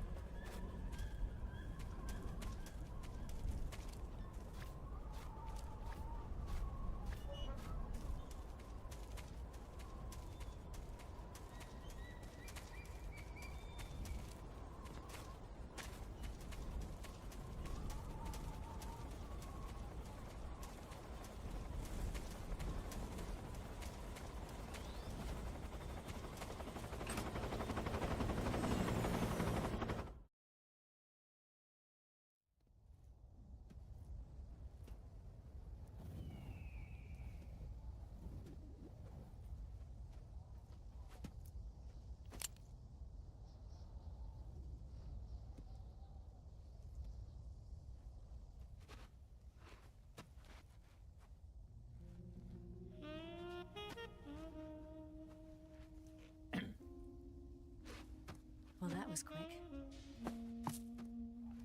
You look like you could use some rest.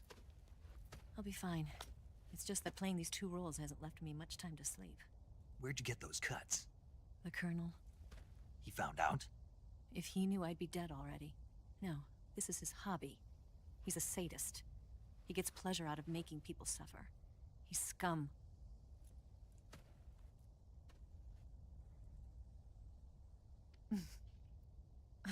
Does it look that strange to you? No. I'm the same way. Scars all over. Can I see? No. Where'd you get this one? I got it after defecting to the Soviet Union. I don't think so. It's older than that. Code breaking is a desk job. Where'd you get this kind of scar? You really want to know? Hmm. Well, too bad. A girl's gotta have some secrets, you know. But enough about that. You've got to get going. The Phase 2 trial of the Shagohod is about to start, and it looks like someone might be coming to spoil the party. Khrushchev? His forces are on their way here. The Colonel is gathering his troops together to meet them. If we don't get a move on, the security will be even tighter than it is now. You'll need this key. It unlocks the door to the underground tunnel. Once you're in there, you can follow the tunnel to get inside Groznygrad. And take this too. What is it? The food of the future. A well-balanced meal for the space age. It's good to eat some real food once in a while.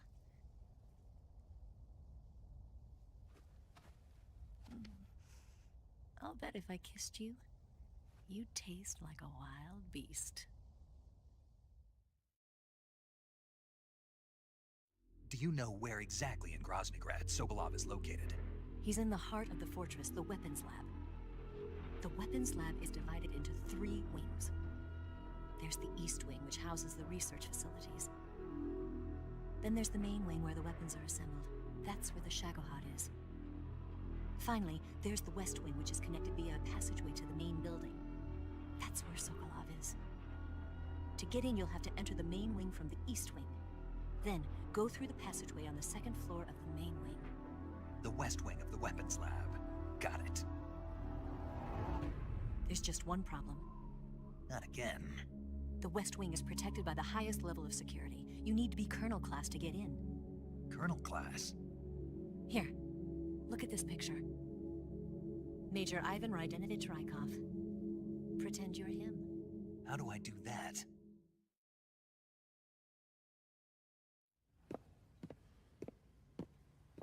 Steal his clothes. You look similar from behind. They won't know the difference. Your face might be a problem, so you just have to figure something out. He should be somewhere in the East Wing.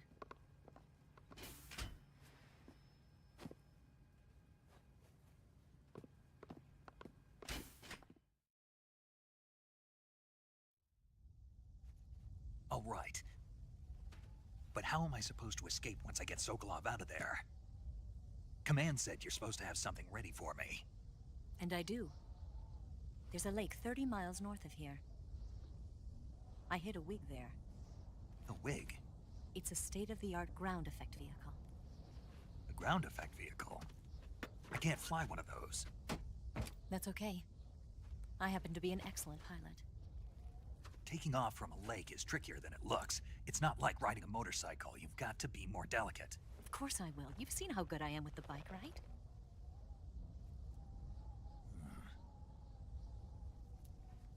Right. You handle the escape then. I'll head for Groznygrad. Wait a minute. There's something I wanted to ask you. What? What's the story between you and the boss?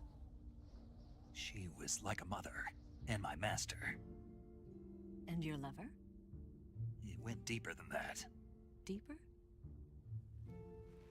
Half of me belongs to the boss. Do you love her? No, nothing like that. Do you hate her? Does it have to be one or the other? Love or hate? Between a man and a woman? You bet. For 10 years, we lived and died together. You couldn't possibly understand. And you think you can kill her now? That's your mission, isn't it? Assassinating the boss?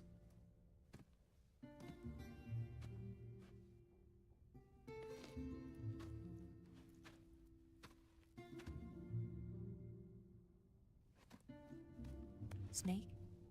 Is there anyone you like? Someone special? I've never been interested in other people's lives. You were interested in the boss. She was different. Really? How do you feel about me? I should be asking you the same question. Me? I can fall in love, if it's part of the mission. Even with you.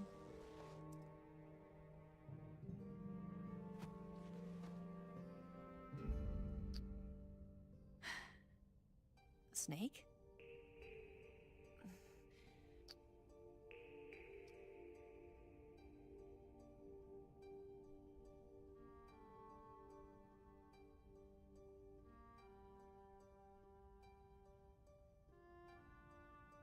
What's wrong?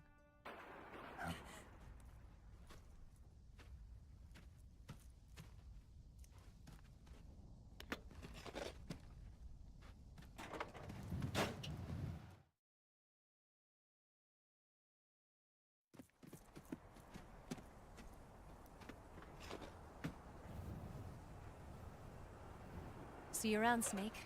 Take care of yourself. What about you? I've got to hurry back and play my other part. Are you going to be okay? Not sure. They're not stupid, and they know there's a spy.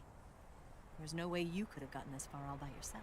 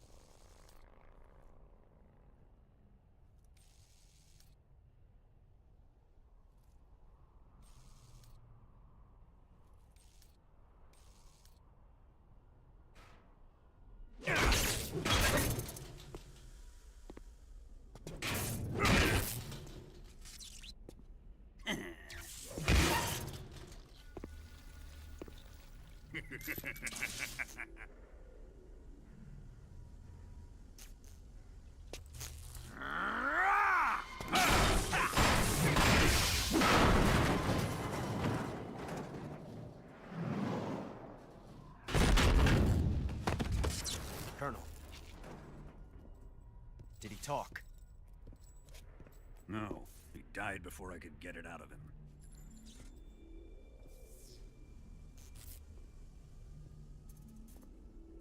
Was it the spy then?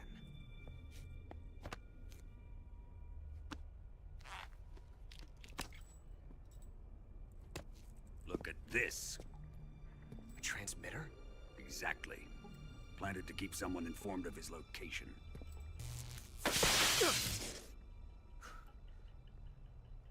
But does this mean Granin was the spy? Perhaps he was being used by someone else. Perhaps. This man was our comrade. Comrade or not, he's of no use to us now. I don't approve of your methods. I don't need your approval. I'm in command here. And that nuclear shell? Still feeling sore about that, are you? What are you gonna do? Report it to the authorities? This is war, Major. A Cold War, fought with information and espionage. We must root out spies wherever they hide. It is kill or be killed. Potential threats must be weeded out. Your feelings are a menace to the unity of our organization. Someone is guiding the enemy's hand. A single man can only accomplish so much. Make no mistake, there is a spy among us. But casting suspicion on our own comrades... The C3 explosives have been stolen. You think it was the American? No. He could not have reached this fortress yet. Then... who? I'd be careful about suspecting your own men. Boss! Where have you been? The fear and the end have fallen.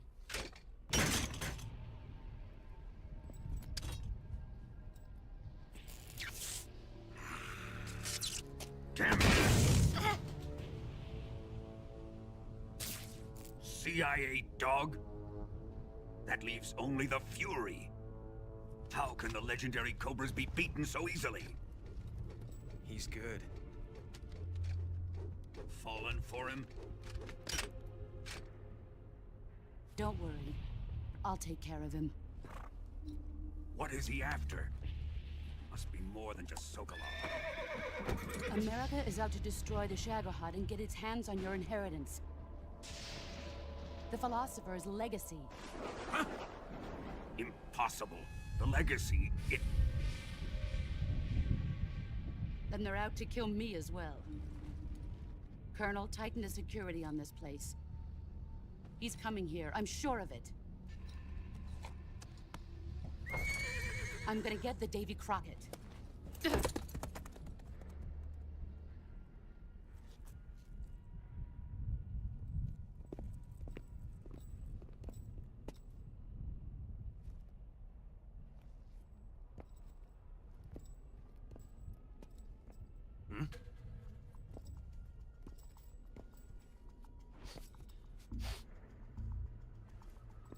Perfume.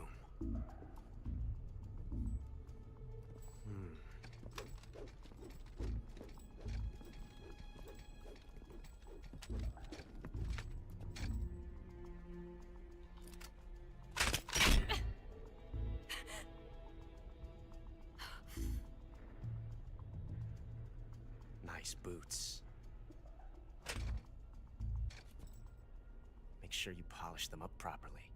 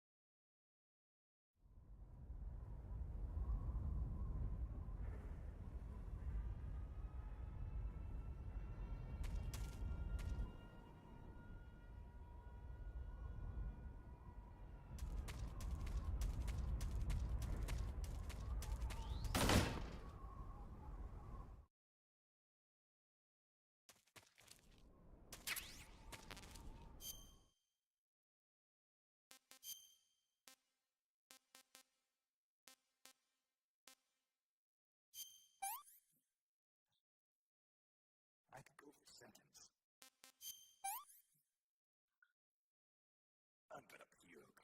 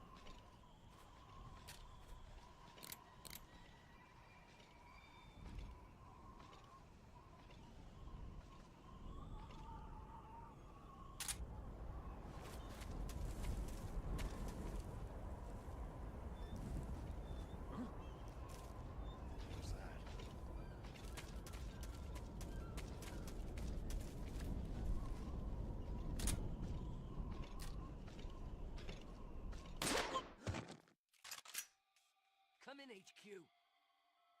This is HQ. Patrol here.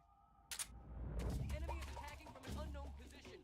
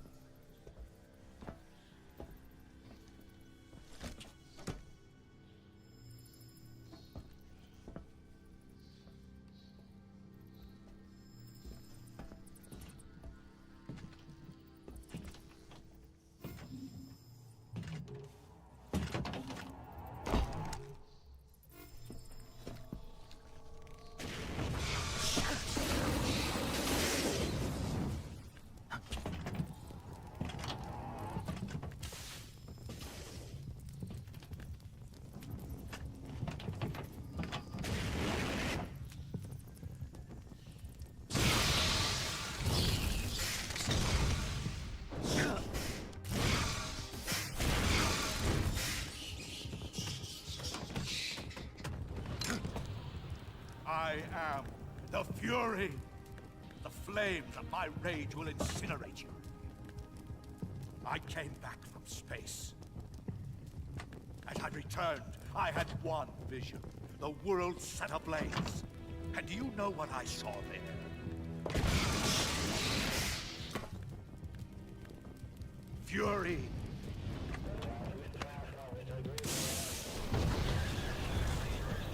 A great and terrible fury at being alive. Now, you're going to feel the scorching heat of that horrible blackness.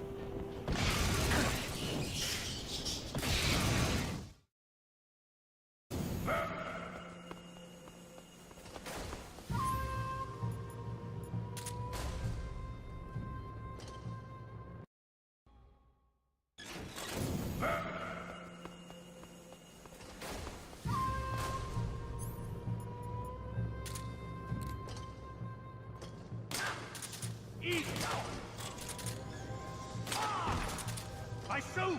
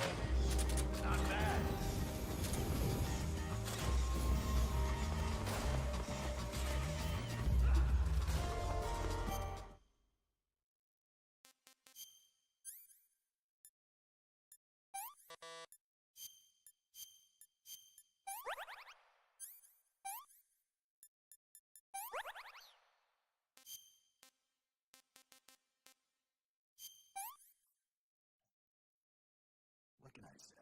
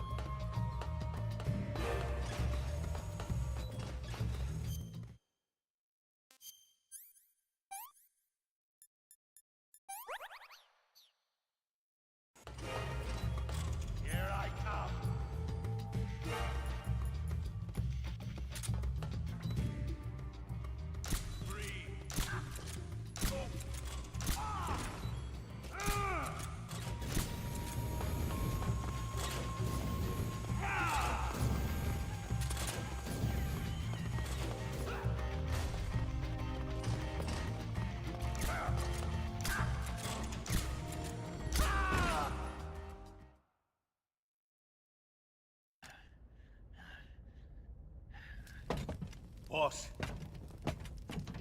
This is the end of the Cobras. You've got to live on.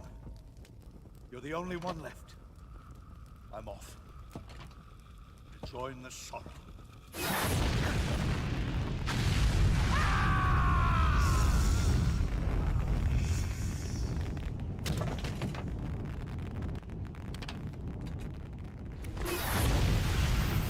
Behold, the flames of fury.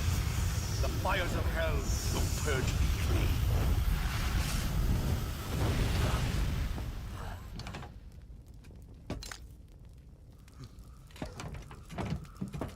I can see it. Mission Control, do you read me?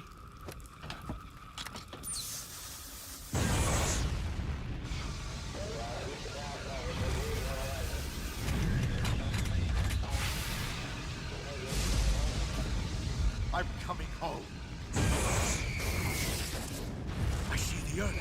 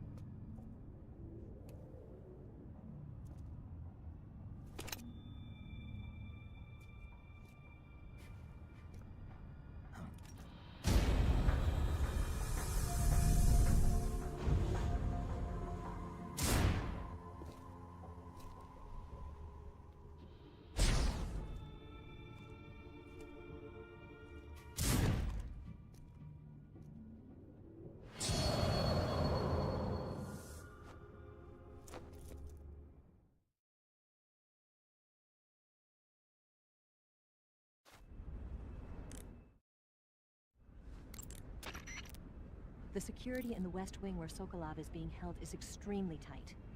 The only ones who are cleared to enter the West Wing are those with Colonel-class authorization. One of those people is Major Rykov. To get into the West Wing, you could disguise yourself as Rykov. First, you'll have to take Rykov out and steal his uniform. He's in the East Wing of the weapons lab in the center of Groznygrad. The East Wing is northeast of your current location. Head northeast. All right, but why? Huh? Why do I have to steal Rykov's clothes from him? What about that scientist outfit? That's not going to work this time around. Rykov's uniform is a special type that only he wears. You'll have to get it directly from him. Normally, I'm pretty good at getting men to take off their clothes, but it won't work on him. You, on the other hand, might have a better chance with him. What's that supposed to mean? What indeed? Anyway, the only way to get Rykov's uniform is to take him out and steal it yourself. He's somewhere in the East Wing. Good. You've finally made it inside Groznygrad. Finally. Stay alert. This is the enemy's main base. The security here is on a scale you haven't encountered yet. No kidding. Your objective is the weapons lab. It's the giant building in the center of the fortress. Sokolov is in the west wing of that building. To get into the area where Sokolov is imprisoned, you'll need to find Major Rykov, steal his clothes, and disguise yourself as him. Rykov is supposed to be in the east wing of the weapons lab. Start out by sneaking into the east wing of the weapons lab, then neutralize Rykov and take his clothes. The weapons lab is to the northeast of the area you're in now. Head northeast. You'll suffer broken bones. You say Grannon's shoes were rigged with a transmitter? That sounds like something the KGB's been working on lately. It's exactly like you described. A miniature transmitter that's small enough to put in a shoe. Granite said he got the shoes from a woman called Tatiana. You think she's a KGB spy? Could be. Or maybe it's some kind of ploy to throw suspicion on him. Anyway, it's your job to find out. Good point.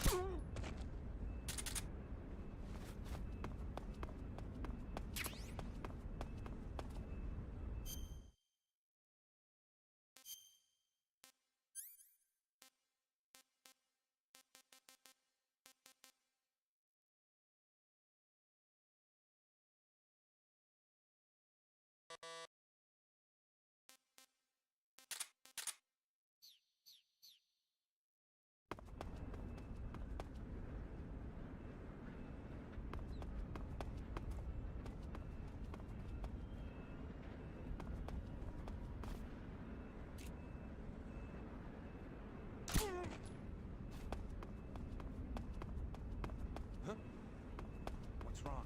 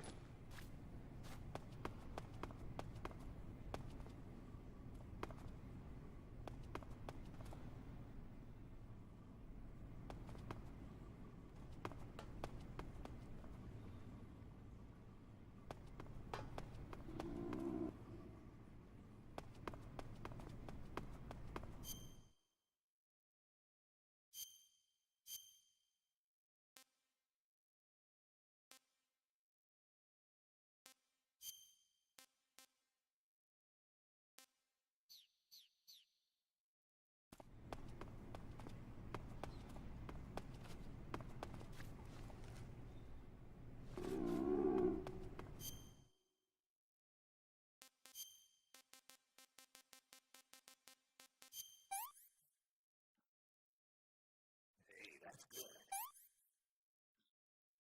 I could go for seconds.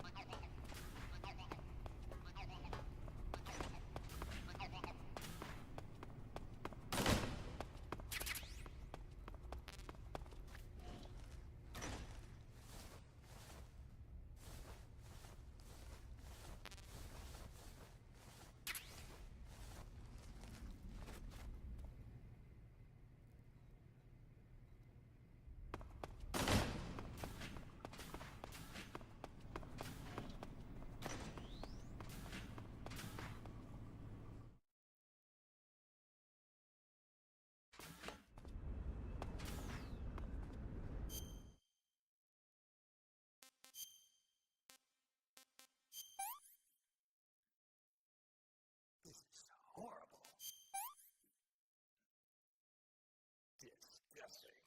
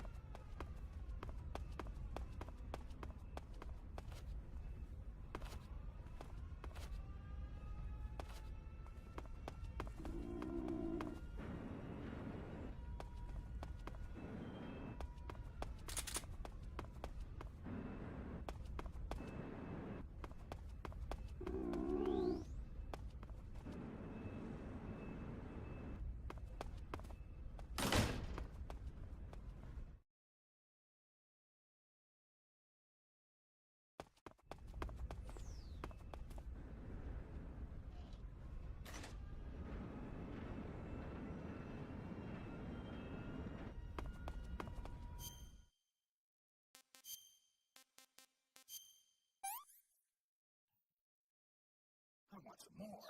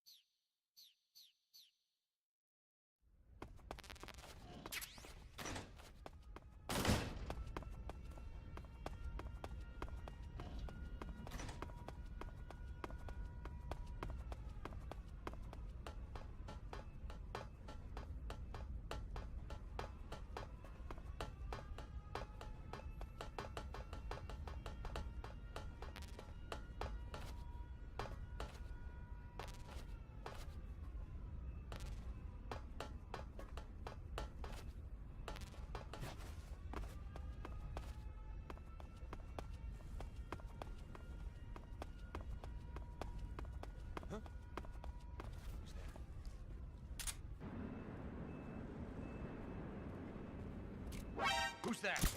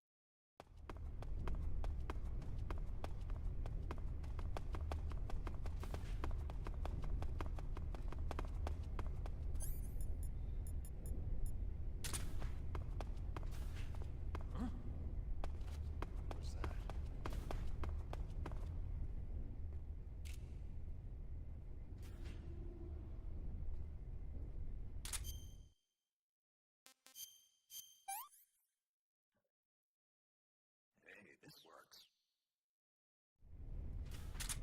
There's nobody here.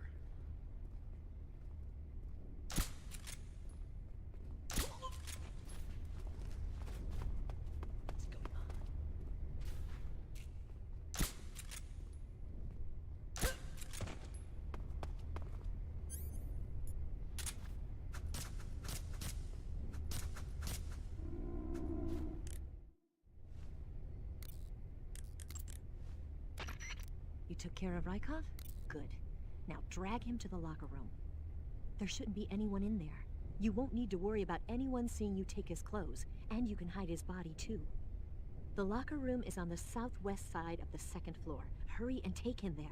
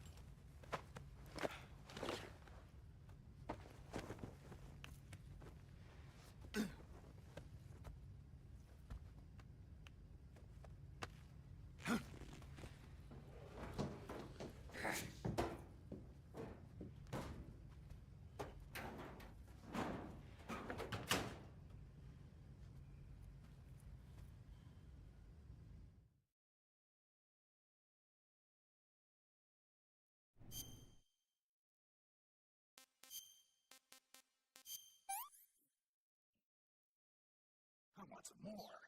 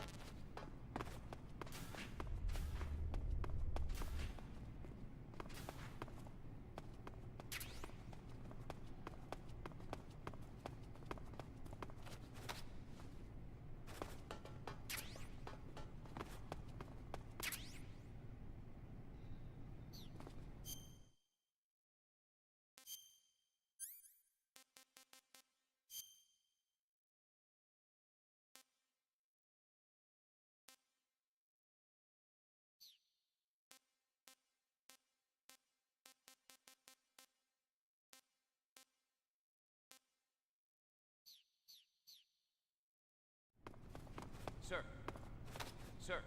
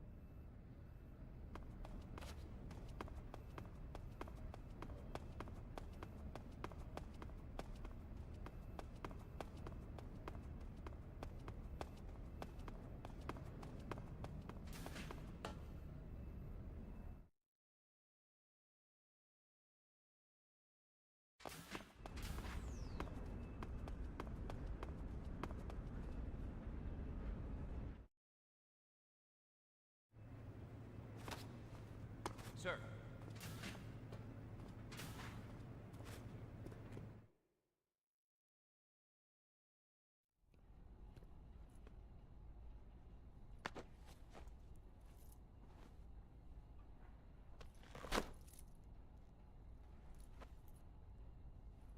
Here it is.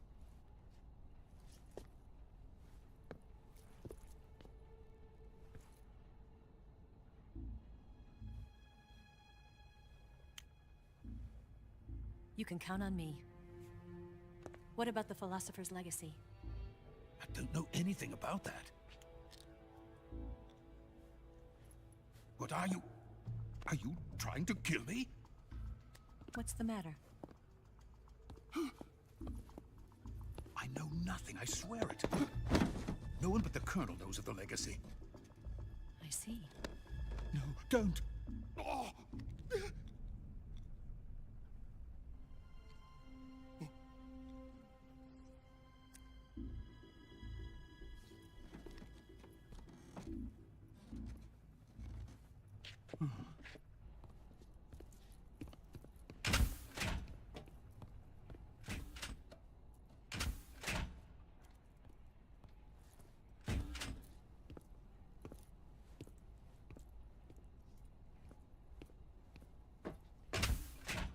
Who's there? You're the man from the CIA. What are you doing here? I told you before, didn't I? I'm going to get you out of here. A man of honor, just like your commander. But I'm afraid you're too late. Too late? Don't tell me. The Shagohods. Exactly. The final preparations for Phase 2 are complete. Sokolov, what exactly is Phase 2? To put it in technical terms, it's a composite range extension system for medium-range ballistic missiles.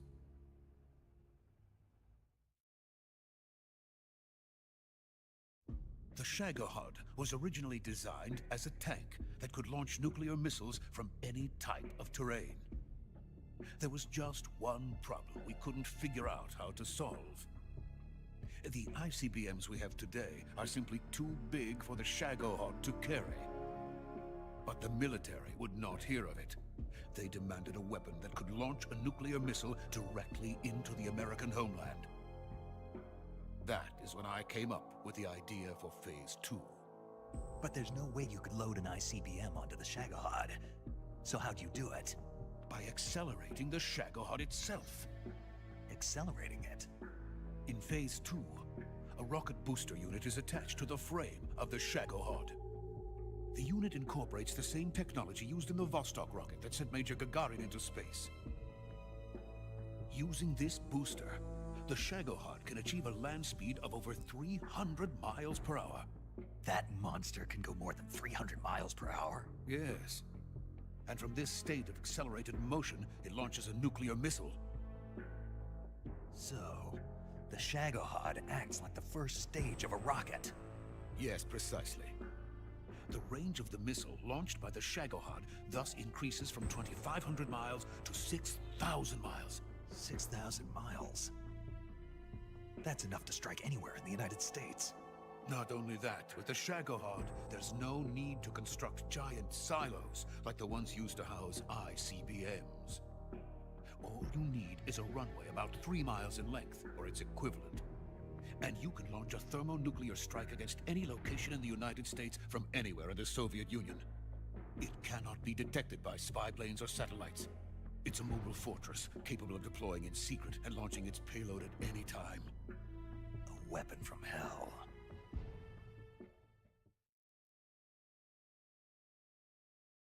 A completed prototype now sits in the hangar. At present, it is the only one of its kind. But Volgin is planning to mass produce them based on that prototype. And deploy them all over the Soviet Union. Yes, and that's not the end of it.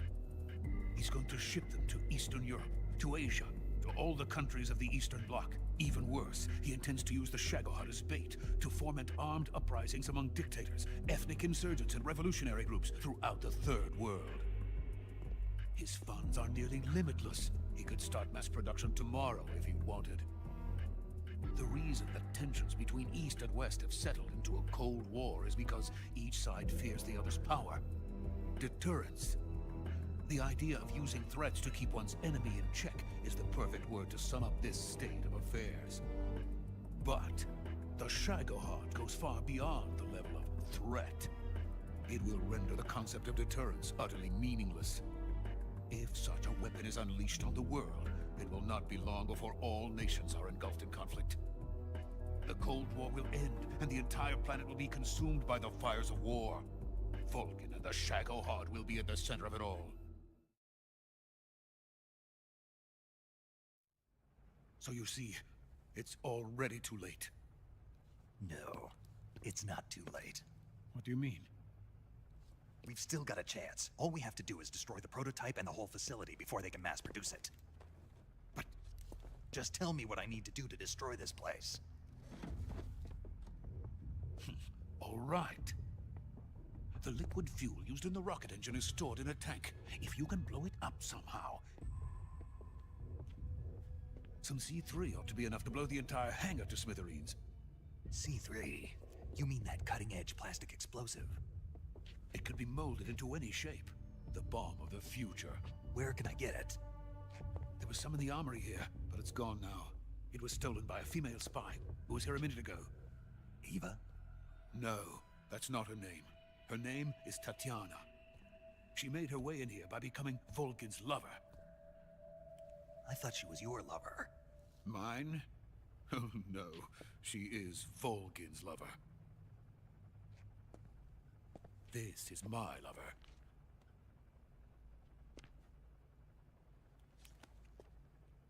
Who are they? My wife and daughter. They're in America. Now I remember. Your family is in the custody of the CIA. How long has Tatiana been here?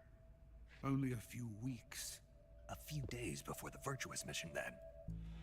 She said that Khrushchev sent her. What did you just give her? All of the experimental data for the Shagohod. Please, it is essential that you destroy the Shagohod. I will, but first I've got to get you to safety. No. I'm not going. My mission is to rescue you. Leave me. Sokolov! Khrushchev has abandoned me. I cannot return to my country.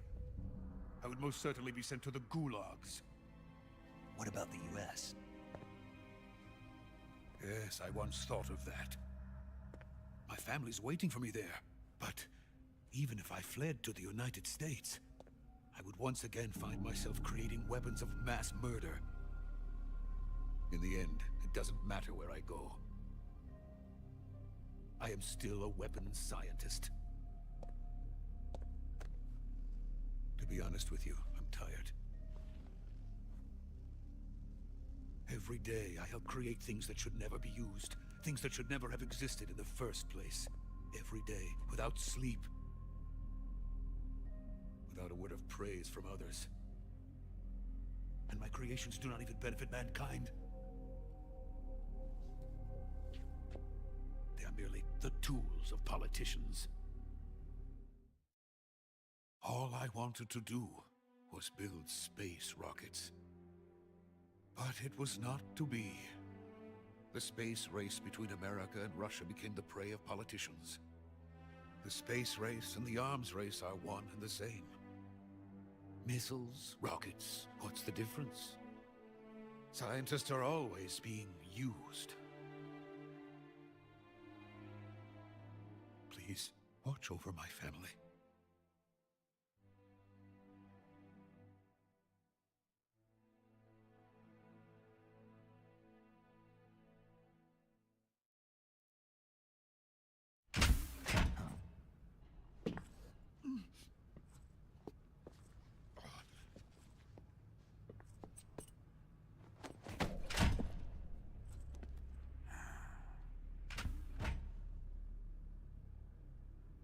Major, what are you doing here?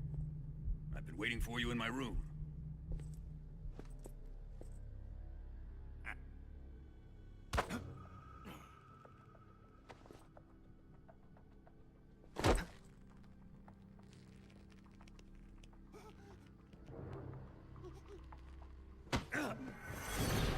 Who are you? Don't play dumb with me. If you think you can fool me, you're sorely mistaken. I know the Major better than anyone else. I come here looking for Tatiana, and what should I find? But a greasy freebooter.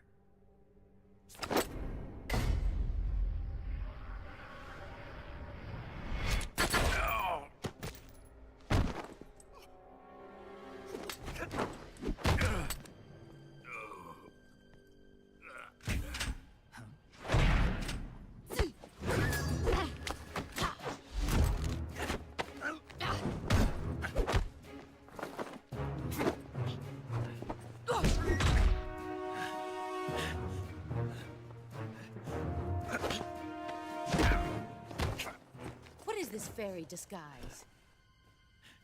It's gonna rub off on you. And then you'll lose sight of who you really are.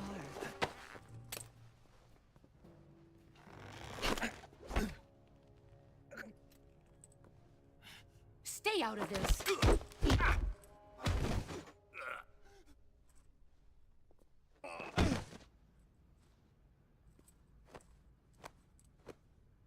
I see why they call you the boss. What was that? Some kind of judo? No, it's called CQC, a basic form of close-quarters combat. He and I developed it together. Splendid. I'll take it from here. Are you going to kill him? Of course. But first, I will make him pay for hurting Ivan.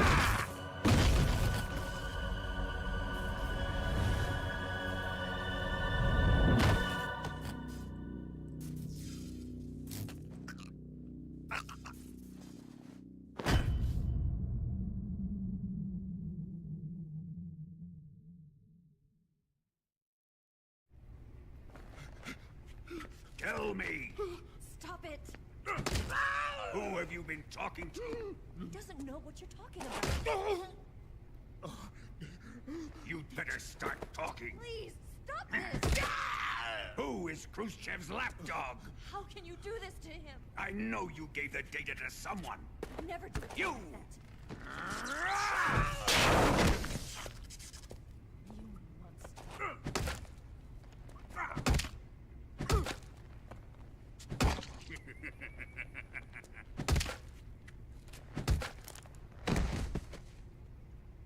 I guess he's dead.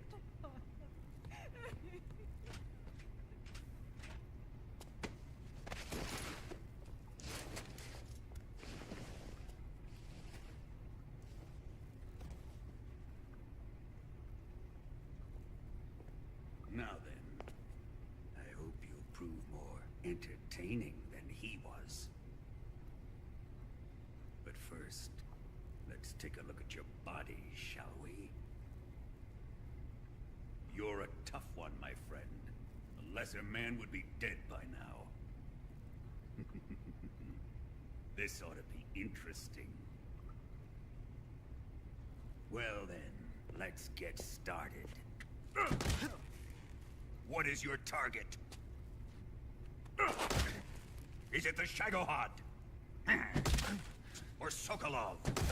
Or maybe it's the Legacy? Answer me! Who is helping you? Who let you in here? You're a tough one, but even you must have your limits. And I am a patient man.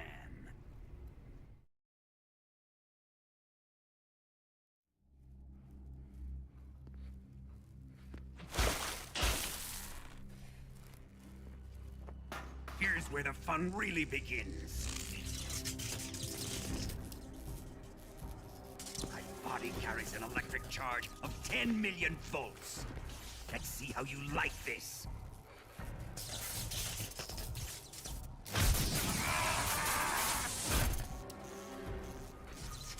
Now answer me. How much does the CIA know?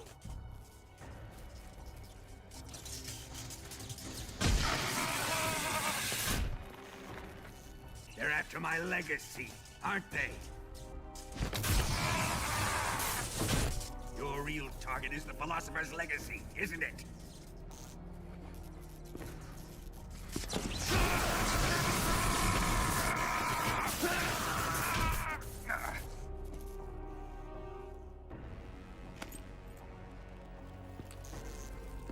Yes, yes. Let yourself go. That's what I want to see.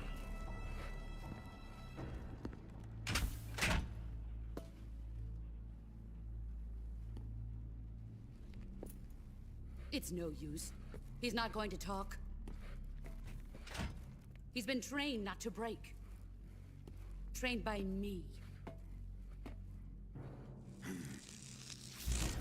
Admit it! We're after the location of the Legacy!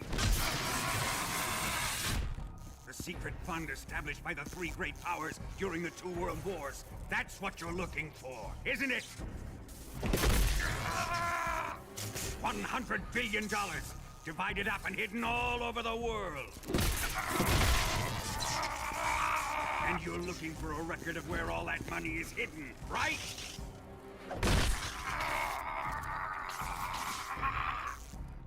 No matter. Philosopher's Legacy is safely in my possession, in the underground vault of Groznygrad. You'll never lay a finger on it.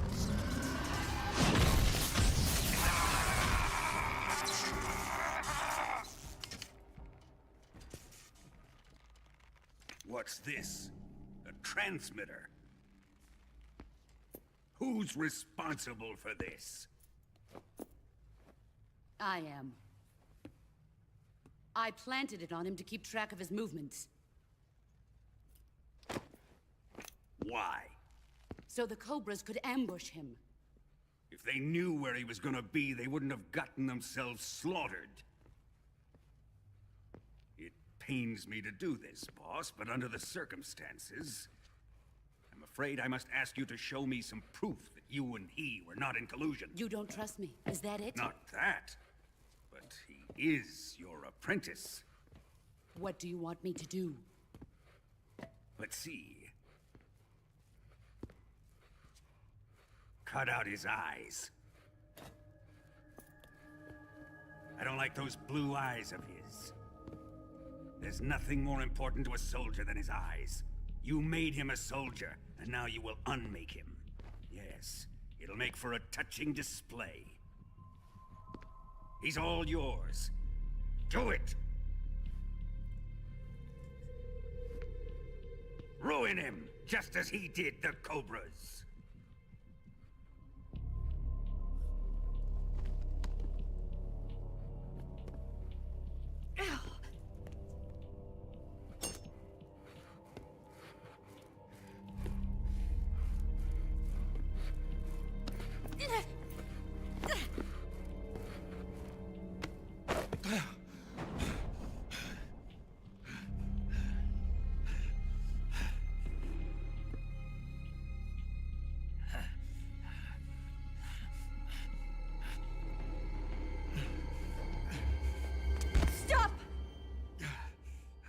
What is it, Tanya?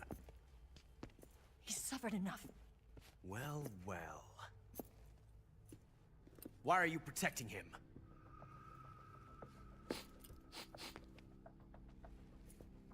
That smell. Tatiana, you're the spy. What are you talking about?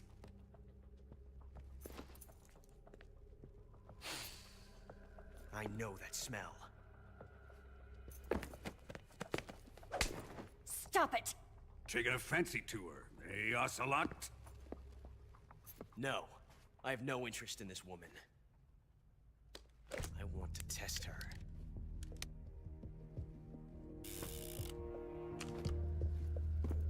I'll let this be the judge. Do as you like. Here we go.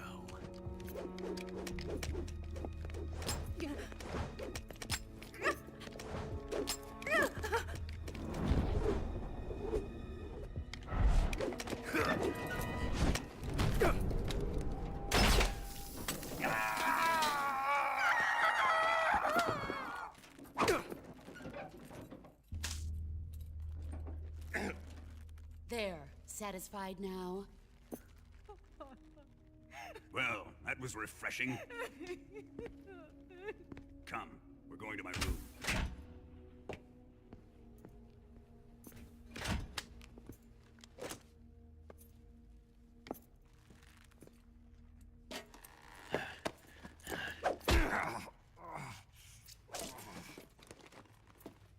So you survived the Colonel's torture, eh?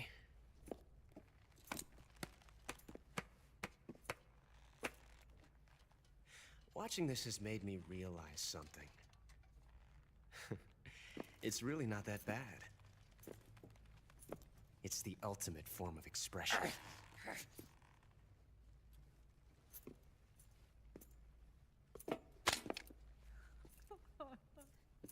You got lucky this time, Tatiana.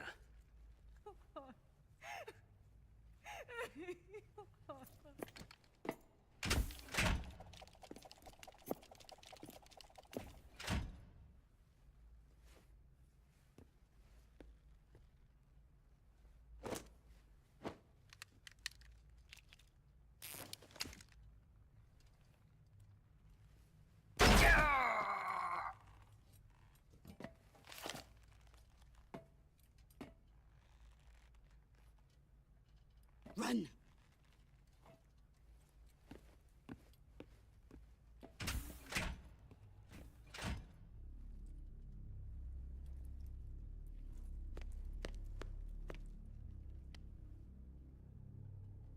I've prepared an escape route for us. Go out and head west. Pass underneath the connecting passageway and go north. You'll find an open manhole there. You're... Quiet! Go through the manhole down into the sewers. The door at the north end of the sewers is unlocked. You can use it to get outside the fortress.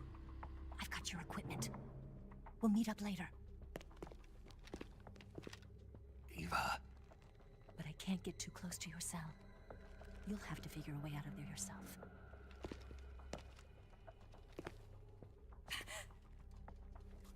I'll be in touch.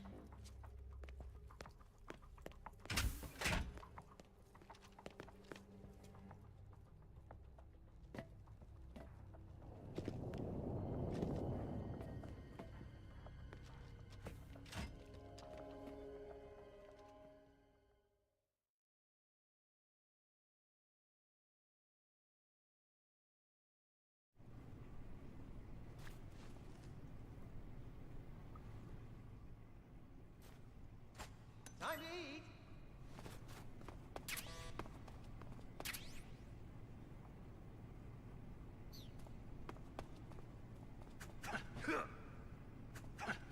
You're just wasting your energy.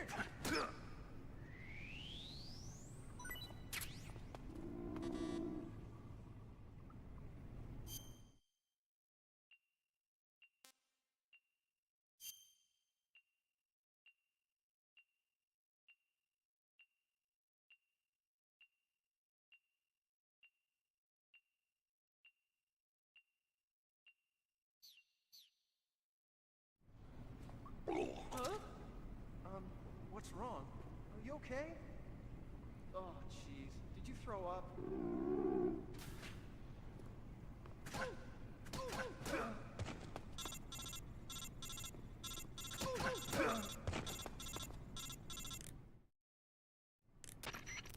Did you manage to escape? Yeah, I'm out. Be careful. In your present state, you're practically naked. You don't have a single decent weapon, and you'll never survive in a battle. Take some time and pull yourself together. Eva says she's recovered your equipment, so rendezvous with her as soon as possible to get your gear back.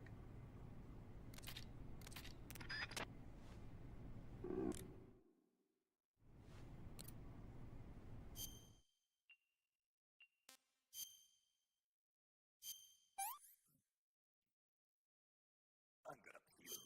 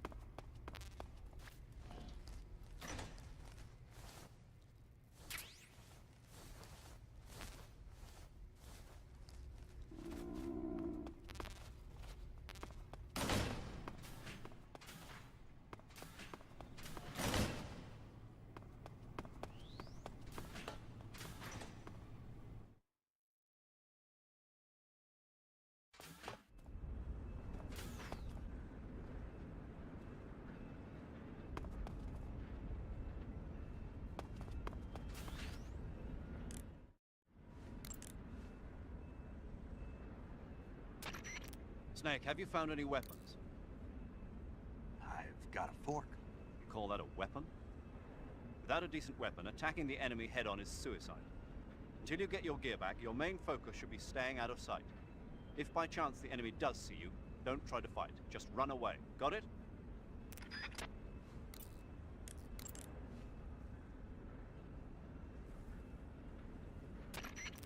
Snake, without any decent weapons, you'll just get yourself injured in a fight. You don't have enough medical items either. Forget about fighting and just run, okay? Snake, what do you have in your hand? A fork. Why? A fork? What'd you do with your knife? It ain't dinner time yet. Sigint, you have to think bigger than that. A fork's good for more than just eating dinner. Oh yeah? Like what? It's a weapon. A weapon? Yeah, I can use it with the weapon button the same way I use the survival knife. Of course, it's not going to be much use for CQC. This mission is all about procuring on site. I have to use whatever limited equipment I can find, any way I can to achieve my objective. So I have to make the most out of every item by adapting them to different situations. Take this fork, for instance. At first glance, it looks useless, but it can be an effective weapon if used the right way. You have to learn to think flexibly and see all the different possibilities. Think flexibly, huh? Thanks for the advice, man. No problem. And the best part is, if I use this to spear a snack, I can eat it right there without having to put it in my backpack first. I knew it. You are using it to eat. Without weapons or equipment, you're not going to be able to continue your mission. I've got all your belongings with me. Let's meet up outside the fortress. There's an open manhole in the northwestern section of the fortress. You can use it to get down into the sewers and make your way out of Groznygrad. To get to the manhole, go under the passageway leading to the west wing and head north. It won't be long before Volgin and his men notice you're gone. Get to the manhole before they find you.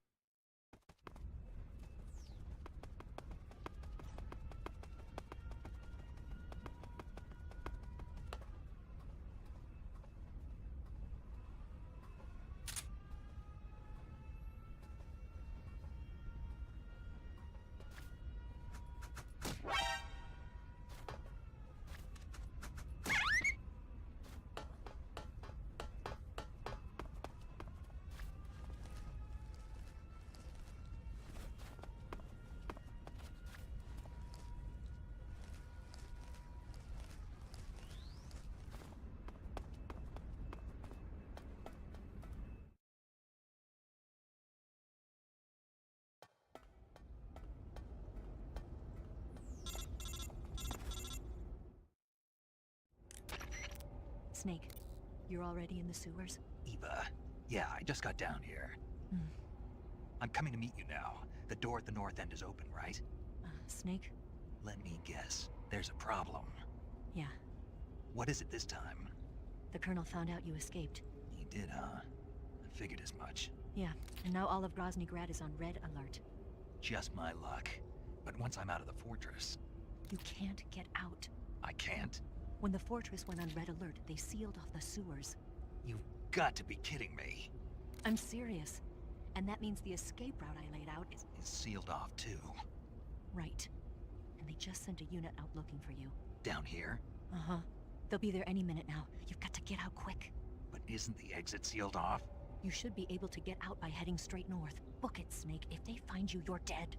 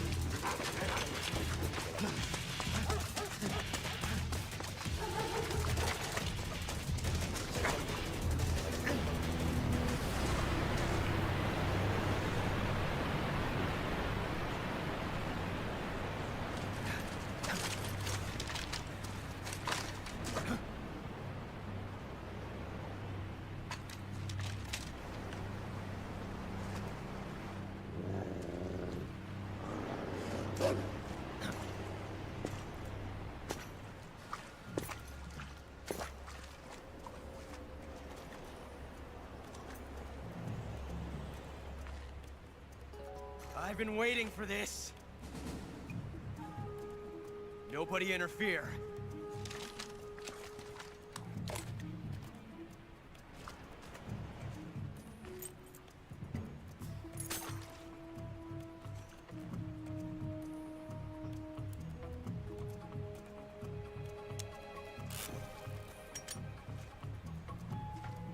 This is where it ends.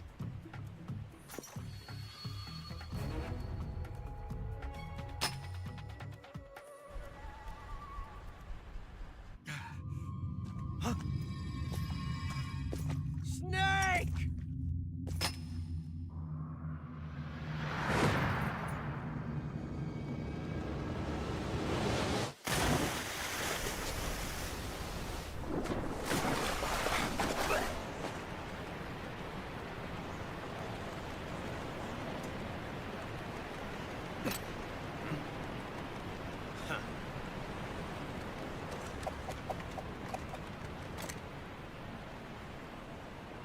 Don't die on me yet.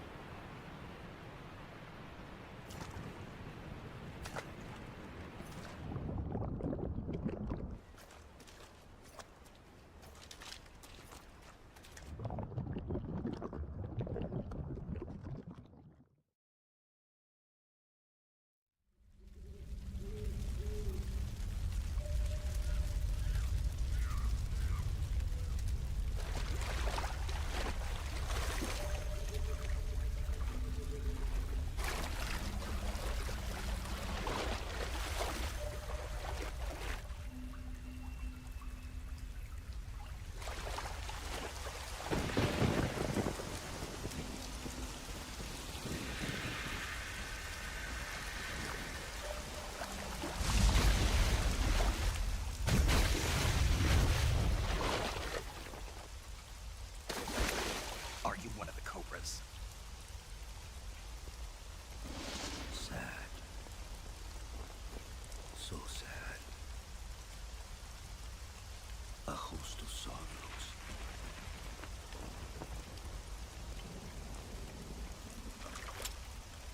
And you are one of them.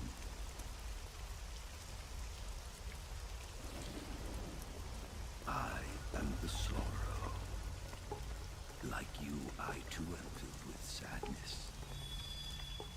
This world is one of sadness. Battle brings death. Death brings sorrow.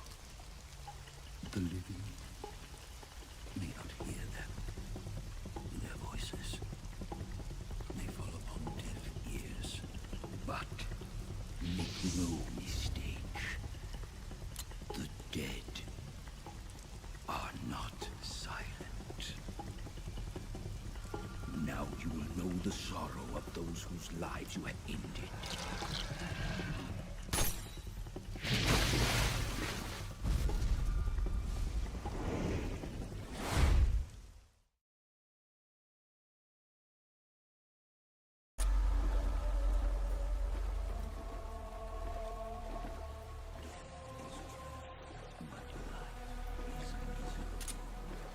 That is why you were summoned here.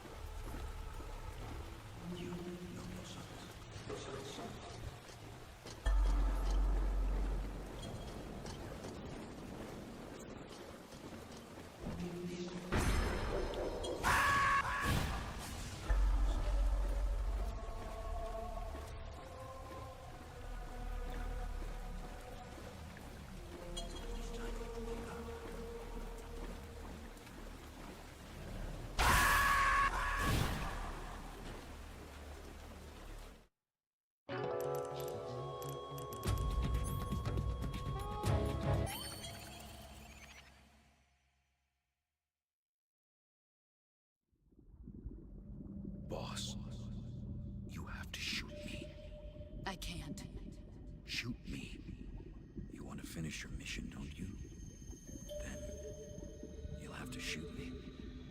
The spirit of the warrior will always be with you. Don't be sad. We'll meet again someday.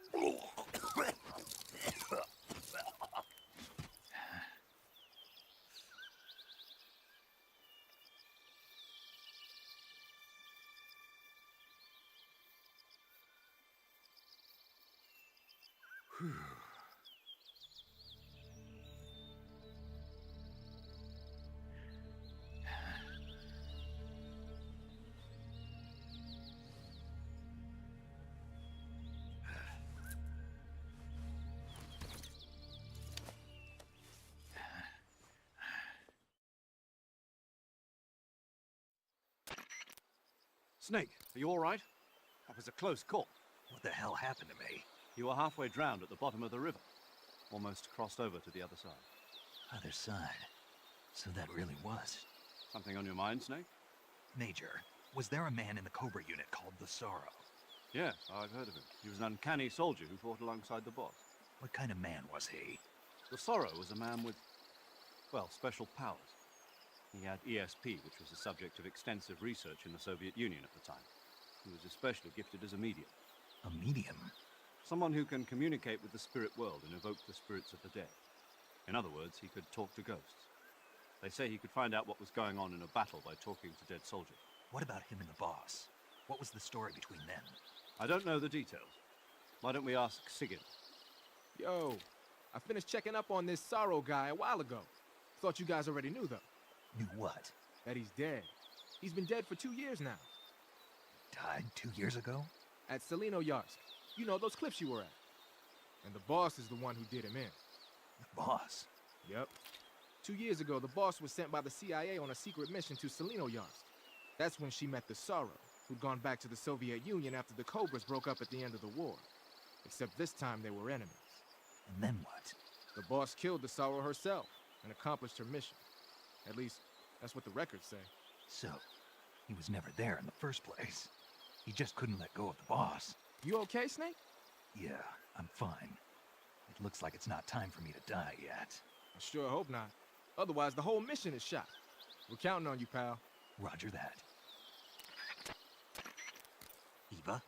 Snake, you didn't call. I was worried. Are you all right? Yeah, I took a pretty freaky detour. What are you talking about? Nothing. Forget it. Let's just say I'm back. Good. But how did you escape from the sewers? I jumped into the river. From all the way up there? You're out of control. Yeah, I got carried away by the current and almost drowned. Great. That's perfect. What do you mean that's perfect? I mean, if you ended up in the river, then I know a good spot nearby. Let's meet up there. Where is it? Keep going upstream until you get to a waterfall. A waterfall, huh? Right. Behind that waterfall, there's a cave. We'll meet in there. The cave behind the waterfall upstream. Got it. See you there.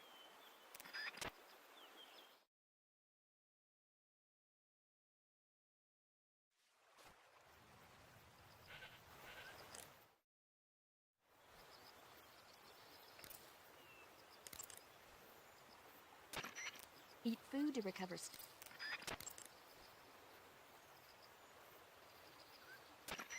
There's an herb called the Amur kudzu growing in that area. Amur kudzu is a member of the bean family and a close relative of the kudzu weed. The roots contain a number of isoflavones such as daidzein, which give it strong fever-reducing properties. It'll make a good cold medicine if you find some. Snake, that area is inhabited by the giant anaconda. The giant anaconda is said...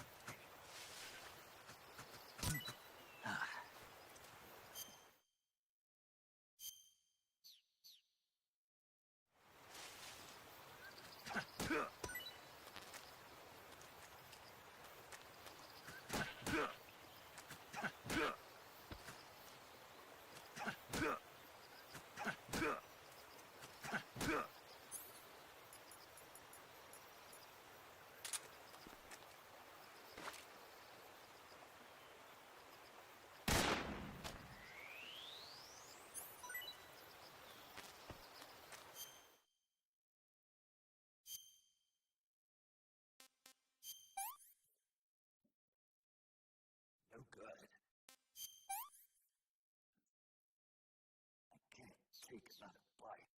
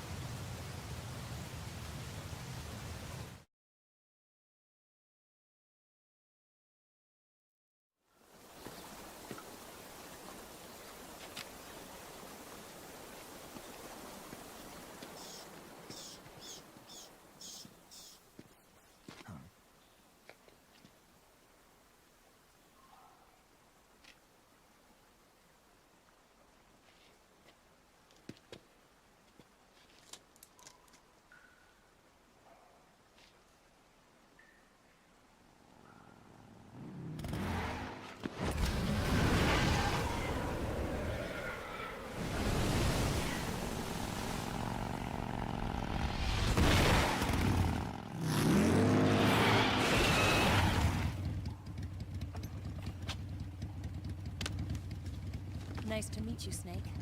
I'm Tatiana.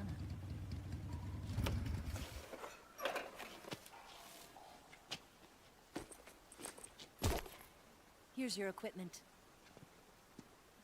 Eva, you could use a towel. So could you.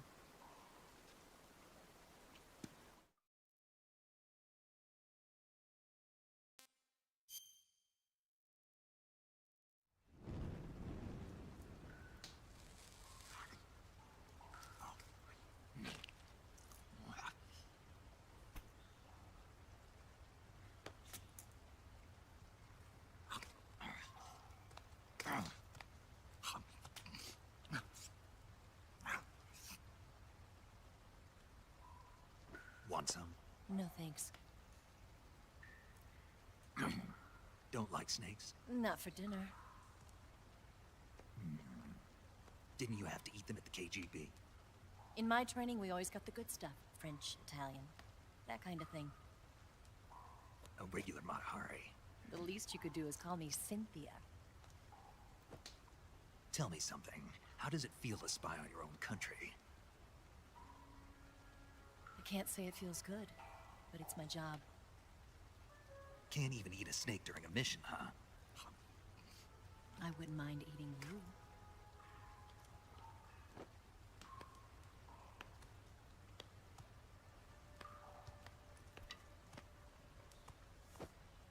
When this mission's over, you'll have to treat me to a nice dinner. What do you want to eat? Let's see. How about sushi? Sushi? It's Japanese. I hear it's all the rage right now. Supposedly it's made from raw fish. Raw fish? Just the place for my survival techniques. What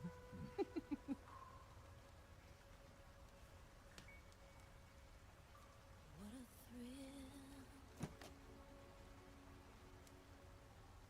With darkness and silence through the night. Snake? Thank you, Snake. What a thrill. I'll be your eyes from now on. I'm searching and I'll melt into you. What a fear in my heart. But you're so supreme. Thank you, Snake.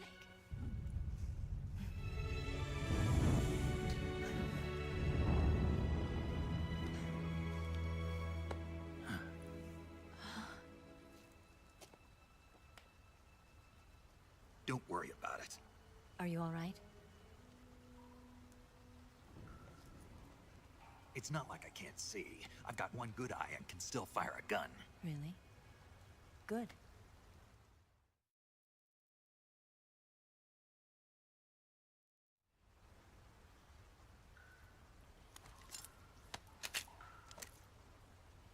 Eva, didn't you steal some explosives out of the fortress? C3, a highly potent explosive from the west. It can be molded into any shape, like clay. With just this much, you could blow up the Shagohod and the lab along with it. Is that right? Yeah, but there's a trick to using it.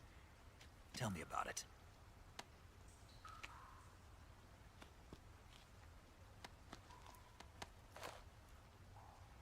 Well, what do you think?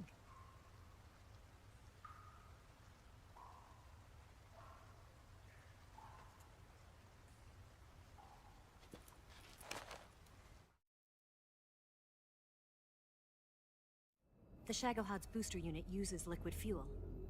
The fuel tanks are in the main wing of the weapons lab in the hangar housing the Shagohod itself. So I should blow up the tanks. That's the basic idea. It should be enough to blow up the entire hangar. There are 4 fuel tanks. In order to destroy the hangar, you'll have to set explosives on each of those tanks. All 4 of them? It should be no sweat for you. Besides, the scientists had the day off today. So the hangar's completely deserted. Not quite. They've still got guards posted there. So what do I do after I set the C3? The bombs run off a timer. Once the timer has been set, the countdown will begin. When the timer reaches 0, the bombs will all go off at once. How long do I have? 20 minutes. Once the Phase 2 trials are finished, I wouldn't be surprised if they kill all the scientists to prevent them from talking. So you've got to act fast. I'll take care of it.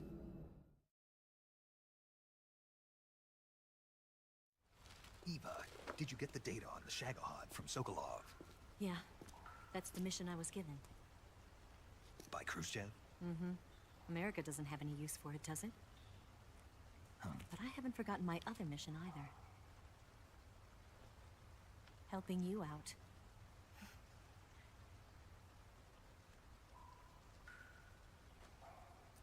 Follow this cave and go up the ladder at the end.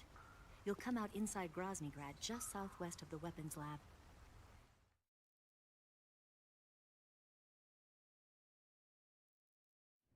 Do you remember when you went to rescue Sokolov? Remember there was a locked door when you entered the main wing from the second floor of the east wing? Yeah. That's the entrance to the Shagohod's hangar.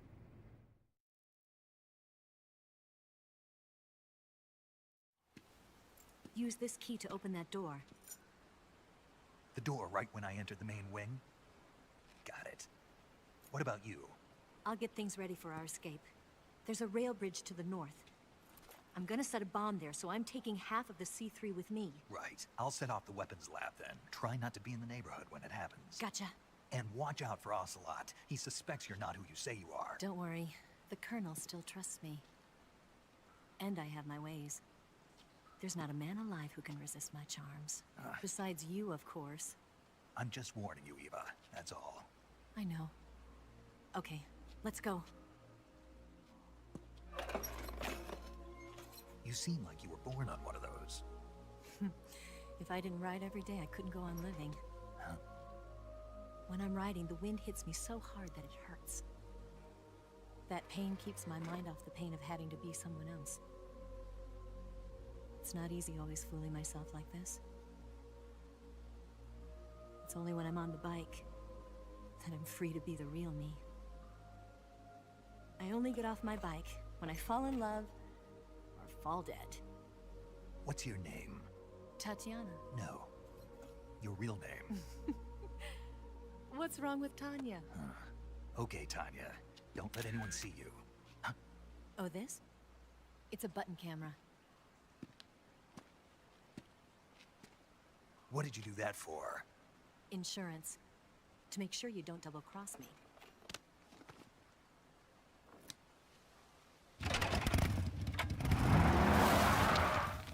Hey. What? You're gonna get wet again.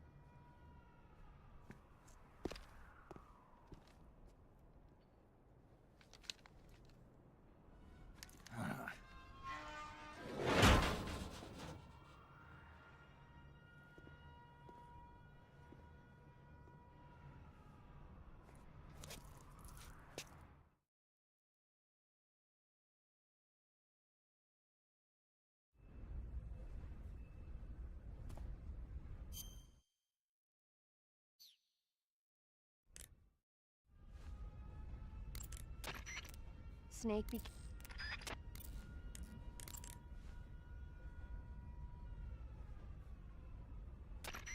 Snake, you've got to destroy the Shagohod. It's located in the hangar in the main wing of the weapons lab. To get into the hangar, use the door just inside the main wing as you enter it from the second floor of the east wing. Start out by heading for the east wing of the weapons lab. The Shagohod is in the hangar of the main wing of the weapons lab.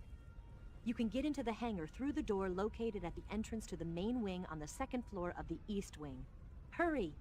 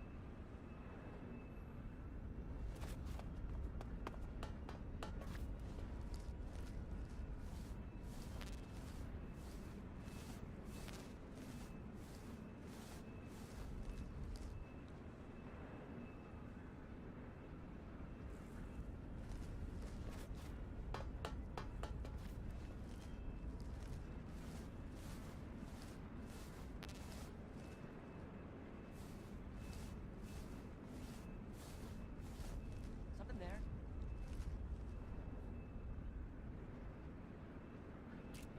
What was that?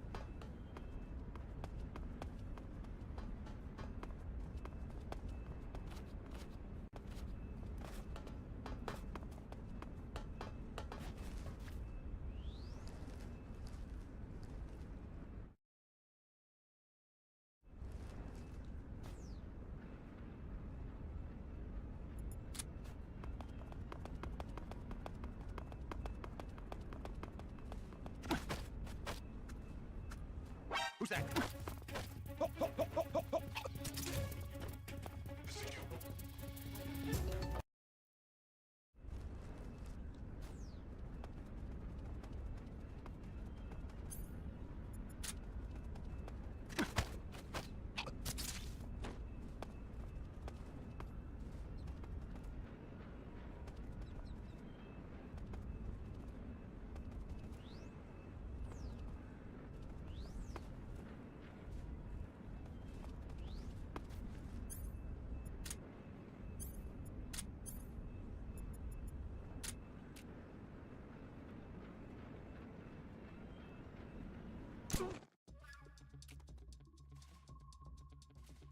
HQ. This is HQ.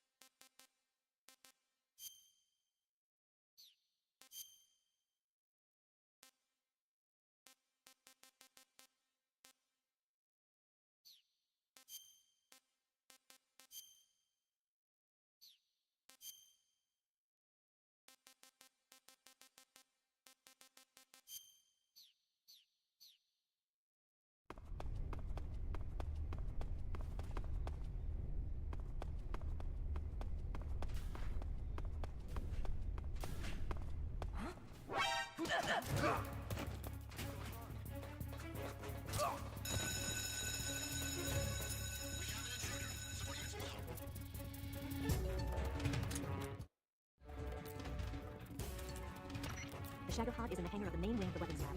You can get into the hangar through the door located at the entrance to the main wing on the second floor of the east wing. Hurry!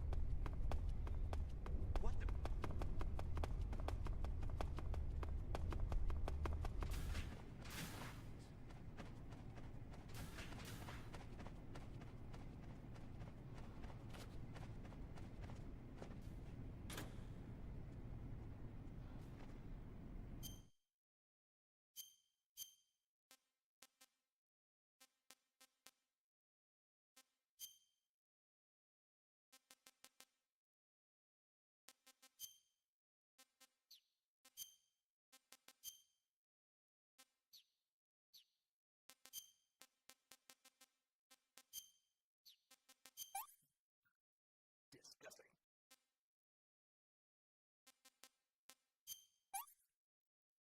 Gross.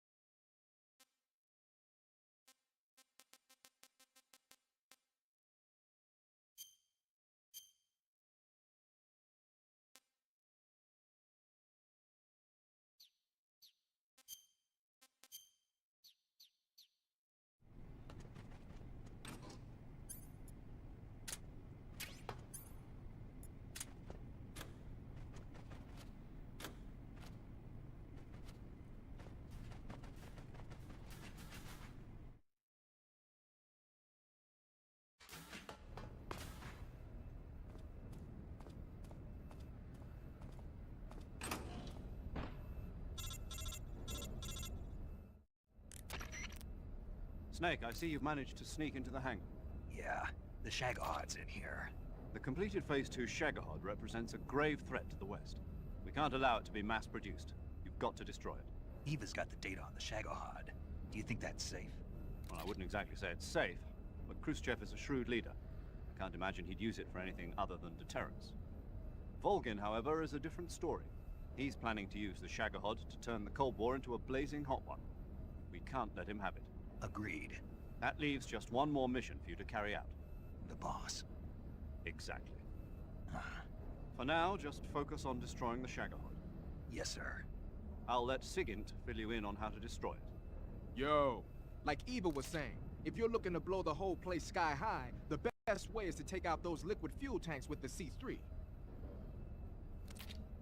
You know there's 4 tanks in there, right? You have to put C3 on all 4 of them. To plan a C3 charge, all you gotta do is equip the C3 and press the weapon button while standing in front of a tank. Just like TNT. But make sure you don't plant it in the wrong place. You barely got enough C3 as it is, right? Good point. I'll make sure not to plant it anywhere else. Good, man. And be careful. Liquid fuel has a nasty habit of going off at the slightest shock, so don't go using any heavy firepower near the tanks unless you're aiming to get yourself barbecued. I'll keep that in mind. The C3 charges all have to go off at once if you want to bring down the hangar in one fell swoop. So if I were you, I'd wait until after you plant the last charge to start the timer mechanism. All right. I'll make sure I finish planting all 4 charges before I start the timer. Once the timer's set, you've got 20 minutes until it explodes, right? So make sure you get your ass out of that place by then. I think that's about all I've got. The rest is up to you. Good luck, pal. We're counting on you, Snake.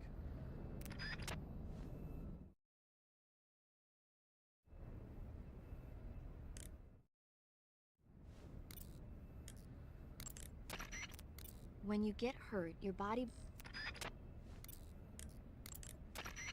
The Shagohod is in the hangar of the main wing.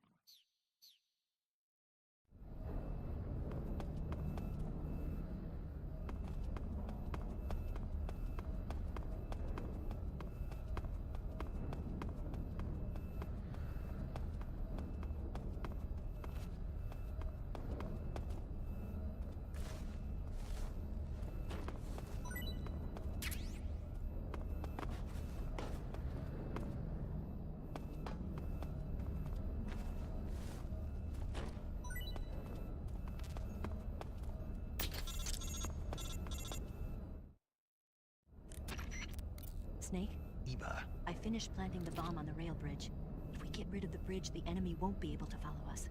That should at least buy us some time. I've also set up the escape route. How are things going on your end? I just finished planting the 2nd charge. Give me a little more time. Okay. I'll be waiting for you at the bridge.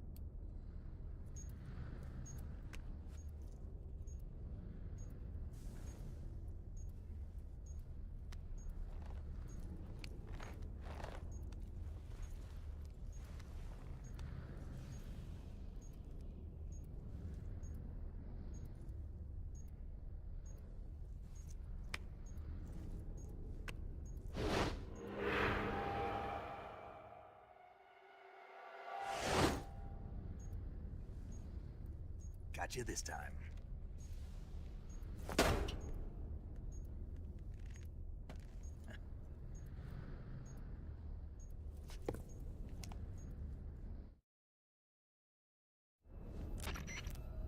Major, I finished planting the C3. I'm on my way out now. Hurry, Snake. Is Eva taking care of the escape route? Yeah, Are you sure? she can handle it.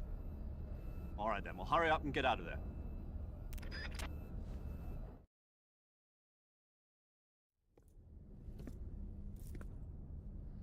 Snake!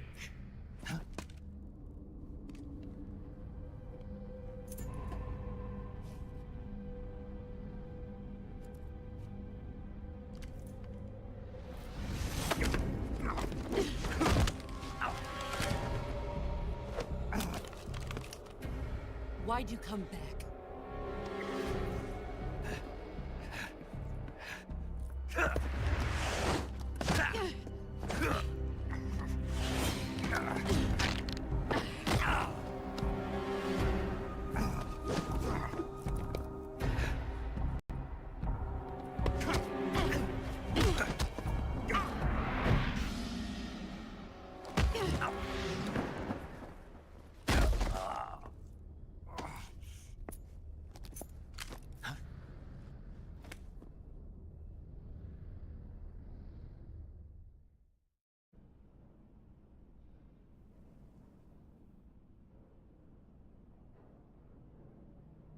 This woman was found snooping around my underground vault. When she was captured, look what we found on her.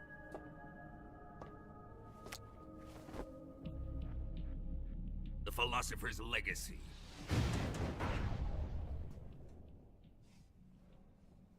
This microfilm contains all the information regarding the Legacy. You might say that this film itself is the Philosopher's Legacy. It was the smell that gave her away. No, not the perfume. It was gasoline. Motorcycle gasoline. She reeked of it. To think that lovely Tatiana was a spy. We found this radio along with her too.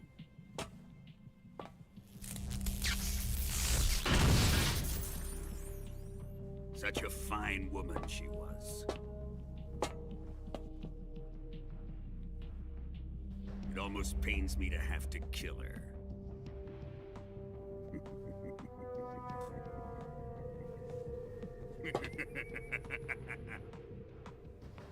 Yes, she was an obedient one. She was my precious little pet. Ah! Isn't that right? Bastard. What was that? Do you have something to say to me? Go to hell.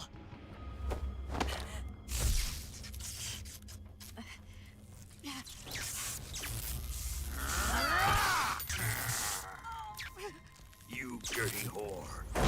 I've had enough kisses from you.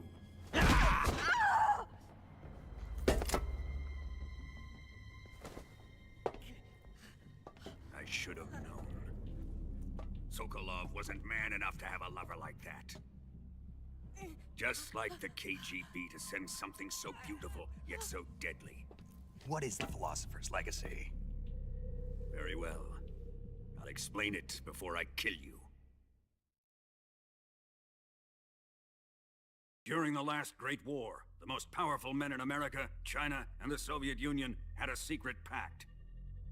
The pact was a blueprint for defeating the Axis powers and creating a new world order. To secure victory in the war, the three countries pooled their resources to conduct the most covert types of operations and research. The atomic bomb, rocket technology, the Cobra unit. And they amassed an enormous sum of money to fund these projects, enough to fight the war 5 times over. That wealth is the Philosopher's Legacy. After the war was won, the three countries were to divide the Philosopher's Legacy amongst themselves. This explains why the United States and the Soviet Union were able to steal away the best scientific minds in Germany as soon as the war ended. But our great motherland has far surpassed its pathetic rivals. We possess enormous wealth, the most advanced technology, and overwhelming power, assets fitting of our great country. My father was one of the men in charge of managing the philosopher's legacy. In the confusion that ensued after the war ended, he devised a series of ingenious plots to ensure that the Soviet Union would have total control over the legacy. The money was divided up and laundered through banks all over the world. Switzerland, Australia, and Hong Kong. This microfilm contains a record of all those transactions. After my father's death, I learned of this secret and obtained the microfilm. With this money and the support of Brezhnev and his allies, I built this fortress of Groznygrad and Granin's research facility. But that worthless fool Granin failed to produce results. I was forced to turn to Khrushchev's dog Sokolov and his invention, the Shagohod. My position in GRU made it too troublesome to attack Sokolov's facility directly. But the spy network established by the secret pact still existed. I used it to contact the boss and suggested that she defect. The boss was conniving enough to see things my way. The world was once one, but the conflict between the philosophers has torn it in two. We will use the legacy to heal that rift and make the world whole again. To do this, we need strength, an unstoppable trump card with enough power to bring order to the world. That trump card was to be the Shagohod and the Cobra unit.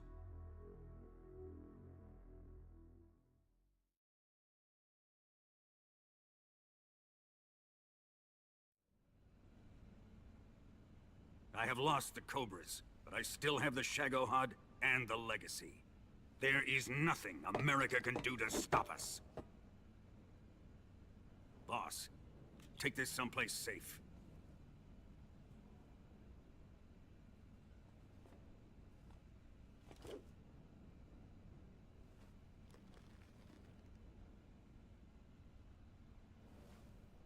Take good care of it.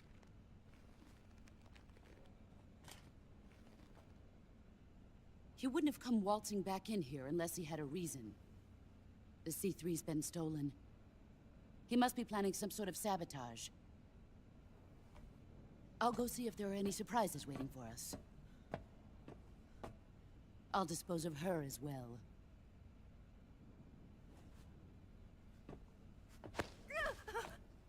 Leave everything to me.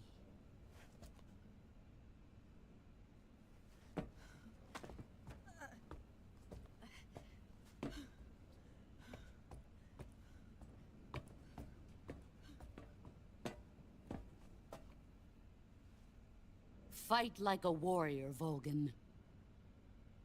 But of course.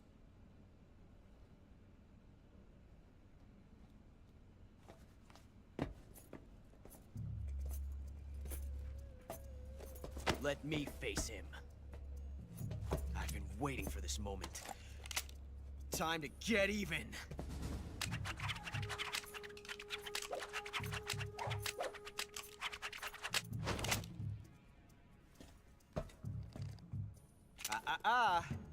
No more judo, and no more field strips.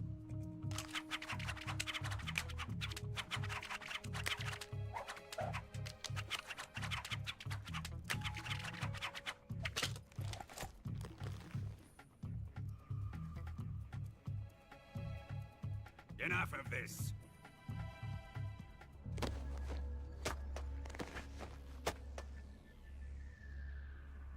He's mine. You will stand right there and watch. Got it? Please, Colonel, let me— Silence! Huh?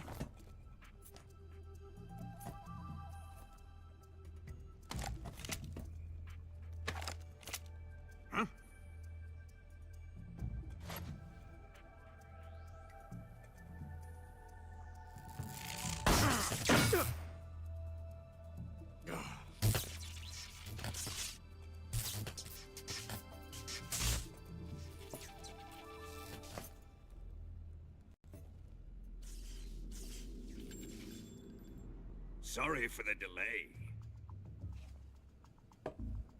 Let's get started, shall we?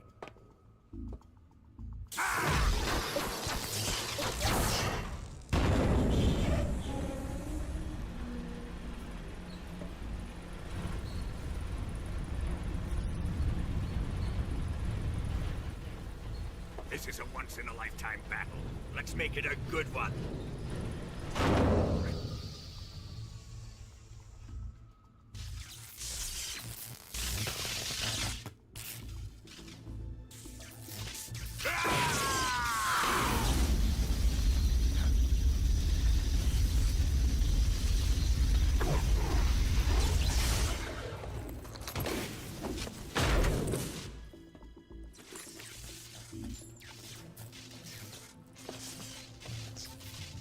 It's just you and me now.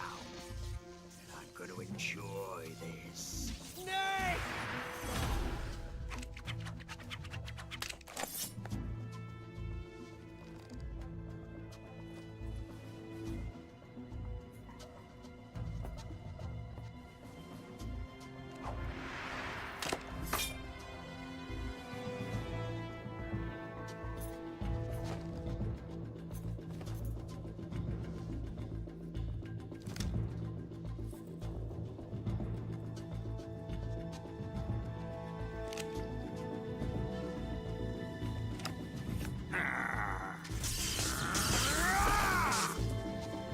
You're mine, son of the boss!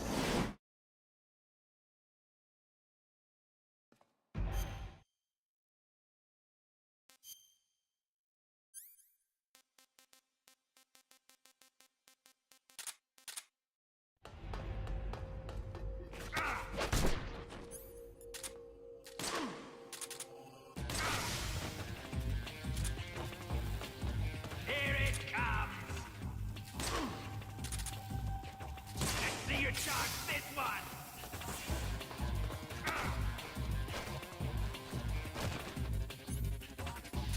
Judo, eh?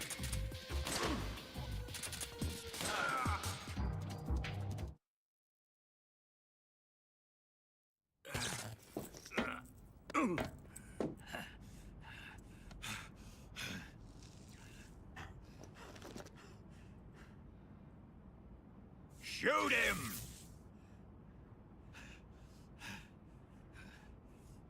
Do you hear me? I said shoot him! Sorry, Colonel. I'm afraid I can't do that. What do you mean you can't? I made a promise to the boss. Silence! I am your commanding officer.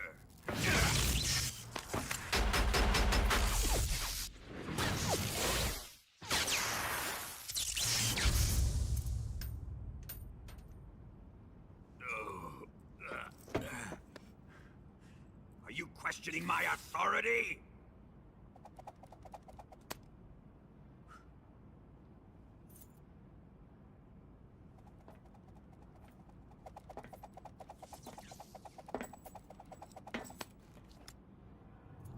Fight like a man, Volgin. Volgin?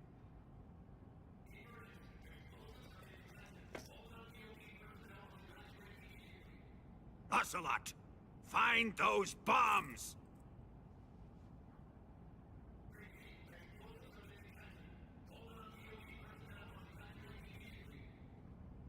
Move it! Huh.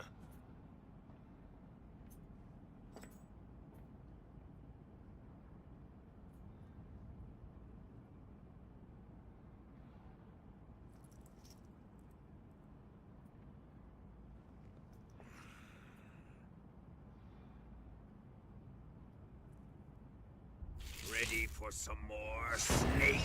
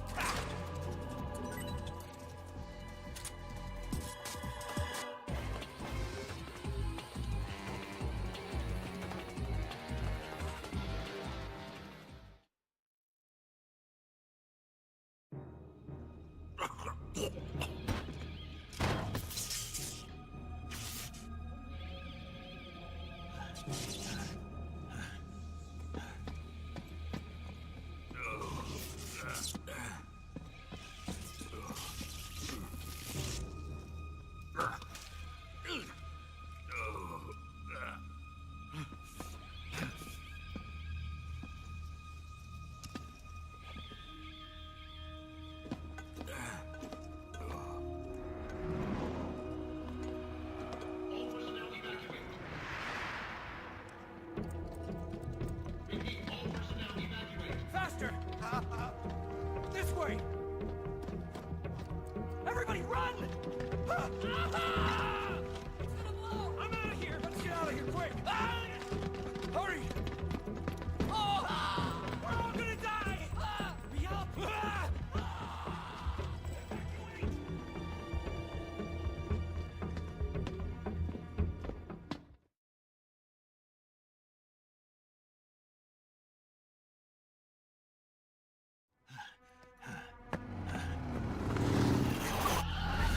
Hop in.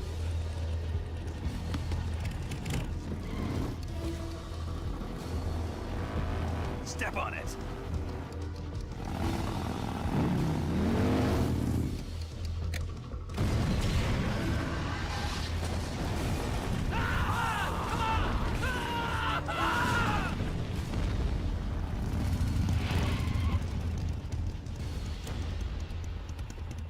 Don't give up!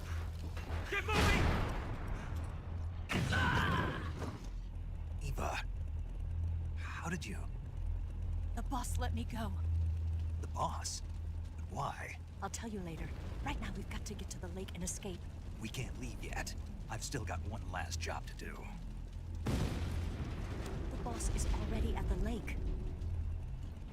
Huh? She's at the lake. She's waiting for you there. Waiting for me?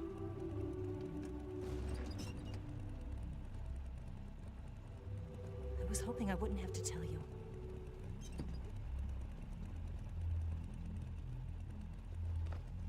I don't want you to fight her. But I've come to realize that there's a special relationship between you two. Something I can't understand. Something that goes beyond a man and a woman. I envy you. Really, I do. But I guess I just can't understand it. She asked me to tell you something. I've never seen someone with such clear eyes.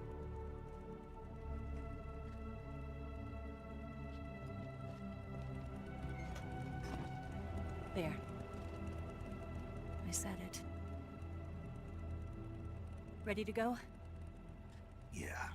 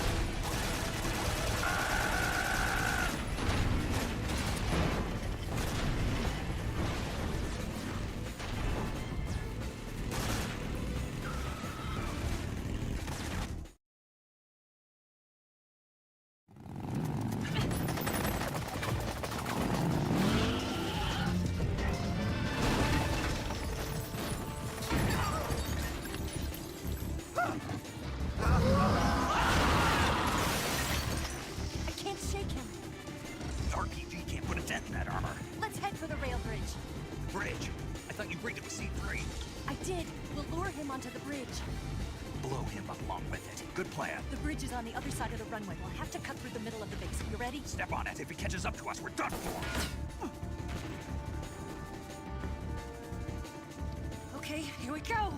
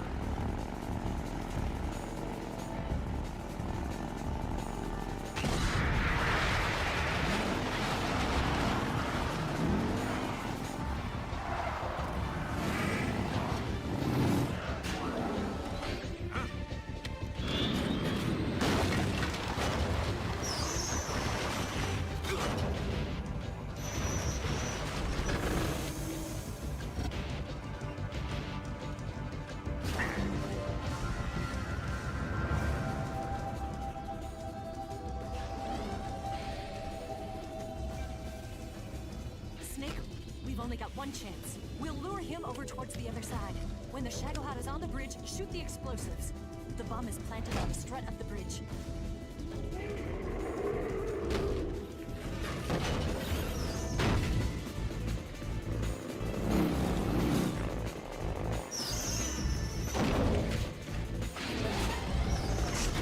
Let's go.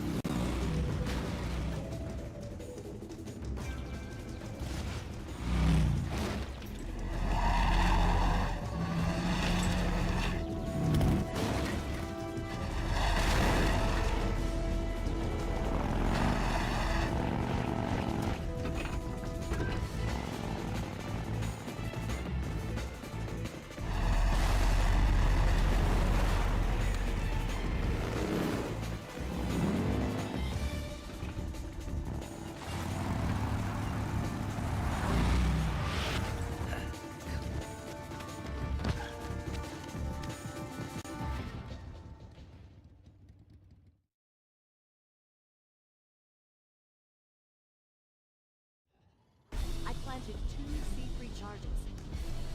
Keep your aim steady. Farther down.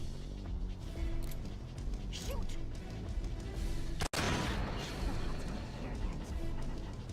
Only one more left. Keep your aim steady. The Shagohod's not here yet. It's here!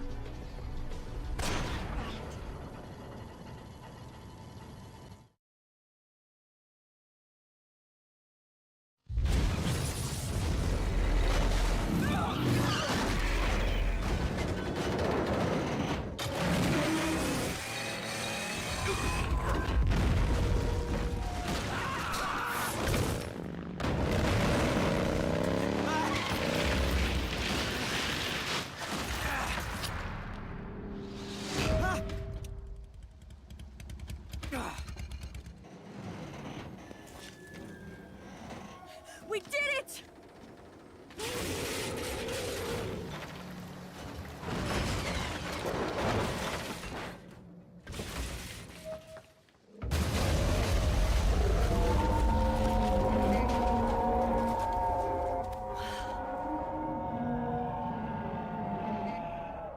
It's over.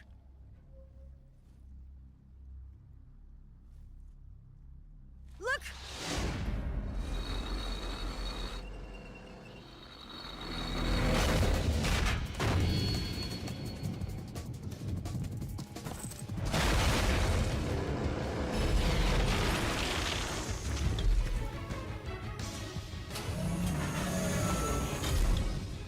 I'm not finished yet!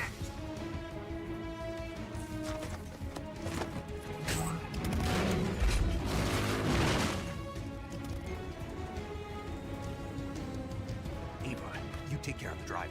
Yeah? Yeah, I trust you. On one condition, though, leave the fighting to me. You got it. I was getting tired of running away anyway. Eva, let's do it.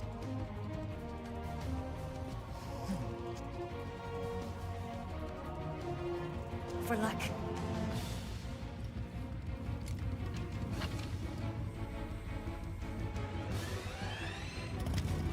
Here goes.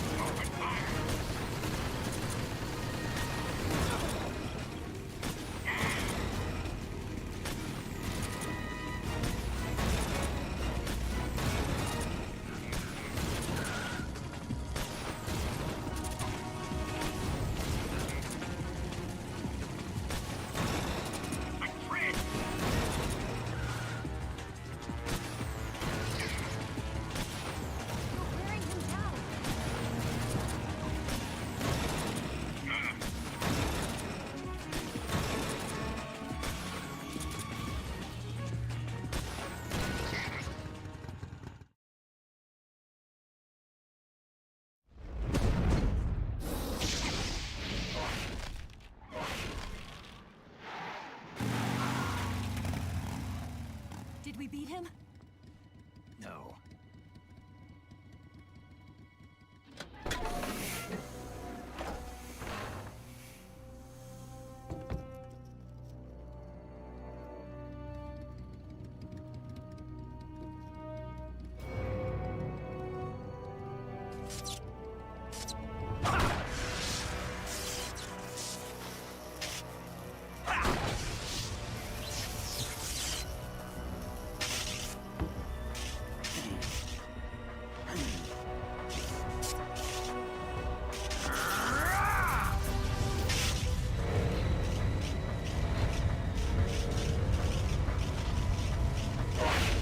Get off!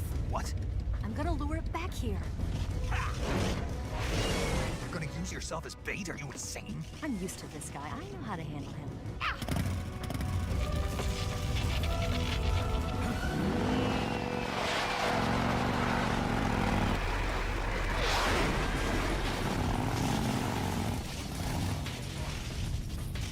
Come on, you blockhead!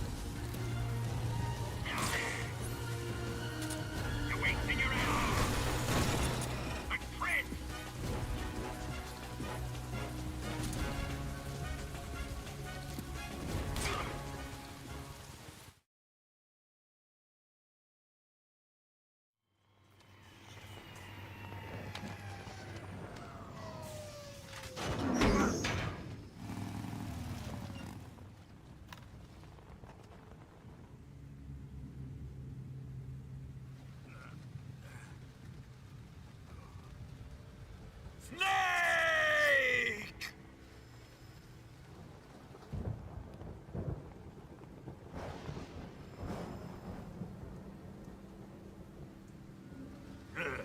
Who's afraid of a little thunder?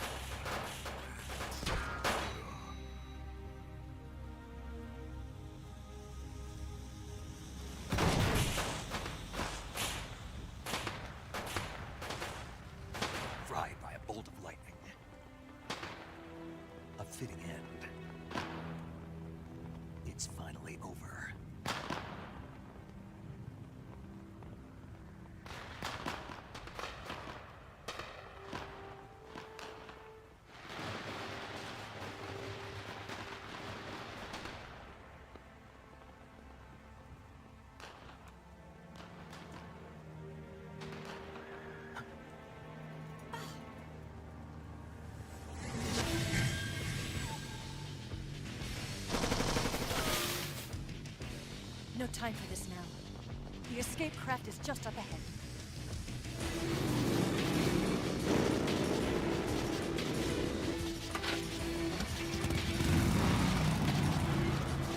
Let's get going.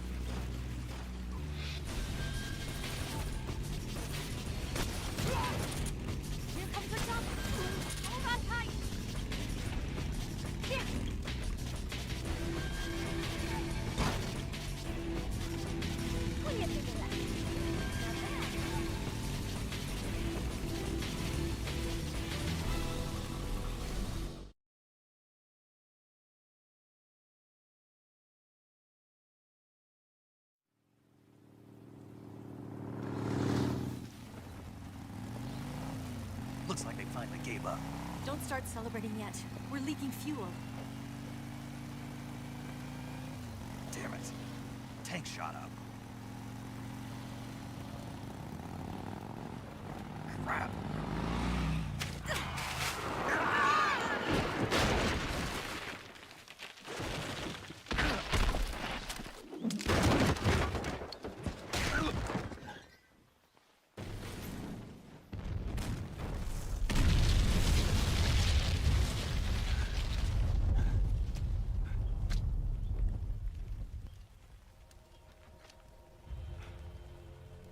Eva! I'm over here.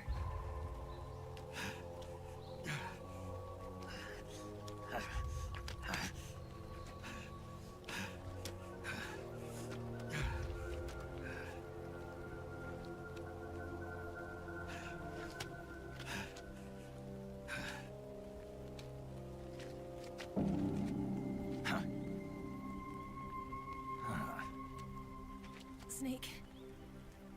How's it look? Pretty bad. Not a sensitive bone in your body. Eva, What about you, Snake? I'm fine. That's good to hear.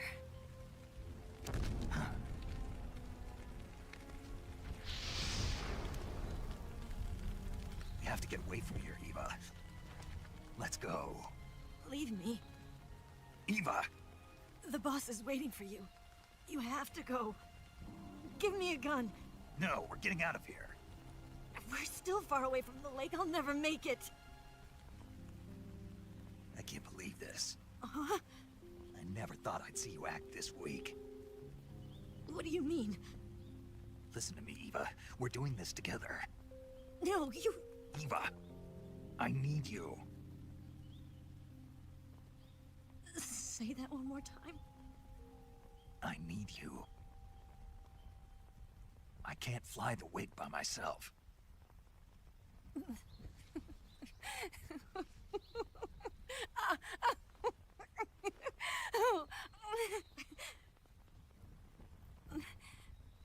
All right, then. I guess I'd better help you out.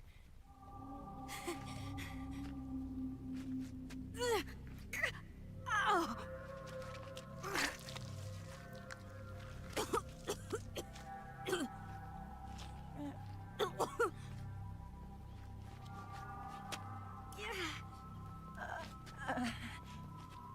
You're lucky to have me. No.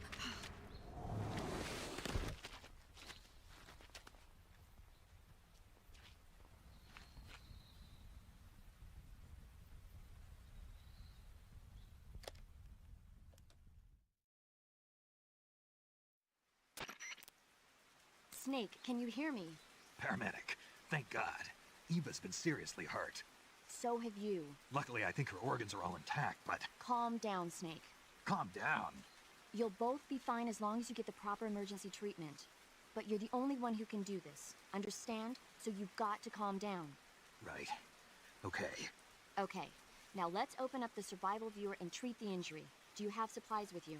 I'm running kind of short. Then by switching the survival viewer over to Eva, you can treat her wounds too. Now get to work. Oh, and Snake, I'm pretty sure you know this already, but if you don't have enough supplies for the both of you, your wounds come first.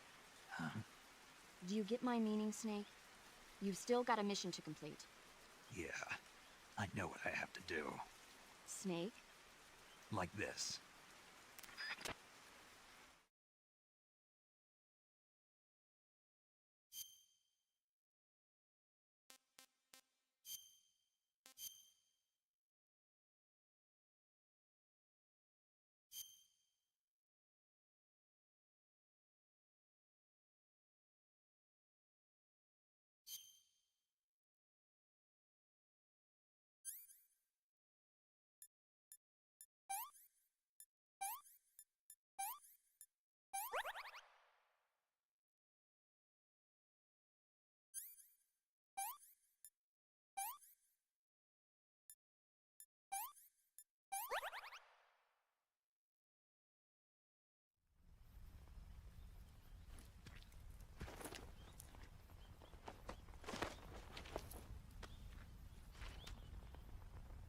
Can you walk? Yeah, I think so.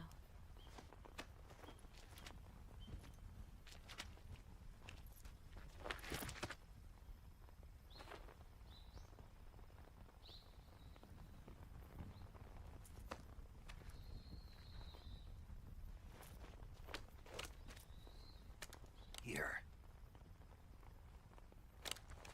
It's different from the Mauser.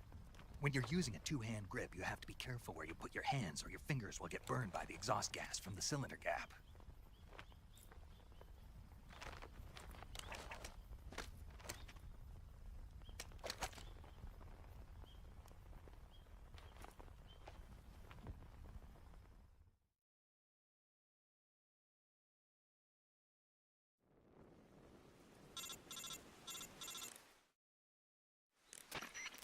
Snake, are you all right?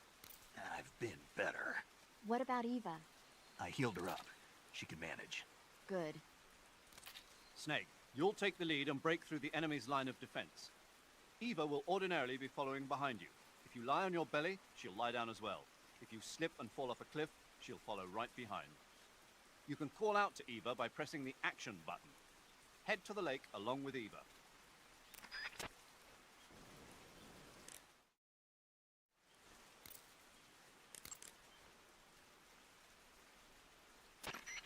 Snake, you've got a nasty cut. To treat a cut, you need You can treat Eva's wounds.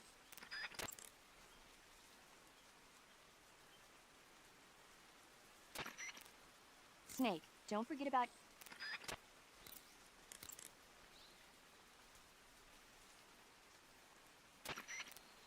Snake, you're almost to the lake. You can make it, man.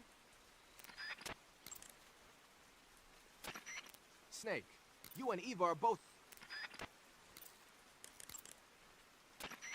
Snake, stay on your toes. The enemy hasn't given up coming after you yet. They should be there any minute now.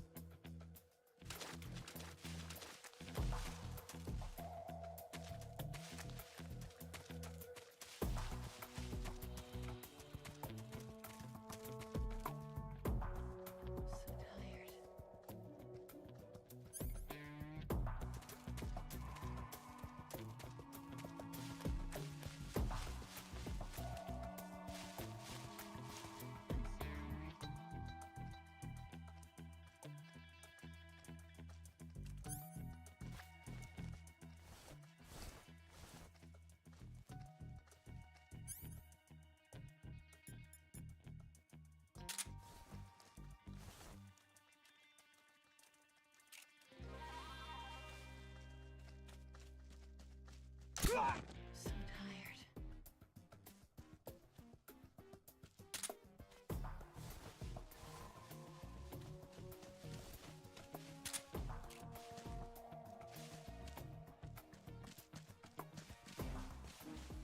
I can't walk any farther.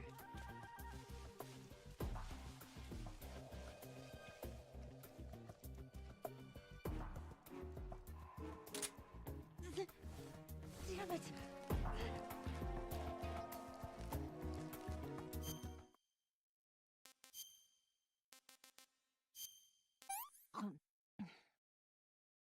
This tastes like crap. Yuck. Can I have seconds? What did you give me?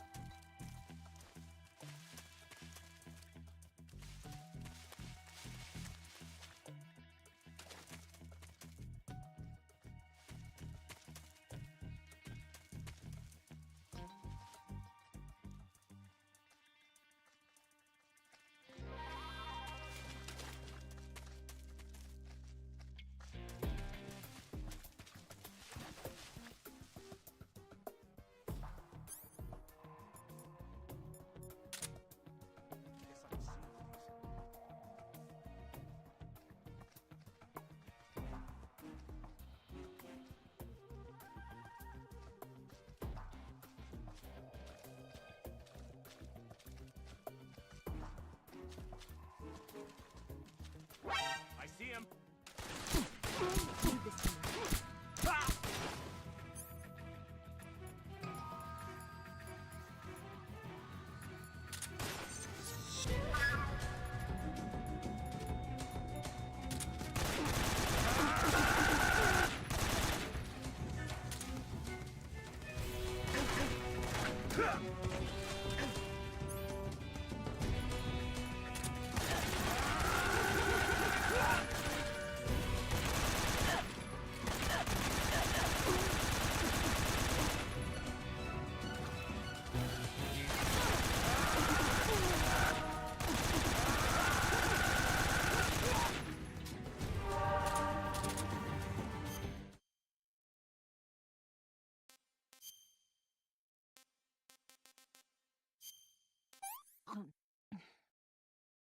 Well, not bad at all.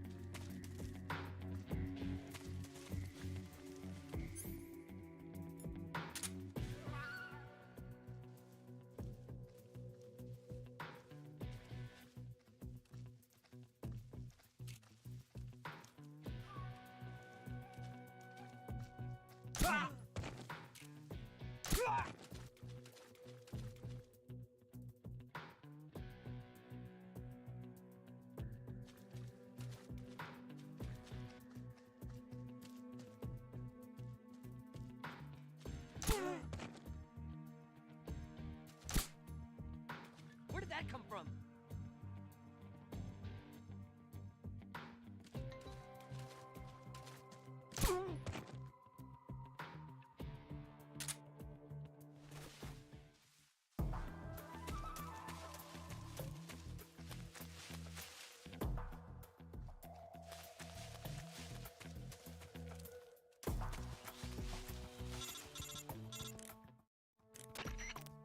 Snake, the lake is just over that cliff. Eva should be able to climb it if you help her. Keep her close to you.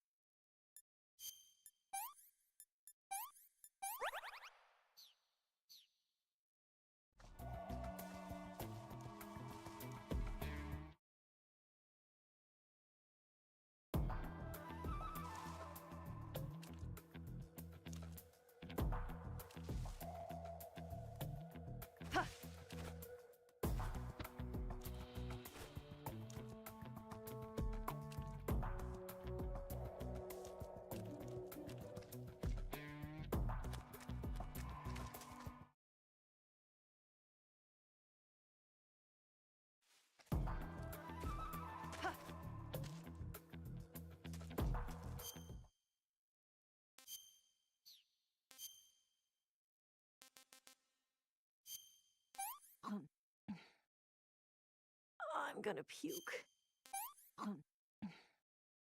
Yeah, I've lost my appetite.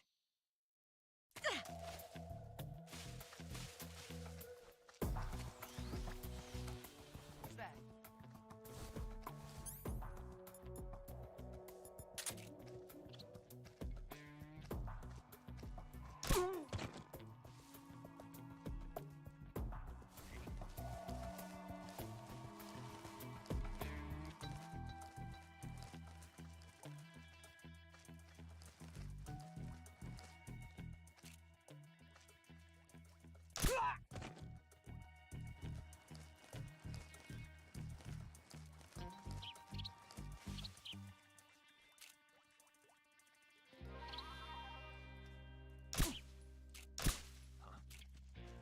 The enemy! He's here!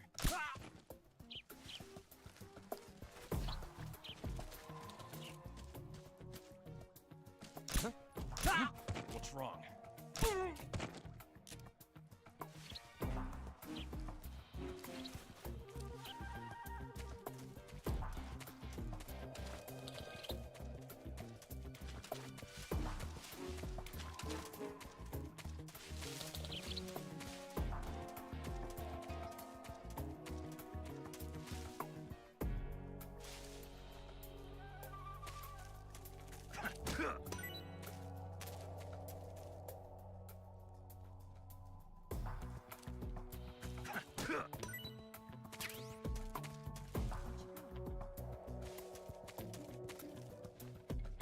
Snake.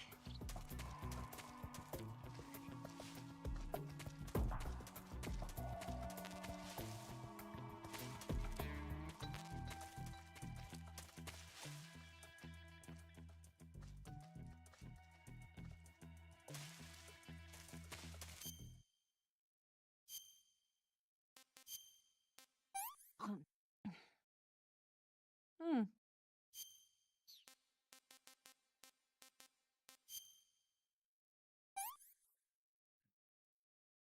No good.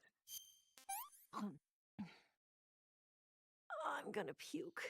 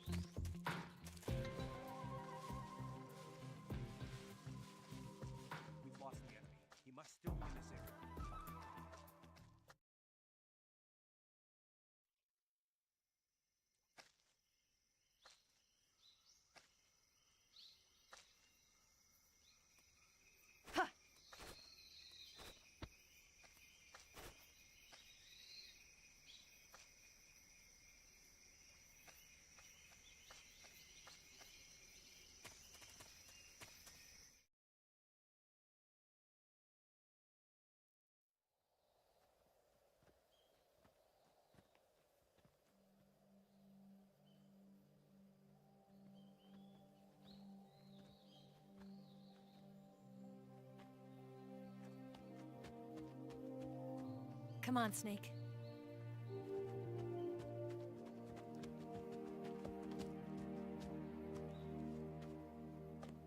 We made it. We made it. Over there.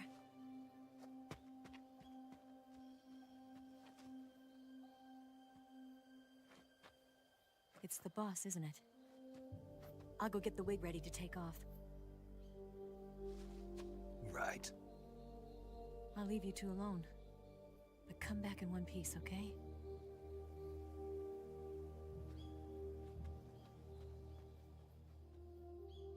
Promise me!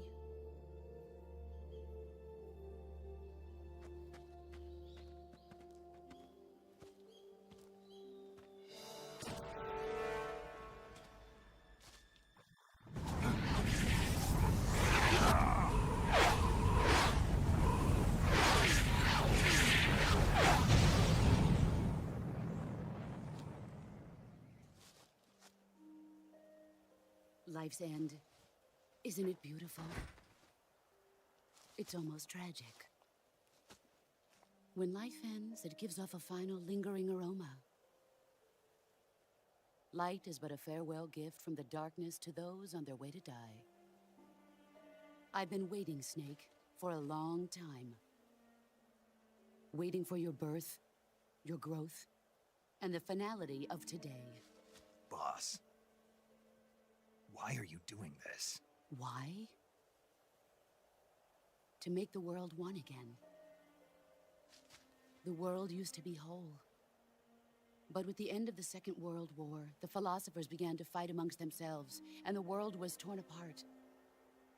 The Cobras, my comrades who trained and fought alongside me, were torn apart as well.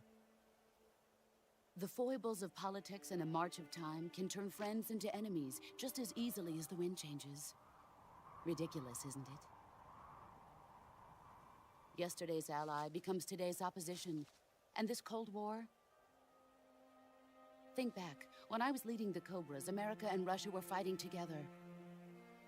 Now, consider whether America and Russia will still be enemies in the 21st century. Somehow I doubt it. Enemies change along with the times, the flow of the ages, and we soldiers are forced to play along.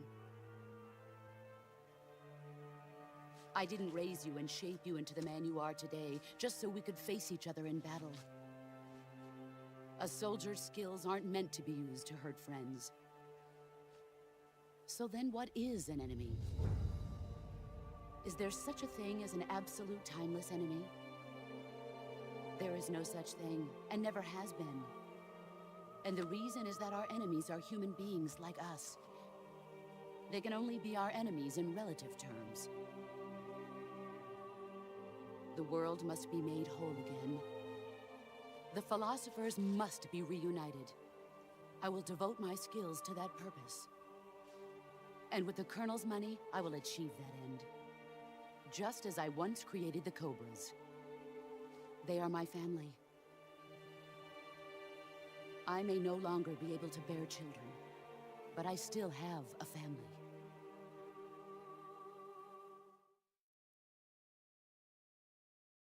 It was November 1st, 1951. I was in the Nevada desert participating in atomic testing. The name Nevada is derived from Spanish, covered in snow, white as snow. And snow is exactly what I saw in that Nevada desert. It froze my blood white. Snake, you were an atomic test subject, weren't you? On Bikini Atoll. That's part of the reason I was drawn to you. You and I are alike. We're both slowly being eaten away by the karma of others. We'll never have the chance to die peacefully of old age. We have no tomorrow. But we can still have hope for the future. In 1960, I saw a vision of the ideal future from space. 3 years earlier, the Soviet Union had succeeded in launching Sputnik, the first man-made satellite in history, into orbit. This came as a huge shock to the United States. In response, America threw everything it had into its own manned spaceflight project, the Mercury program. Even as the Soviets seemed poised to send their first man into space, America was still experimenting with chimpanzees and rockets. The government wanted human data, so they secretly decided to send a human being into space. I was the one they chose. At the time, they didn't have the technology to block out cosmic rays, and whoever they sent up would inevitably be exposed to heavy radiation. That's why they chose me. After all, I'd already been irradiated once. Of course, you won't find any of this in the history books. I could see the planet as it appeared from space. That's when it finally hit me. Space exploration is nothing but another game in the power struggle between the US and the USSR. Politics, economics, the arms race, they're all just arenas for meaningless competition. I'm sure you can see that, but the Earth itself has no boundaries. No East, no West, no Cold War. And the irony of it is, the United States and the Soviet Union are spending billions on their space programs and the missile race, only to arrive at the same conclusion. In the 21st century, everyone will be able to see that we are all just inhabitants of a little celestial body called Earth. A world without communism or capitalism, that is the world I wanted to see. But reality continued to betray me. In 1961, I was sent to Cuba, to Bahia de Cochinos. It was part of a CIA-sponsored invasion under the guise of taking Cuban exiles back to their country. But the US government betrayed them. Our weak-kneed president held back their air support. Defenseless, the exiles were annihilated by the Cuban army. All I could do was watch in silence. I was set up by the very country I'd sacrificed so much for, by the very government I dedicated my life to defending. I was driven from the surface world, and I went underground. Then, 2 years ago, I faced the Sorrow, my old comrade in battle. He was my friend. But one of us had to die. I was left with no choice. The Sorrow gave his life for me. There is no enmity between us. One must live, and one must die. That was the mission. The ones who gave me that mission were the philosophers. Early in the 20th century, the true holders of power in the United States, the Republic of China, and the newly formed Soviet Union gathered together in a secret meeting that would later be known as the Wise Men's Committee. The secret pact they formed there marked the beginning of the philosophers. But the last of the original members died in the 1930s. After that, the organization began to run out of control, and the Wise Men's Committee degenerated into a mere shell of its former self. The philosophers of today have no sense of good or evil. Their influence extends to countries and organizations involved in every aspect of every war. They have become war itself. That's how they operate. The sacrifices of war cause a shift in the times. This shift leads to renewed conflict, and in turn triggers the next war.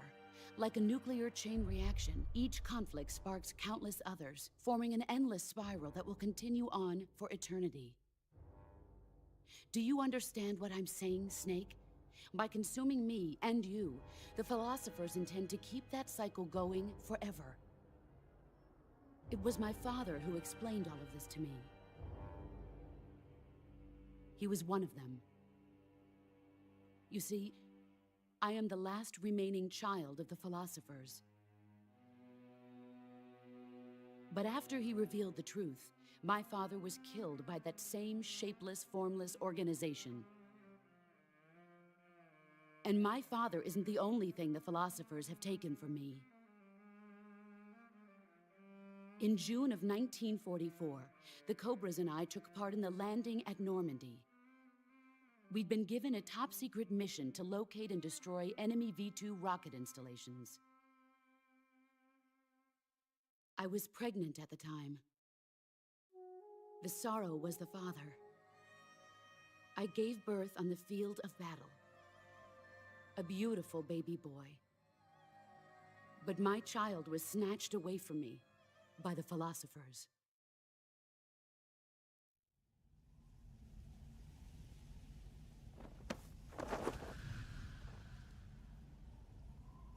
Look at this scar.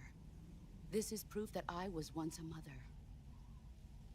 I gave up my body and my child for my country. There is nothing left inside me now. Nothing at all. No hatred, not even regret. And yet sometimes at night, I can still feel the pain creeping up inside me, slithering through my body like a snake.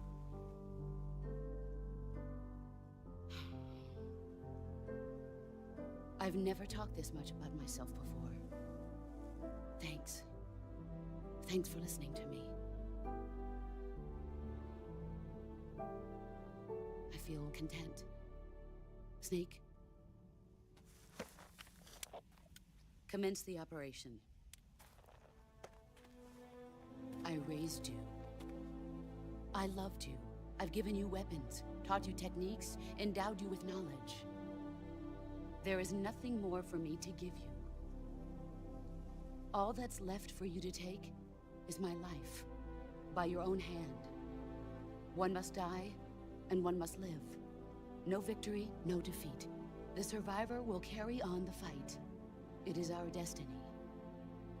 The one who survives will inherit the title of boss. And the one who inherits the title of boss will face an existence of endless battle. I'll give you 10 minutes. In 10 minutes, MiGs will come and bomb the hell out of this place. If you can beat me in less than 10 minutes, you'll be able to escape in time. Let's make this the greatest 10 minutes of our lives, Jack. Boss. You're a soldier. Finish your mission. Prove your loyalty. Face me.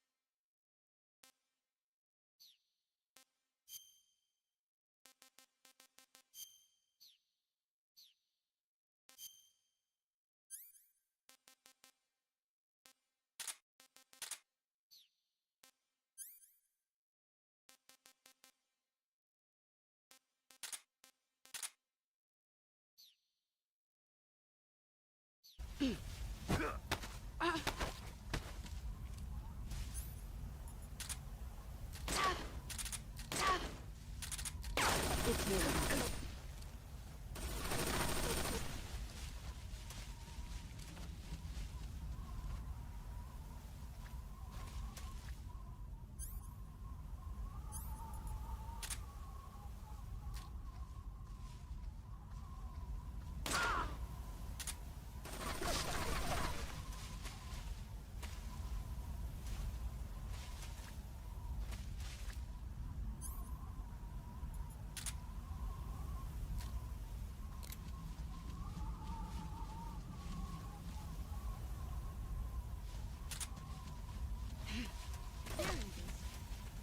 Here I come! Ah. Ah.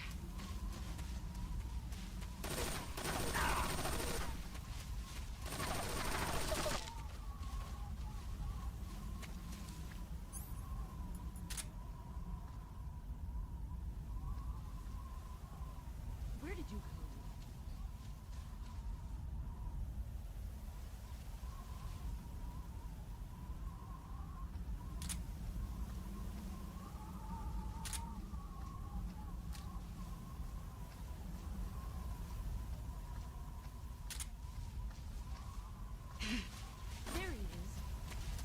Brace yourself.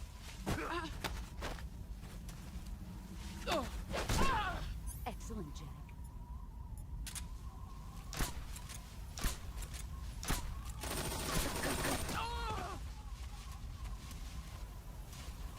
Let's see what you're made of.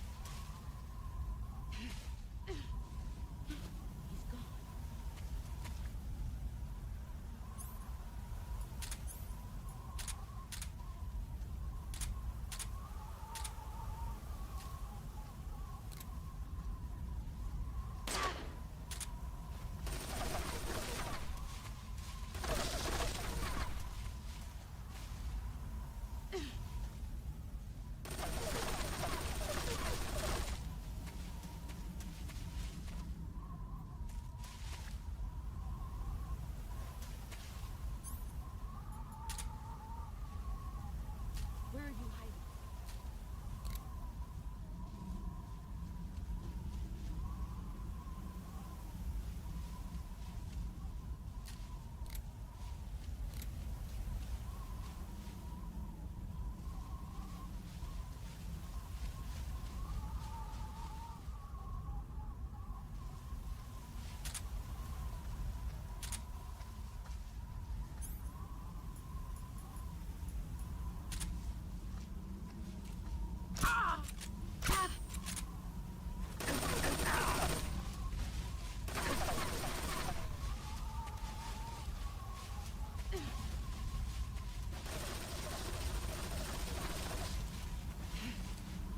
Where are you hiding?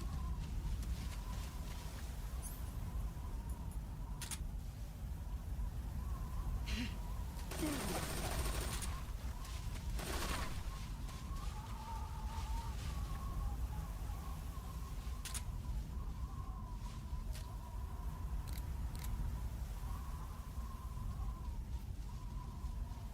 Five more minutes. There you are.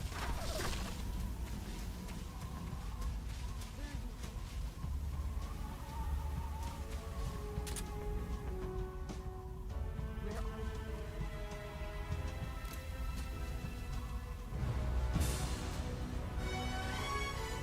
you?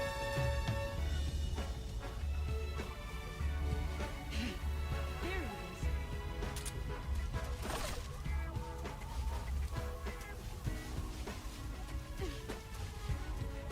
Let's see what you're made of.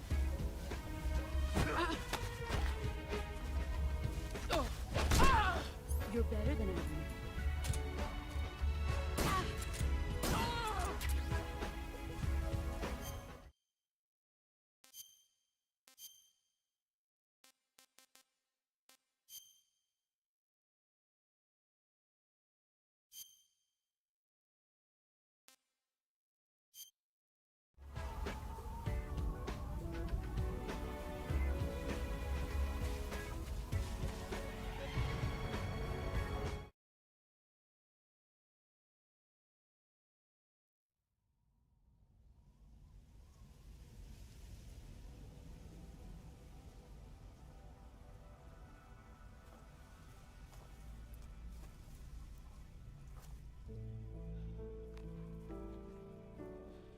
Take this. Keep it safe.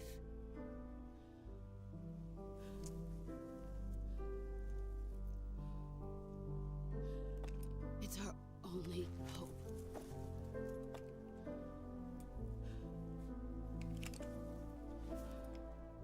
A patriot? Why are you giving me this? Jack. Or should I say, Snake, you're a wonderful man. Kill me. Kill me now. Do it.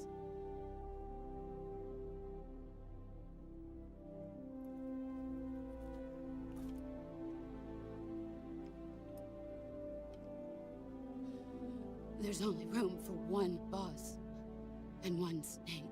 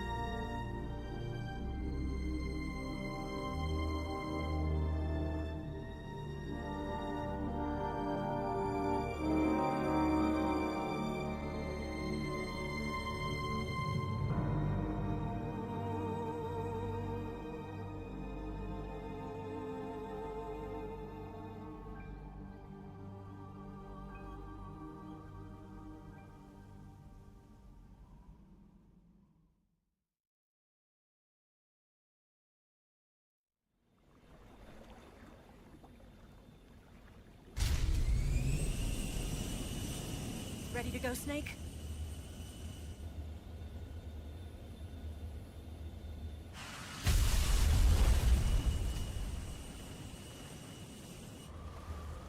Are you okay? Snake?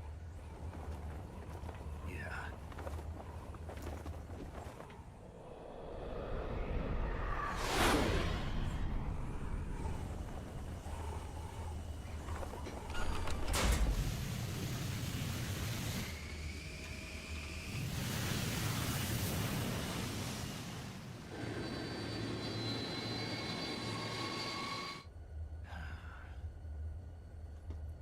I told you you could trust me.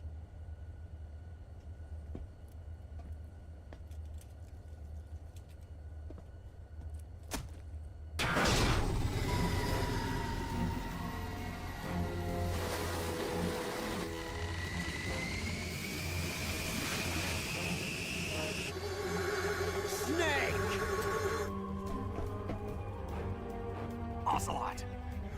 We're not done yet!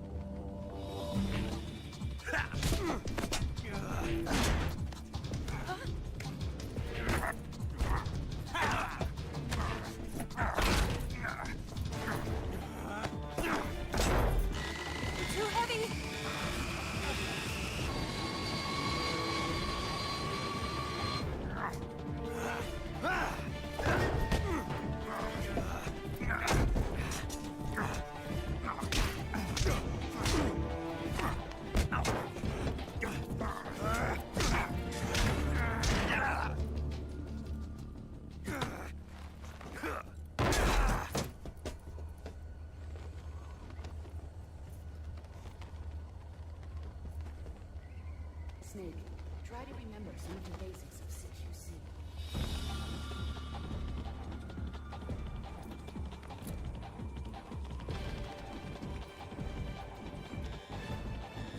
Not good!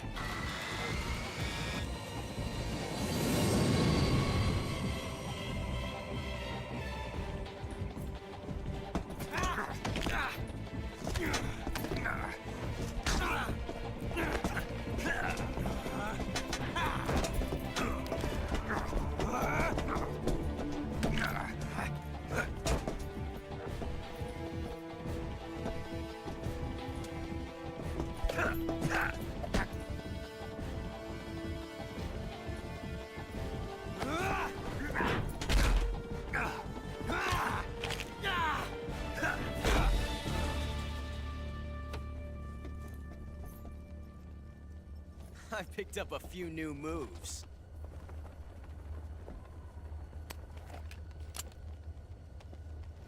Huh. It doesn't feel right to shoot an unarmed man. But I'll get over it. Eva!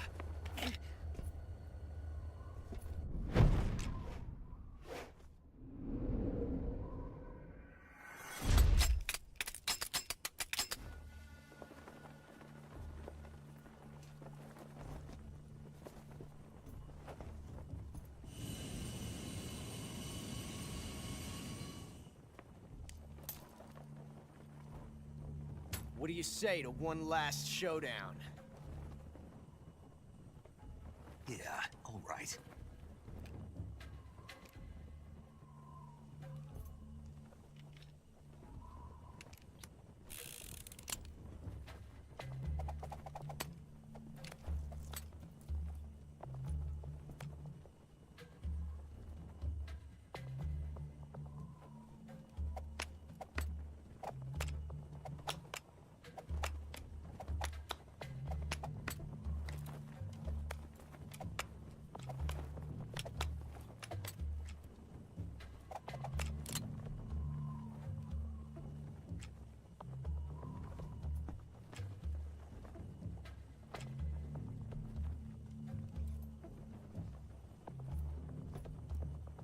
What's your name?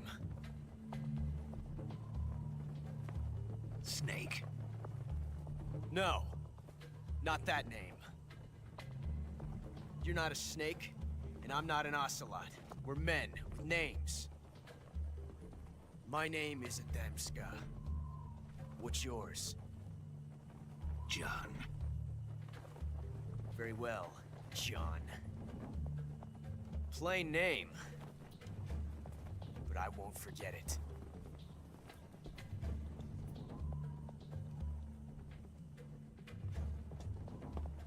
Come on!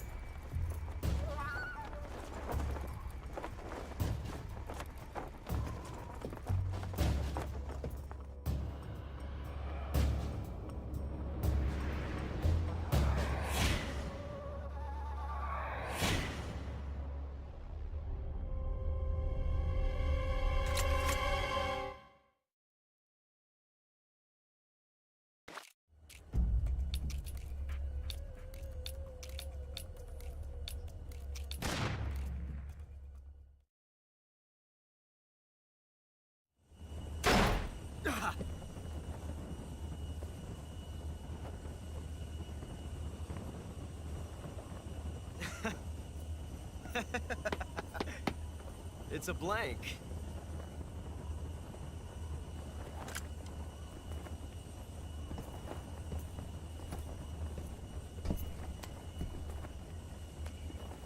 Ah, that was fun. Till we meet again, John.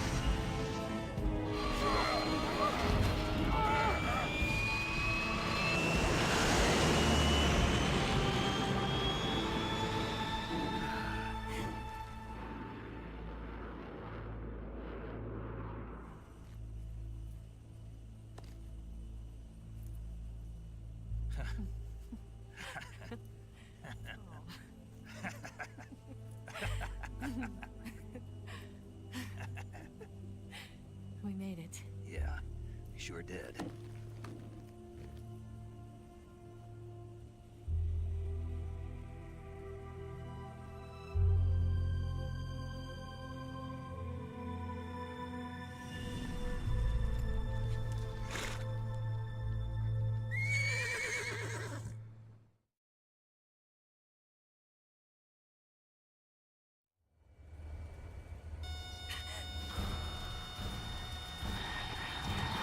Oh no, Migs!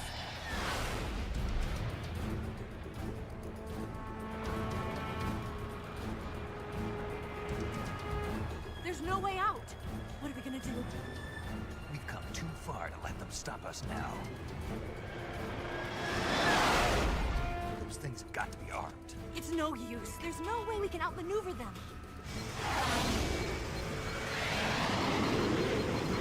They're gonna shoot us down. We were so close. Weapon systems on. Locked on target. I got towed. You were great, Eva. Huh? Thanks.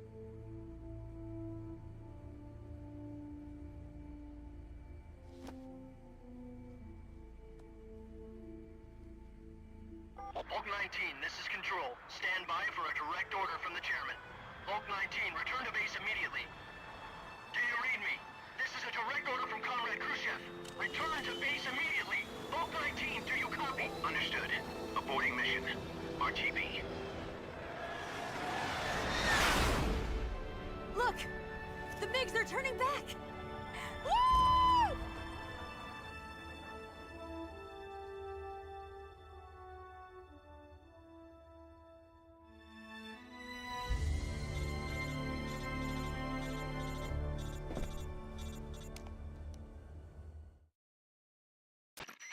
Well done, Snake. The MiGs disengaged. Most likely under orders from Khrushchev. Is this his way of helping us? Who knows? Maybe he didn't want things to get messier than they already are. Or maybe he just wanted us to owe him one. The important thing is, you made it out alive. As long as Khrushchev is with us, I don't think they'll be coming after you. It should be smooth sailing all the way to Alaska. I'm sending someone out to Galena Base to meet you. To meet me?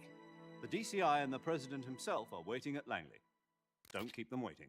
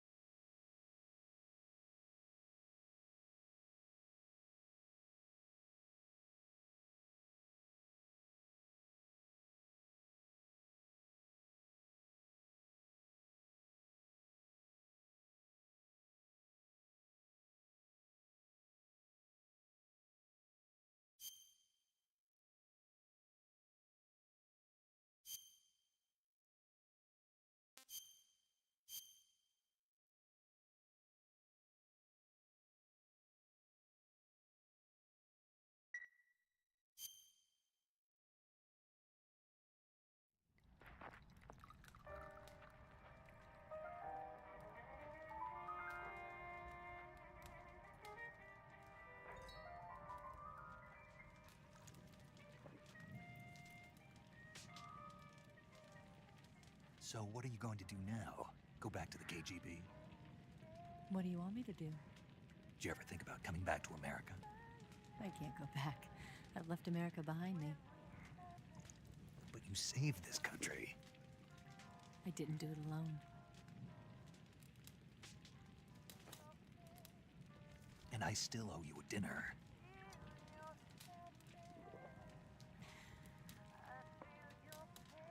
Is that part of your mission too? Or is it an order? Or is it an invitation?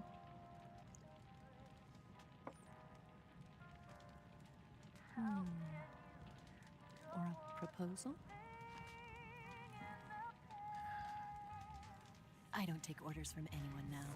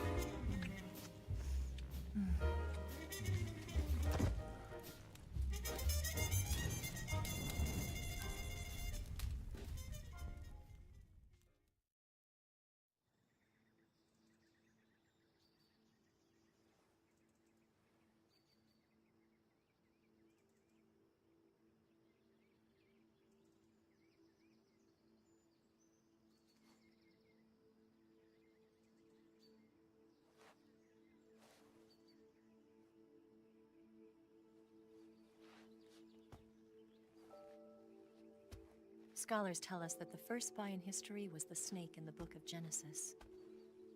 In that story, it was Eve who was tempted by the snake in the Garden of Eden.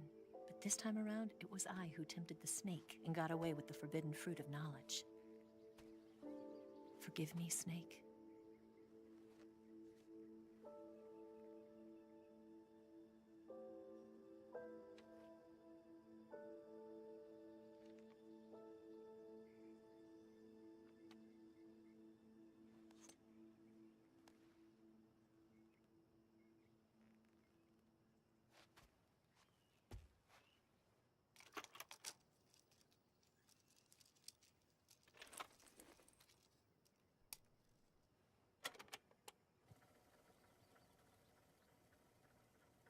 Good morning, Snake. I hope you slept well. First of all, I have to apologize. I wasn't sent by Khrushchev. I'm not a KGB spy, and I never worked for the NSA. I'm an agent of the People's Republic of China for the General HQ 2nd Department of the People's Liberation Army. It was all a lie. I tricked you. And I'm sorry.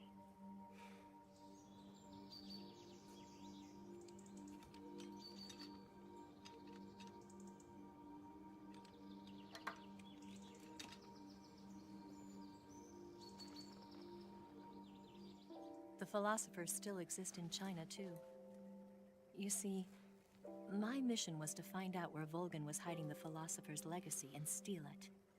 So I infiltrated his base as a KGB spy. The two NSA codebreakers who defected in 1960 were actually both men. The real Adam never showed up at the meeting place, saving me the trouble of having to eliminate him. I sneaked in by pretending I was Eva. And you and Sokolov and Volgan, you all believed me. The philosopher's legacy was originally held in common between the US, Soviet Union, and China. We couldn't let the Russians and the Americans take it all for themselves. The Chinese government had its eye on the legacy, too. I got the film containing the legacy, and also the nuclear missile launch data from the Shagohod. 5 years ago, the Soviet Union stopped supplying us with nuclear weapons technology. Since then, China's Liaodong easing, hydrogen bomb, and space rocket projects have fallen behind. But with this data, our country will be able to develop its own nukes. We'll create a deterrent force to rival those of the US and Soviet Union. Everything has gone according to plan, thanks to your help. I, too, am one of the philosophers. I'm an agent of the philosophers, a graduate of one of their charm schools. I was raised in a joint US-Soviet-Chinese facility to become a sleeper agent. This was before the war. Back then, they were collecting children from all over the world. As a result, I'm indistinguishable from a native-born American. So it didn't surprise me when you and Volgan couldn't tell the difference. But she knew right from the beginning. She knew because before the war, she was at one of the philosopher's schools too, as an instructor. The boss was the only one I couldn't fool. She was the only one who knew I was a fake. She told me everything. Why did she open her heart to me like that? At the time, I couldn't understand it. But now, I think I do. Snake. She wanted you to know the truth. She chose me to tell you. That's why she saved my life. I've lied to you so many times, but not this time. My orders from the government were to obtain the legacy and to eliminate everyone who knew the truth about what happened. In other words, I'm supposed to kill you.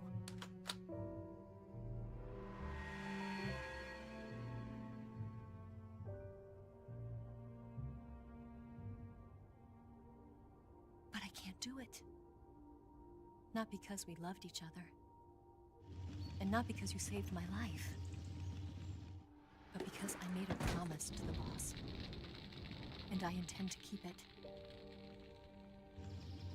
I just wanted you to know. And you have to live.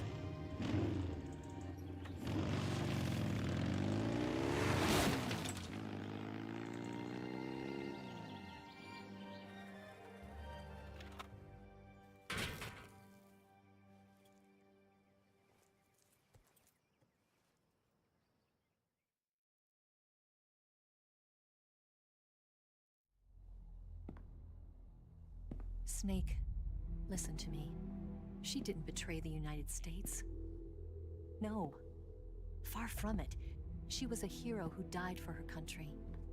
She carried out her mission knowing full well what was going to happen. Self-sacrifice. Because that was her duty.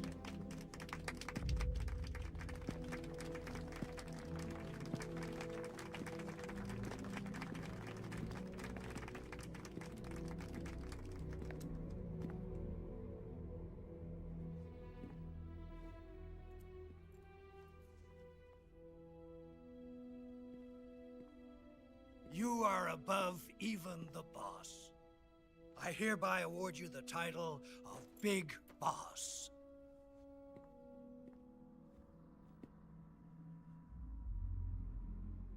You are a true patriot.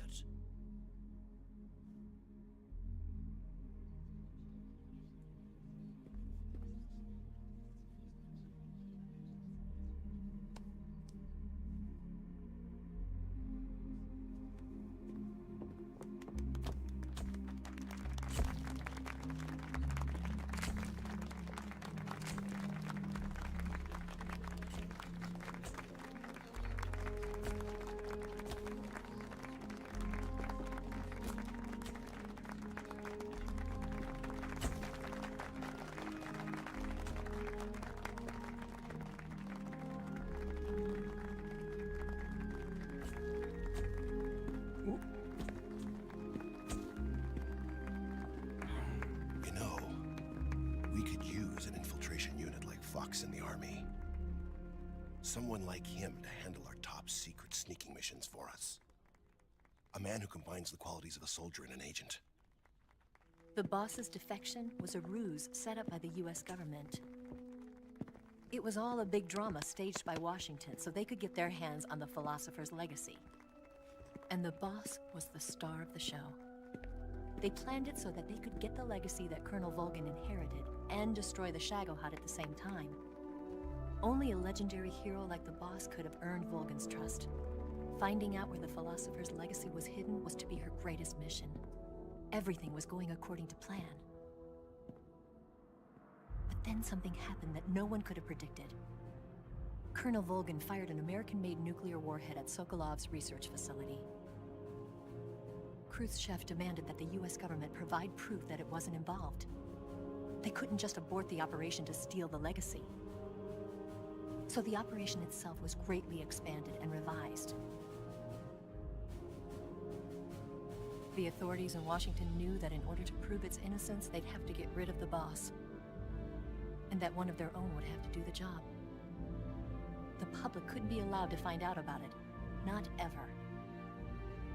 This, they concluded, would be the best way to keep the whole thing under wraps. The boss wouldn't be allowed to come back home alive. And she wouldn't be allowed to kill herself. Her life would be ended by her most beloved disciple. That was the way the government wanted it. That was the mission she was given, and she had no choice but to carry it out. Her death at your hands was a duty she had to fulfill. Out of duty, she turned her back on her own comrades. A lesser woman would have been crushed by such a burden. The taint of disgrace will follow her to her grave. Future generations will revile her. In America as a despicable traitor with no sense of honor. And in Russia as a monster who unleashed a nuclear catastrophe. She will go down in official history as a war criminal. And no one will ever understand her. That was her final mission. And like a true soldier, she saw it through to the end. But I think she wanted you, of all people, to know the truth. She wanted to live on, in your memory. Not as a soldier, but as a woman. But she was forbidden to tell you herself. And that's why she told me. Snake, history will never know what she did. No one will ever learn the truth. Her story, her debriefing, will endure only in your heart.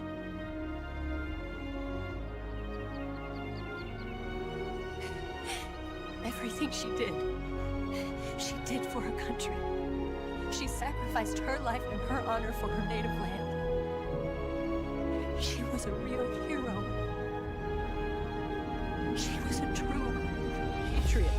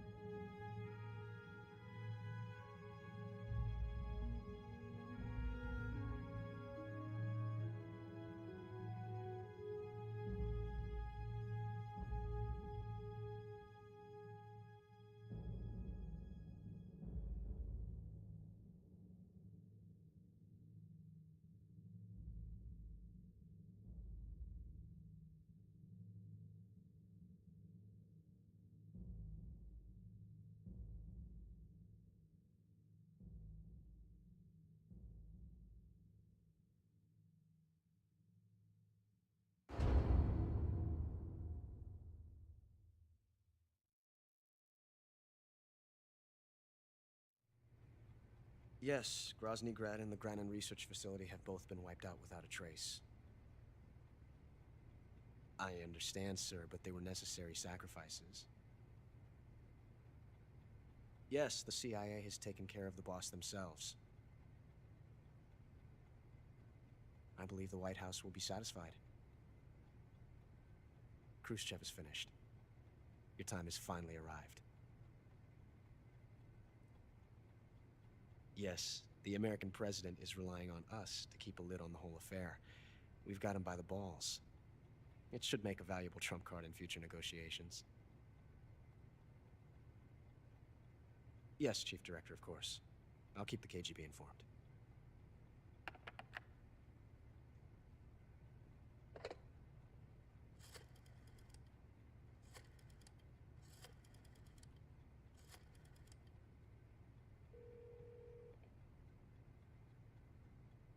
Yes, it's me. The boss has accomplished her mission. The philosopher's legacy is now safely with us, in America's hands. With this money, yes, the philosophers can finally be revived. The film we handed the Chinese was a fake. Peking must be in an uproar right about now. I'm afraid so. Only half the money has made it back to the United States. The KGB must still have part of the legacy. Yes, the weapon has been reduced to ashes. That's right. Grozny Grad has been obliterated by the Davy Crockett we brought in as well. Yes, that was the boss's work too. Speaking of which, I've obtained something from Granin that you might find interesting. It's a revolutionary new nuclear attack system. Perhaps it might just come in handy someday.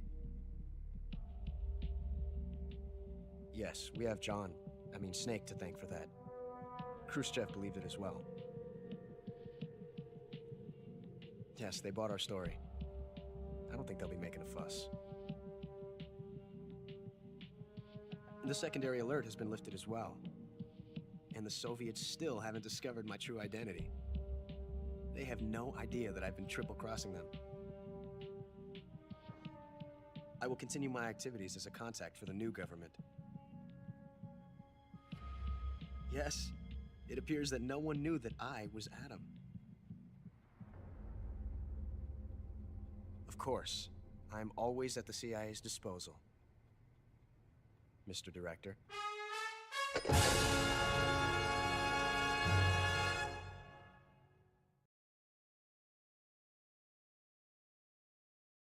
After the end of World War II, the world was split into two, East and West. This marked the beginning of the era called the Cold War.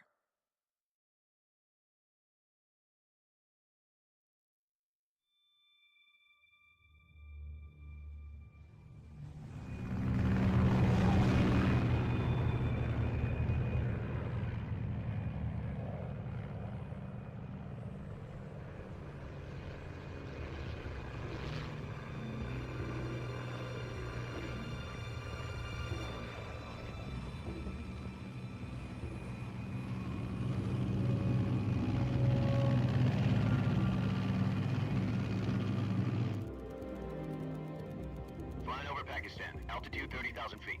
Approaching Soviet airspace.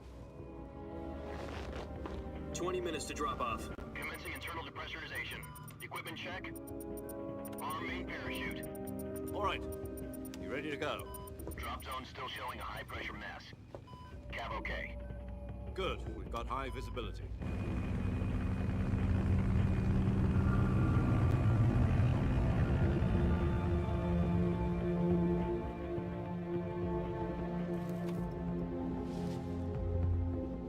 Put out that cigar.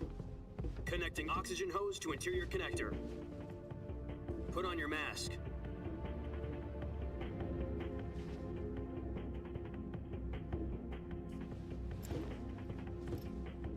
Does this pantywaist know what he's doing? Approaching release point. 10 minutes to drop off. Hey, are you deaf? He said put out the cigar and put on your mask.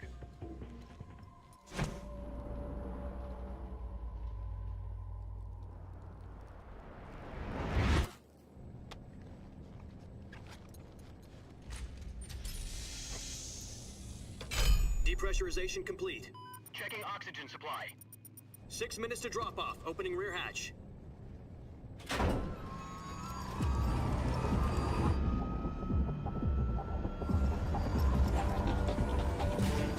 Sunrise.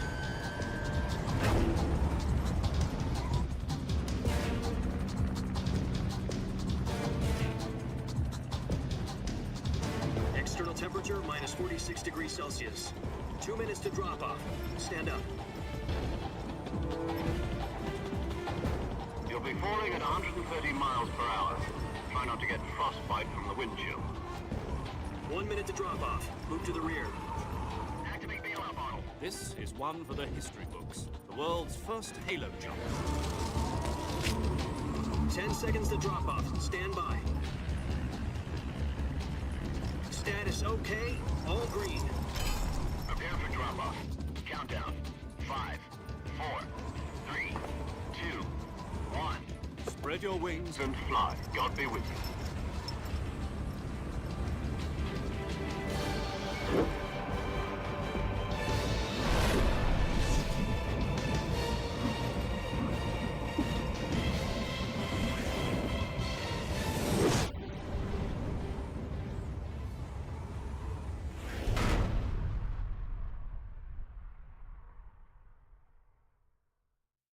Jack, I've got some important news. The head of the CIA has finally given us the green light for the virtuous mission. Virtual mission? No, the virtuous mission. The future of our Fox unit depends on it. If it succeeds, we'll be officially organized into a unit. Virtuous mission? Sounds like some kind of initiation ritual. You know, don't get cocky. This isn't a training op. Right. So what exactly is this wonderful mission? Well, about 2 years ago, a certain Soviet scientist requested asylum in the West through one of our moles. His name is Nikolai Stepanovich Sokolov. He's head of the OKB-754 Design Bureau, one of the Soviets' top-secret weapon research facilities, and the East's foremost expert on weapons development. Sokolov? Isn't he that famous rocket scientist? The very same. On April the 12th, 1961, the Soviets achieved the first manned spaceflight in history. The Earth was blue, but there was no God. Well spoken. The rocket that carried Yuri Gagarin into orbit was the A-1, known as the Vostok rocket. Sokolov is said to be the man most responsible for the multi-engine cluster used in that rocket. After Gagarin's flight, Sokolov left rocket development to become the head of the newly established Design Bureau. From a lowly technician to head of a design bureau, that's quite a success story, so why do you want to defect? It seems he'd become afraid of his own creations. Afraid? Call it a crisis of conscience. And for that, he left his country and his family behind and went over the fence? Not exactly. One of his conditions was that his family was also to be taken safely to the west. We used a mole to get the family out first, and succeeded in sneaking Sokolov over the Berlin Wall shortly afterwards. I was the one who conducted the operation. The security on the eastern side was still full of holes back then. Then what? We got Sokolov over in one piece, but the whole ordeal had left him exhausted, and we checked him into a hospital in West Berlin. It took him 2 weeks and more than 600 miles to get from the research facility in the Soviet Union to Berlin. He was in no condition to say anything coherent. And it was only a week later that we had something much bigger on our hands. The Cuban Missile Crisis. October the 16th, 1962, President Kennedy received word that the Soviets were in the process of deploying intermediate-range ballistic missiles in Cuba. The President demanded that the Soviets dismantle and remove the missiles. At the same time, he announced a naval blockade to prevent further missile shipments from reaching Cuba. But the Soviets didn't back down, instead placing their armed forces on secondary alert. Soviet transport ships carrying missiles continued on course towards Cuba. US and Soviet forces went on alert for an all-out nuclear war. Frantic negotiations were conducted through the UN's Emergency Security Council and unofficial channels to end the hair-trigger standoff. Finally, on October the 28th, the Soviet Union agreed to remove its missiles from Cuba, and so the world avoided a nuclear holocaust. But in order to get the Soviets to pull their missiles out, we had to make a deal. You mean the one where the US agreed to remove its IRBMs from Turkey? No. The Jupiter IRBMs deployed in Turkey were obsolete, and we were going to get rid of them anyway.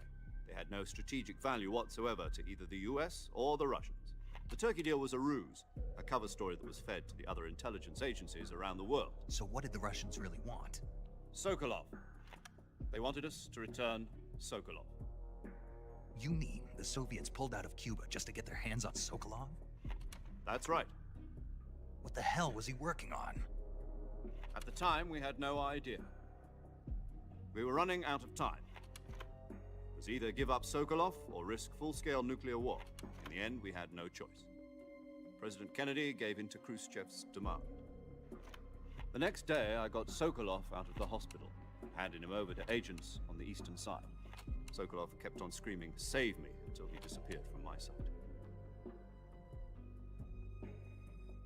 Then a month ago, we received some new information from one of our moles. About Sokolov? Yes. He was taken back to the research facility and forced to continue working on the weapon in question under KGB supervision. What's more, it's on the verge of completion. So what kind of weapon is it? Something to do with space rockets? No, missiles. Same technology. I guess you're right. We don't know the details, but it appears to be a new kind of nuclear device. For half a year now, the Soviets have been conducting frequent nuclear tests at Semipalatinsk. Something to do with the weapon, I assume. We're talking about a secret weapon so big that Khrushchev was ready to pull out of Cuba to get it back. Is Sokolov still in the facility? No. According to our intelligence, he's in Selinoyarsk, a place in the mountains about 3 miles to the west that's known as the Virgin Cliffs. The Virgin Cliffs. Nice name for a virtuous mission. They moved him there just recently. Why? Apparently, they're conducting a field test of the weapon, but it's our best chance to get him back. This mission would never have been possible if he was still in the research facility. This is our last chance. Sokolov must have known that too when he contacted us.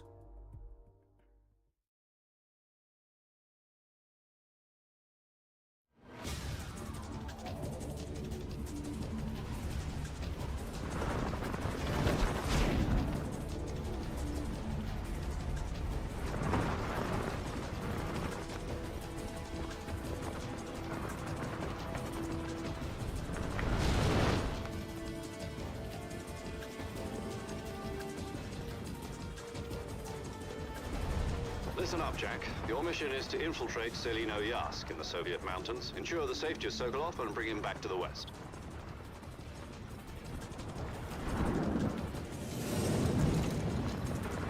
If we don't get Sokolov back before that weapon is complete, we'll be facing a major crisis. The clock is ticking.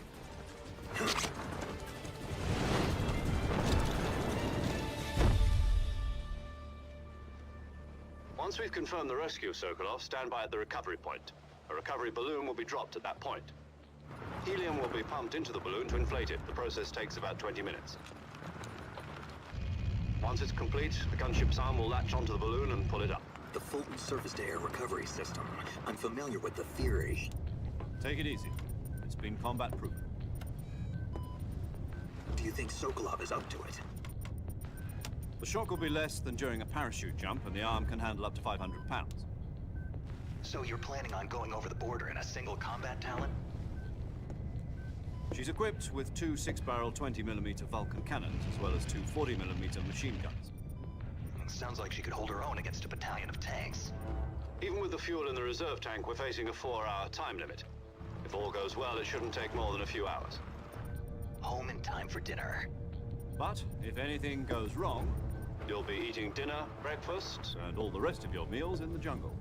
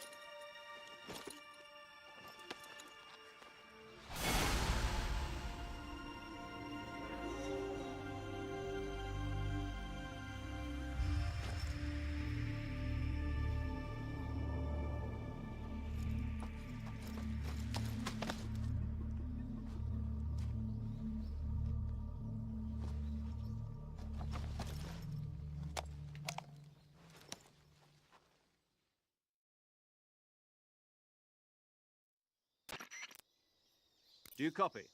You're already in enemy territory, and somebody might be listening in. From here on out, we'll be using code names to refer to each other. Your code name for this mission will be Naked Snake. I'll be referring to you as Snake from now on. You're not to mention your real name. Snake? What, you don't like snakes? What do you mean? Well, you've eaten one before, haven't you? In survival training. I'm glad to hear that.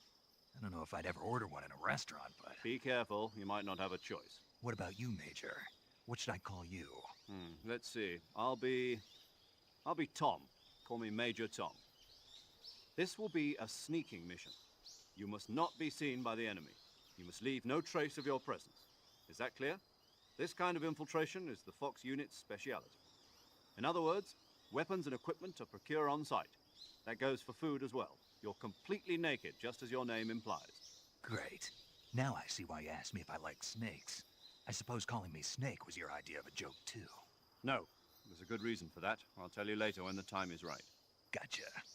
Getting back to the subject, how exactly am I supposed to feed myself? You've been issued a knife and a tranquilizer gun. Use them to hunt for food. You'll also find some medical supplies in your backpack. Yeah, about the backpack. I lost it in a tree on the way down. I see. Well, you'd better go back and get it then. You know where it is? No problem. I can see it from here. It's stuck on a branch. To climb a tree, stand in front of a tree that's covered in ivy and press the action button. I'll be monitoring your progress over the radio. We can't risk violating Soviet airspace, but I'll be in the gunship. My frequency is 140.85. I'll give you a call if I need to talk to you. If you need to talk to me, use the send function. Okay, Snake. Go get your backpack.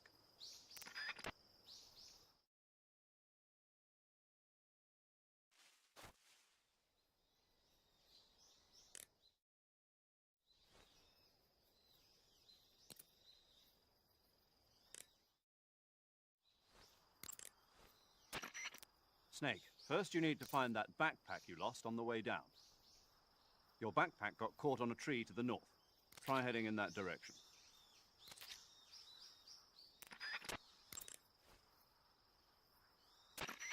Snake, you said your backpack got caught on a tree branch, right? Yeah, Was there ivy growing on the tree? there was, but Perfect. perfect. Indeed. You can climb any ivy-covered tree by standing...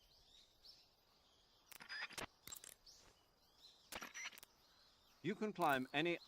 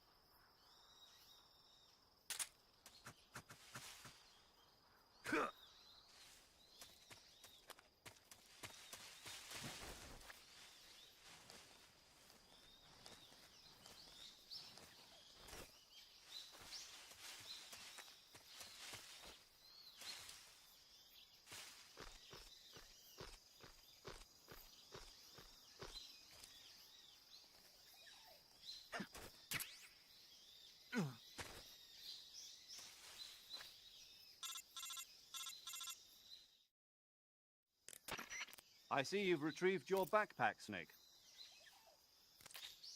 To equip a weapon, it's necessary to take it out of your backpack. In the survival viewer, choose Weapon from the backpack.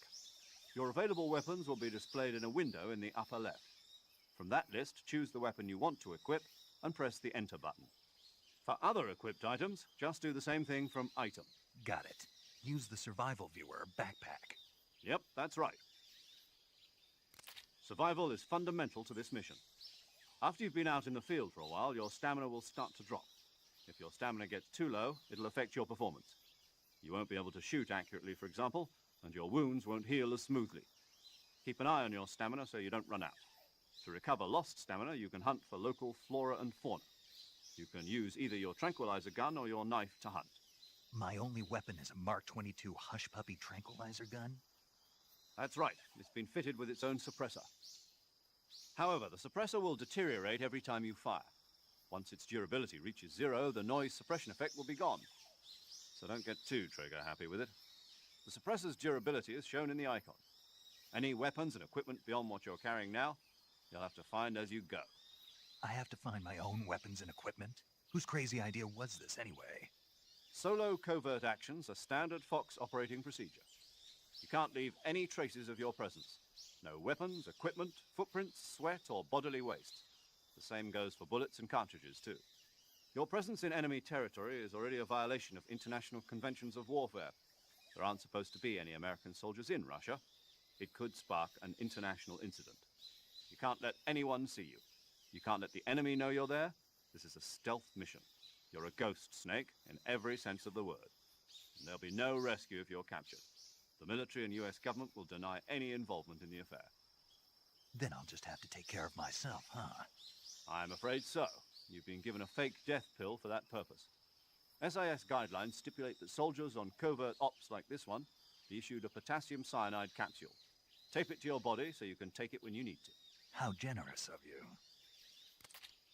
Use it if you're taken prisoner by the enemy. It'll send you into a state of false death for a short time. Fooling them into thinking that I'm really dead.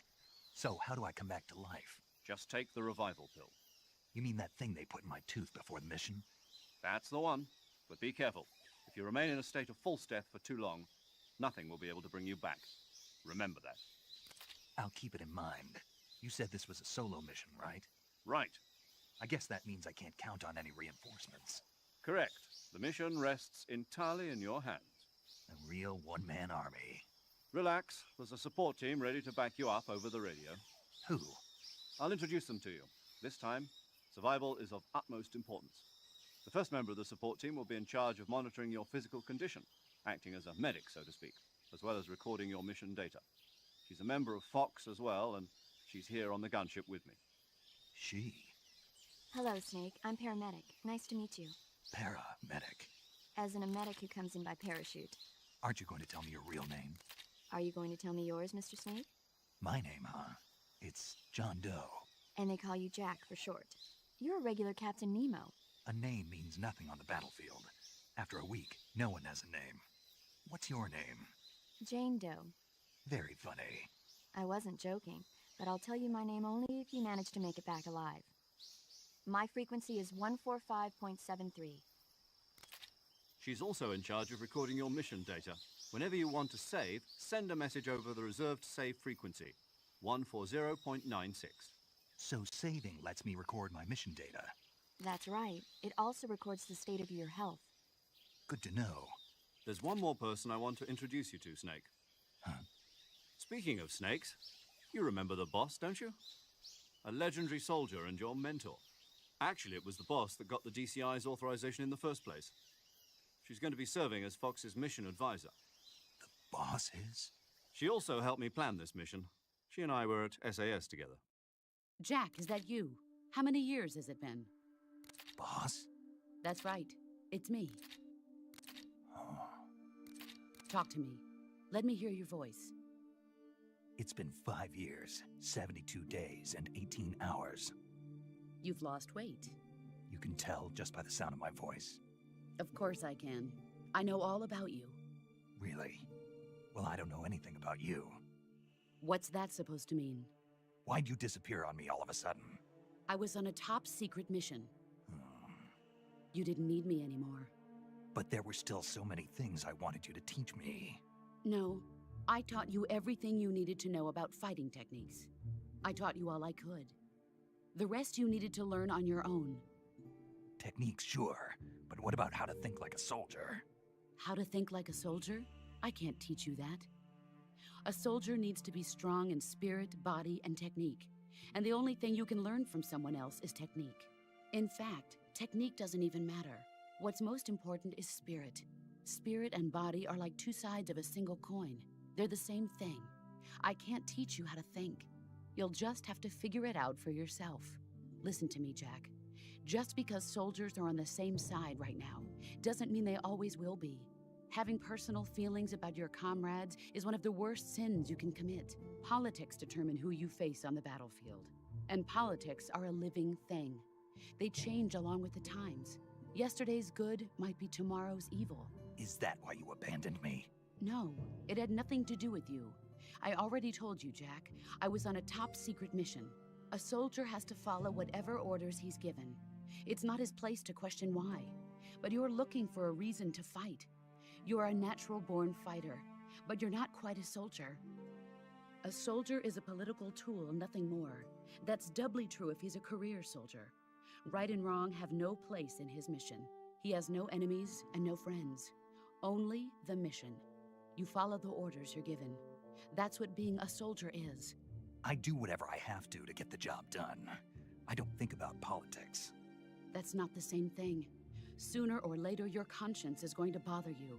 In the end, you have to choose whether you're going to live as a soldier or just another man with a gun. There's a saying in the Orient, loyalty to the end. Do you know what it means? Being patriotic. It means devoting yourself to your country. I follow the president and the top brass. I'm ready to die for them if necessary. The president and the top brass won't be there forever.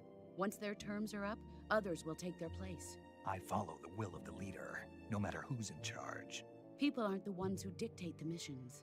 Then who does? The times. People's values change over time, and so do the leaders of a country. So there's no such thing as an enemy in absolute terms. The enemies we fight are only enemies in relative terms, constantly changing with the times. As long as we have loyalty to the end, there's no point in believing in anything, even in those we love. And that's the way a soldier's supposed to think? The only thing we can believe in with absolute certainty is the mission, Jack. All right, but do me a favor. What is it? Call me Snake. Snake. Oh, right. Your code name is Snake. It suits you well. That's right. The legendary unit that the boss put together during World War II was a snake. The Cobra unit, a group of heroes that brought the war to an end and saved the world. As long as you've got a legendary hero backing you up, you'll be fine. Isn't that right, Snake? Yeah, I can't think of anyone else I'd rather have with me. Oh, and one more thing, boss. Yes? It's good to hear your voice again. Same here. After all, who knows if either of us will make it out alive? Snake, you are always best at urban warfare and infiltrating buildings. But this is the jungle. Survival is going to be key. Those CQC techniques I taught you are sure to come in handy. CQC? Close quarters combat, huh? I've been in the Green Berets for the past few years. I'm probably pretty rusty. Not to worry. I'll be here to help you remember. After all, this is your first actual survival mission. I'll be supporting you over the radio. Where are you, boss? Next to the Major? The boss is communicating with us by radio from aboard a Permit-class submarine in the Arctic Ocean. My frequency is 141.80. Call me if you need my advice on battle techniques. Gotcha. Your mission is to retrieve Dr. Sokolov. Dr. Sokolov is being held in an abandoned factory located to the north of your current position. Avoid heavy combat and don't let anyone see you. Don't forget that this is a stealth mission.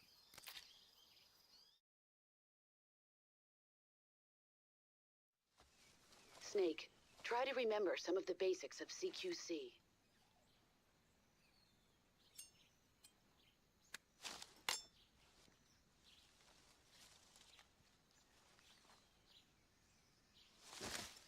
Commencing virtuous mission, now.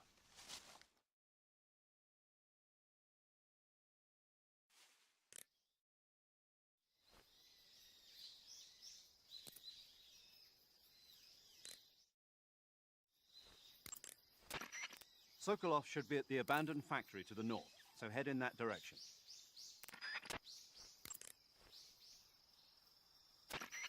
Snake, intelligence indicates that that area is outside the enemy's cordon, so you shouldn't have any unexpected encounters with enemy patrols. I think it will be a good idea to take this time to get accustomed to using your camouflage, hunting for food, and navigating the survival viewer. If you have any questions about camouflage or CQC, ask the boss. The boss's frequency is 141.80. Paramedic is the medical correspondent for this mission.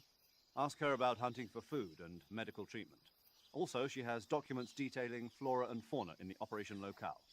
Contact her if you need detailed information on any of the plants and animals in your area. Paramedic's frequency is 145.73. Snake, remember that this operation is a solo sneaking mission.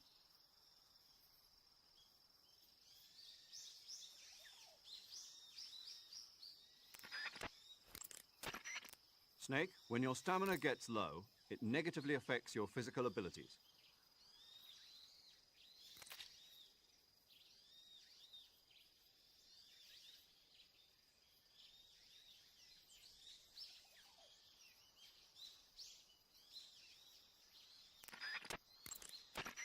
Your actions can lower your stamina. The more demanding the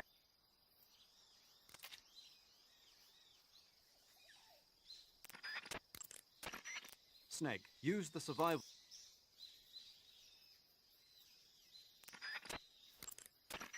Major. What is it? It's about your code name. Major Tom? Yeah, where'd you get that name? From a tunnel. A tunnel? That's right. Snake, have you seen the movie The Great Escape? No. It's a movie about a determined group of Allied POWs trapped in a German POW camp who plan an escape. The POWs dig 3 tunnels for their escape. They named them Dick, Harry, and Tom. I see. So Tom was an escape tunnel. Did they make it?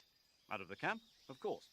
One of the tunnels was even discovered before it was finished, but eventually they do make it out. I get it now. So Tom was the tunnel they used to escape. Yes, that's right. What is it?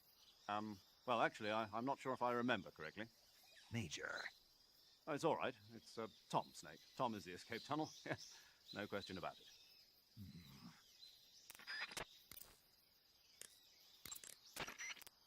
That area is home to the reticulated python. The reticulated python is said to be the longest snake in the world. The biggest ones can grow up to 10 meters in length. Although they're not poisonous, they're still very dangerous, so be careful around them. They have a highly ferocious temperament, and they can swallow whole, even large animals like deer and pigs. Their most distinguishing feature is the mesh pattern of their scales. This pattern acts as a highly effective natural camouflage. If you think there might be a reticulated python about, pay close attention to your surroundings. Otherwise, you could get bitten before you even know it's there. It's a huge snake, but you should be able to capture it alive by using the tranquilizer gun. I'll bet if you capture one and throw it at an enemy, it'll give him a good scare. Right. But how do they taste? Huh? Do they taste good? You're actually going to eat one. Why else would I be asking? Cannibal. What was that? Nothing. Let's see what the guide says. Ah, you're in luck. It says they taste pretty good. Good. I can hardly wait. Ugh.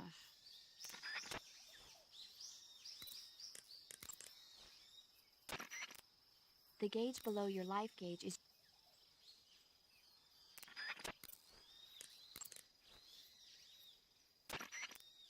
Camouflage is an indispensable tool when you're sneaking through the jungle.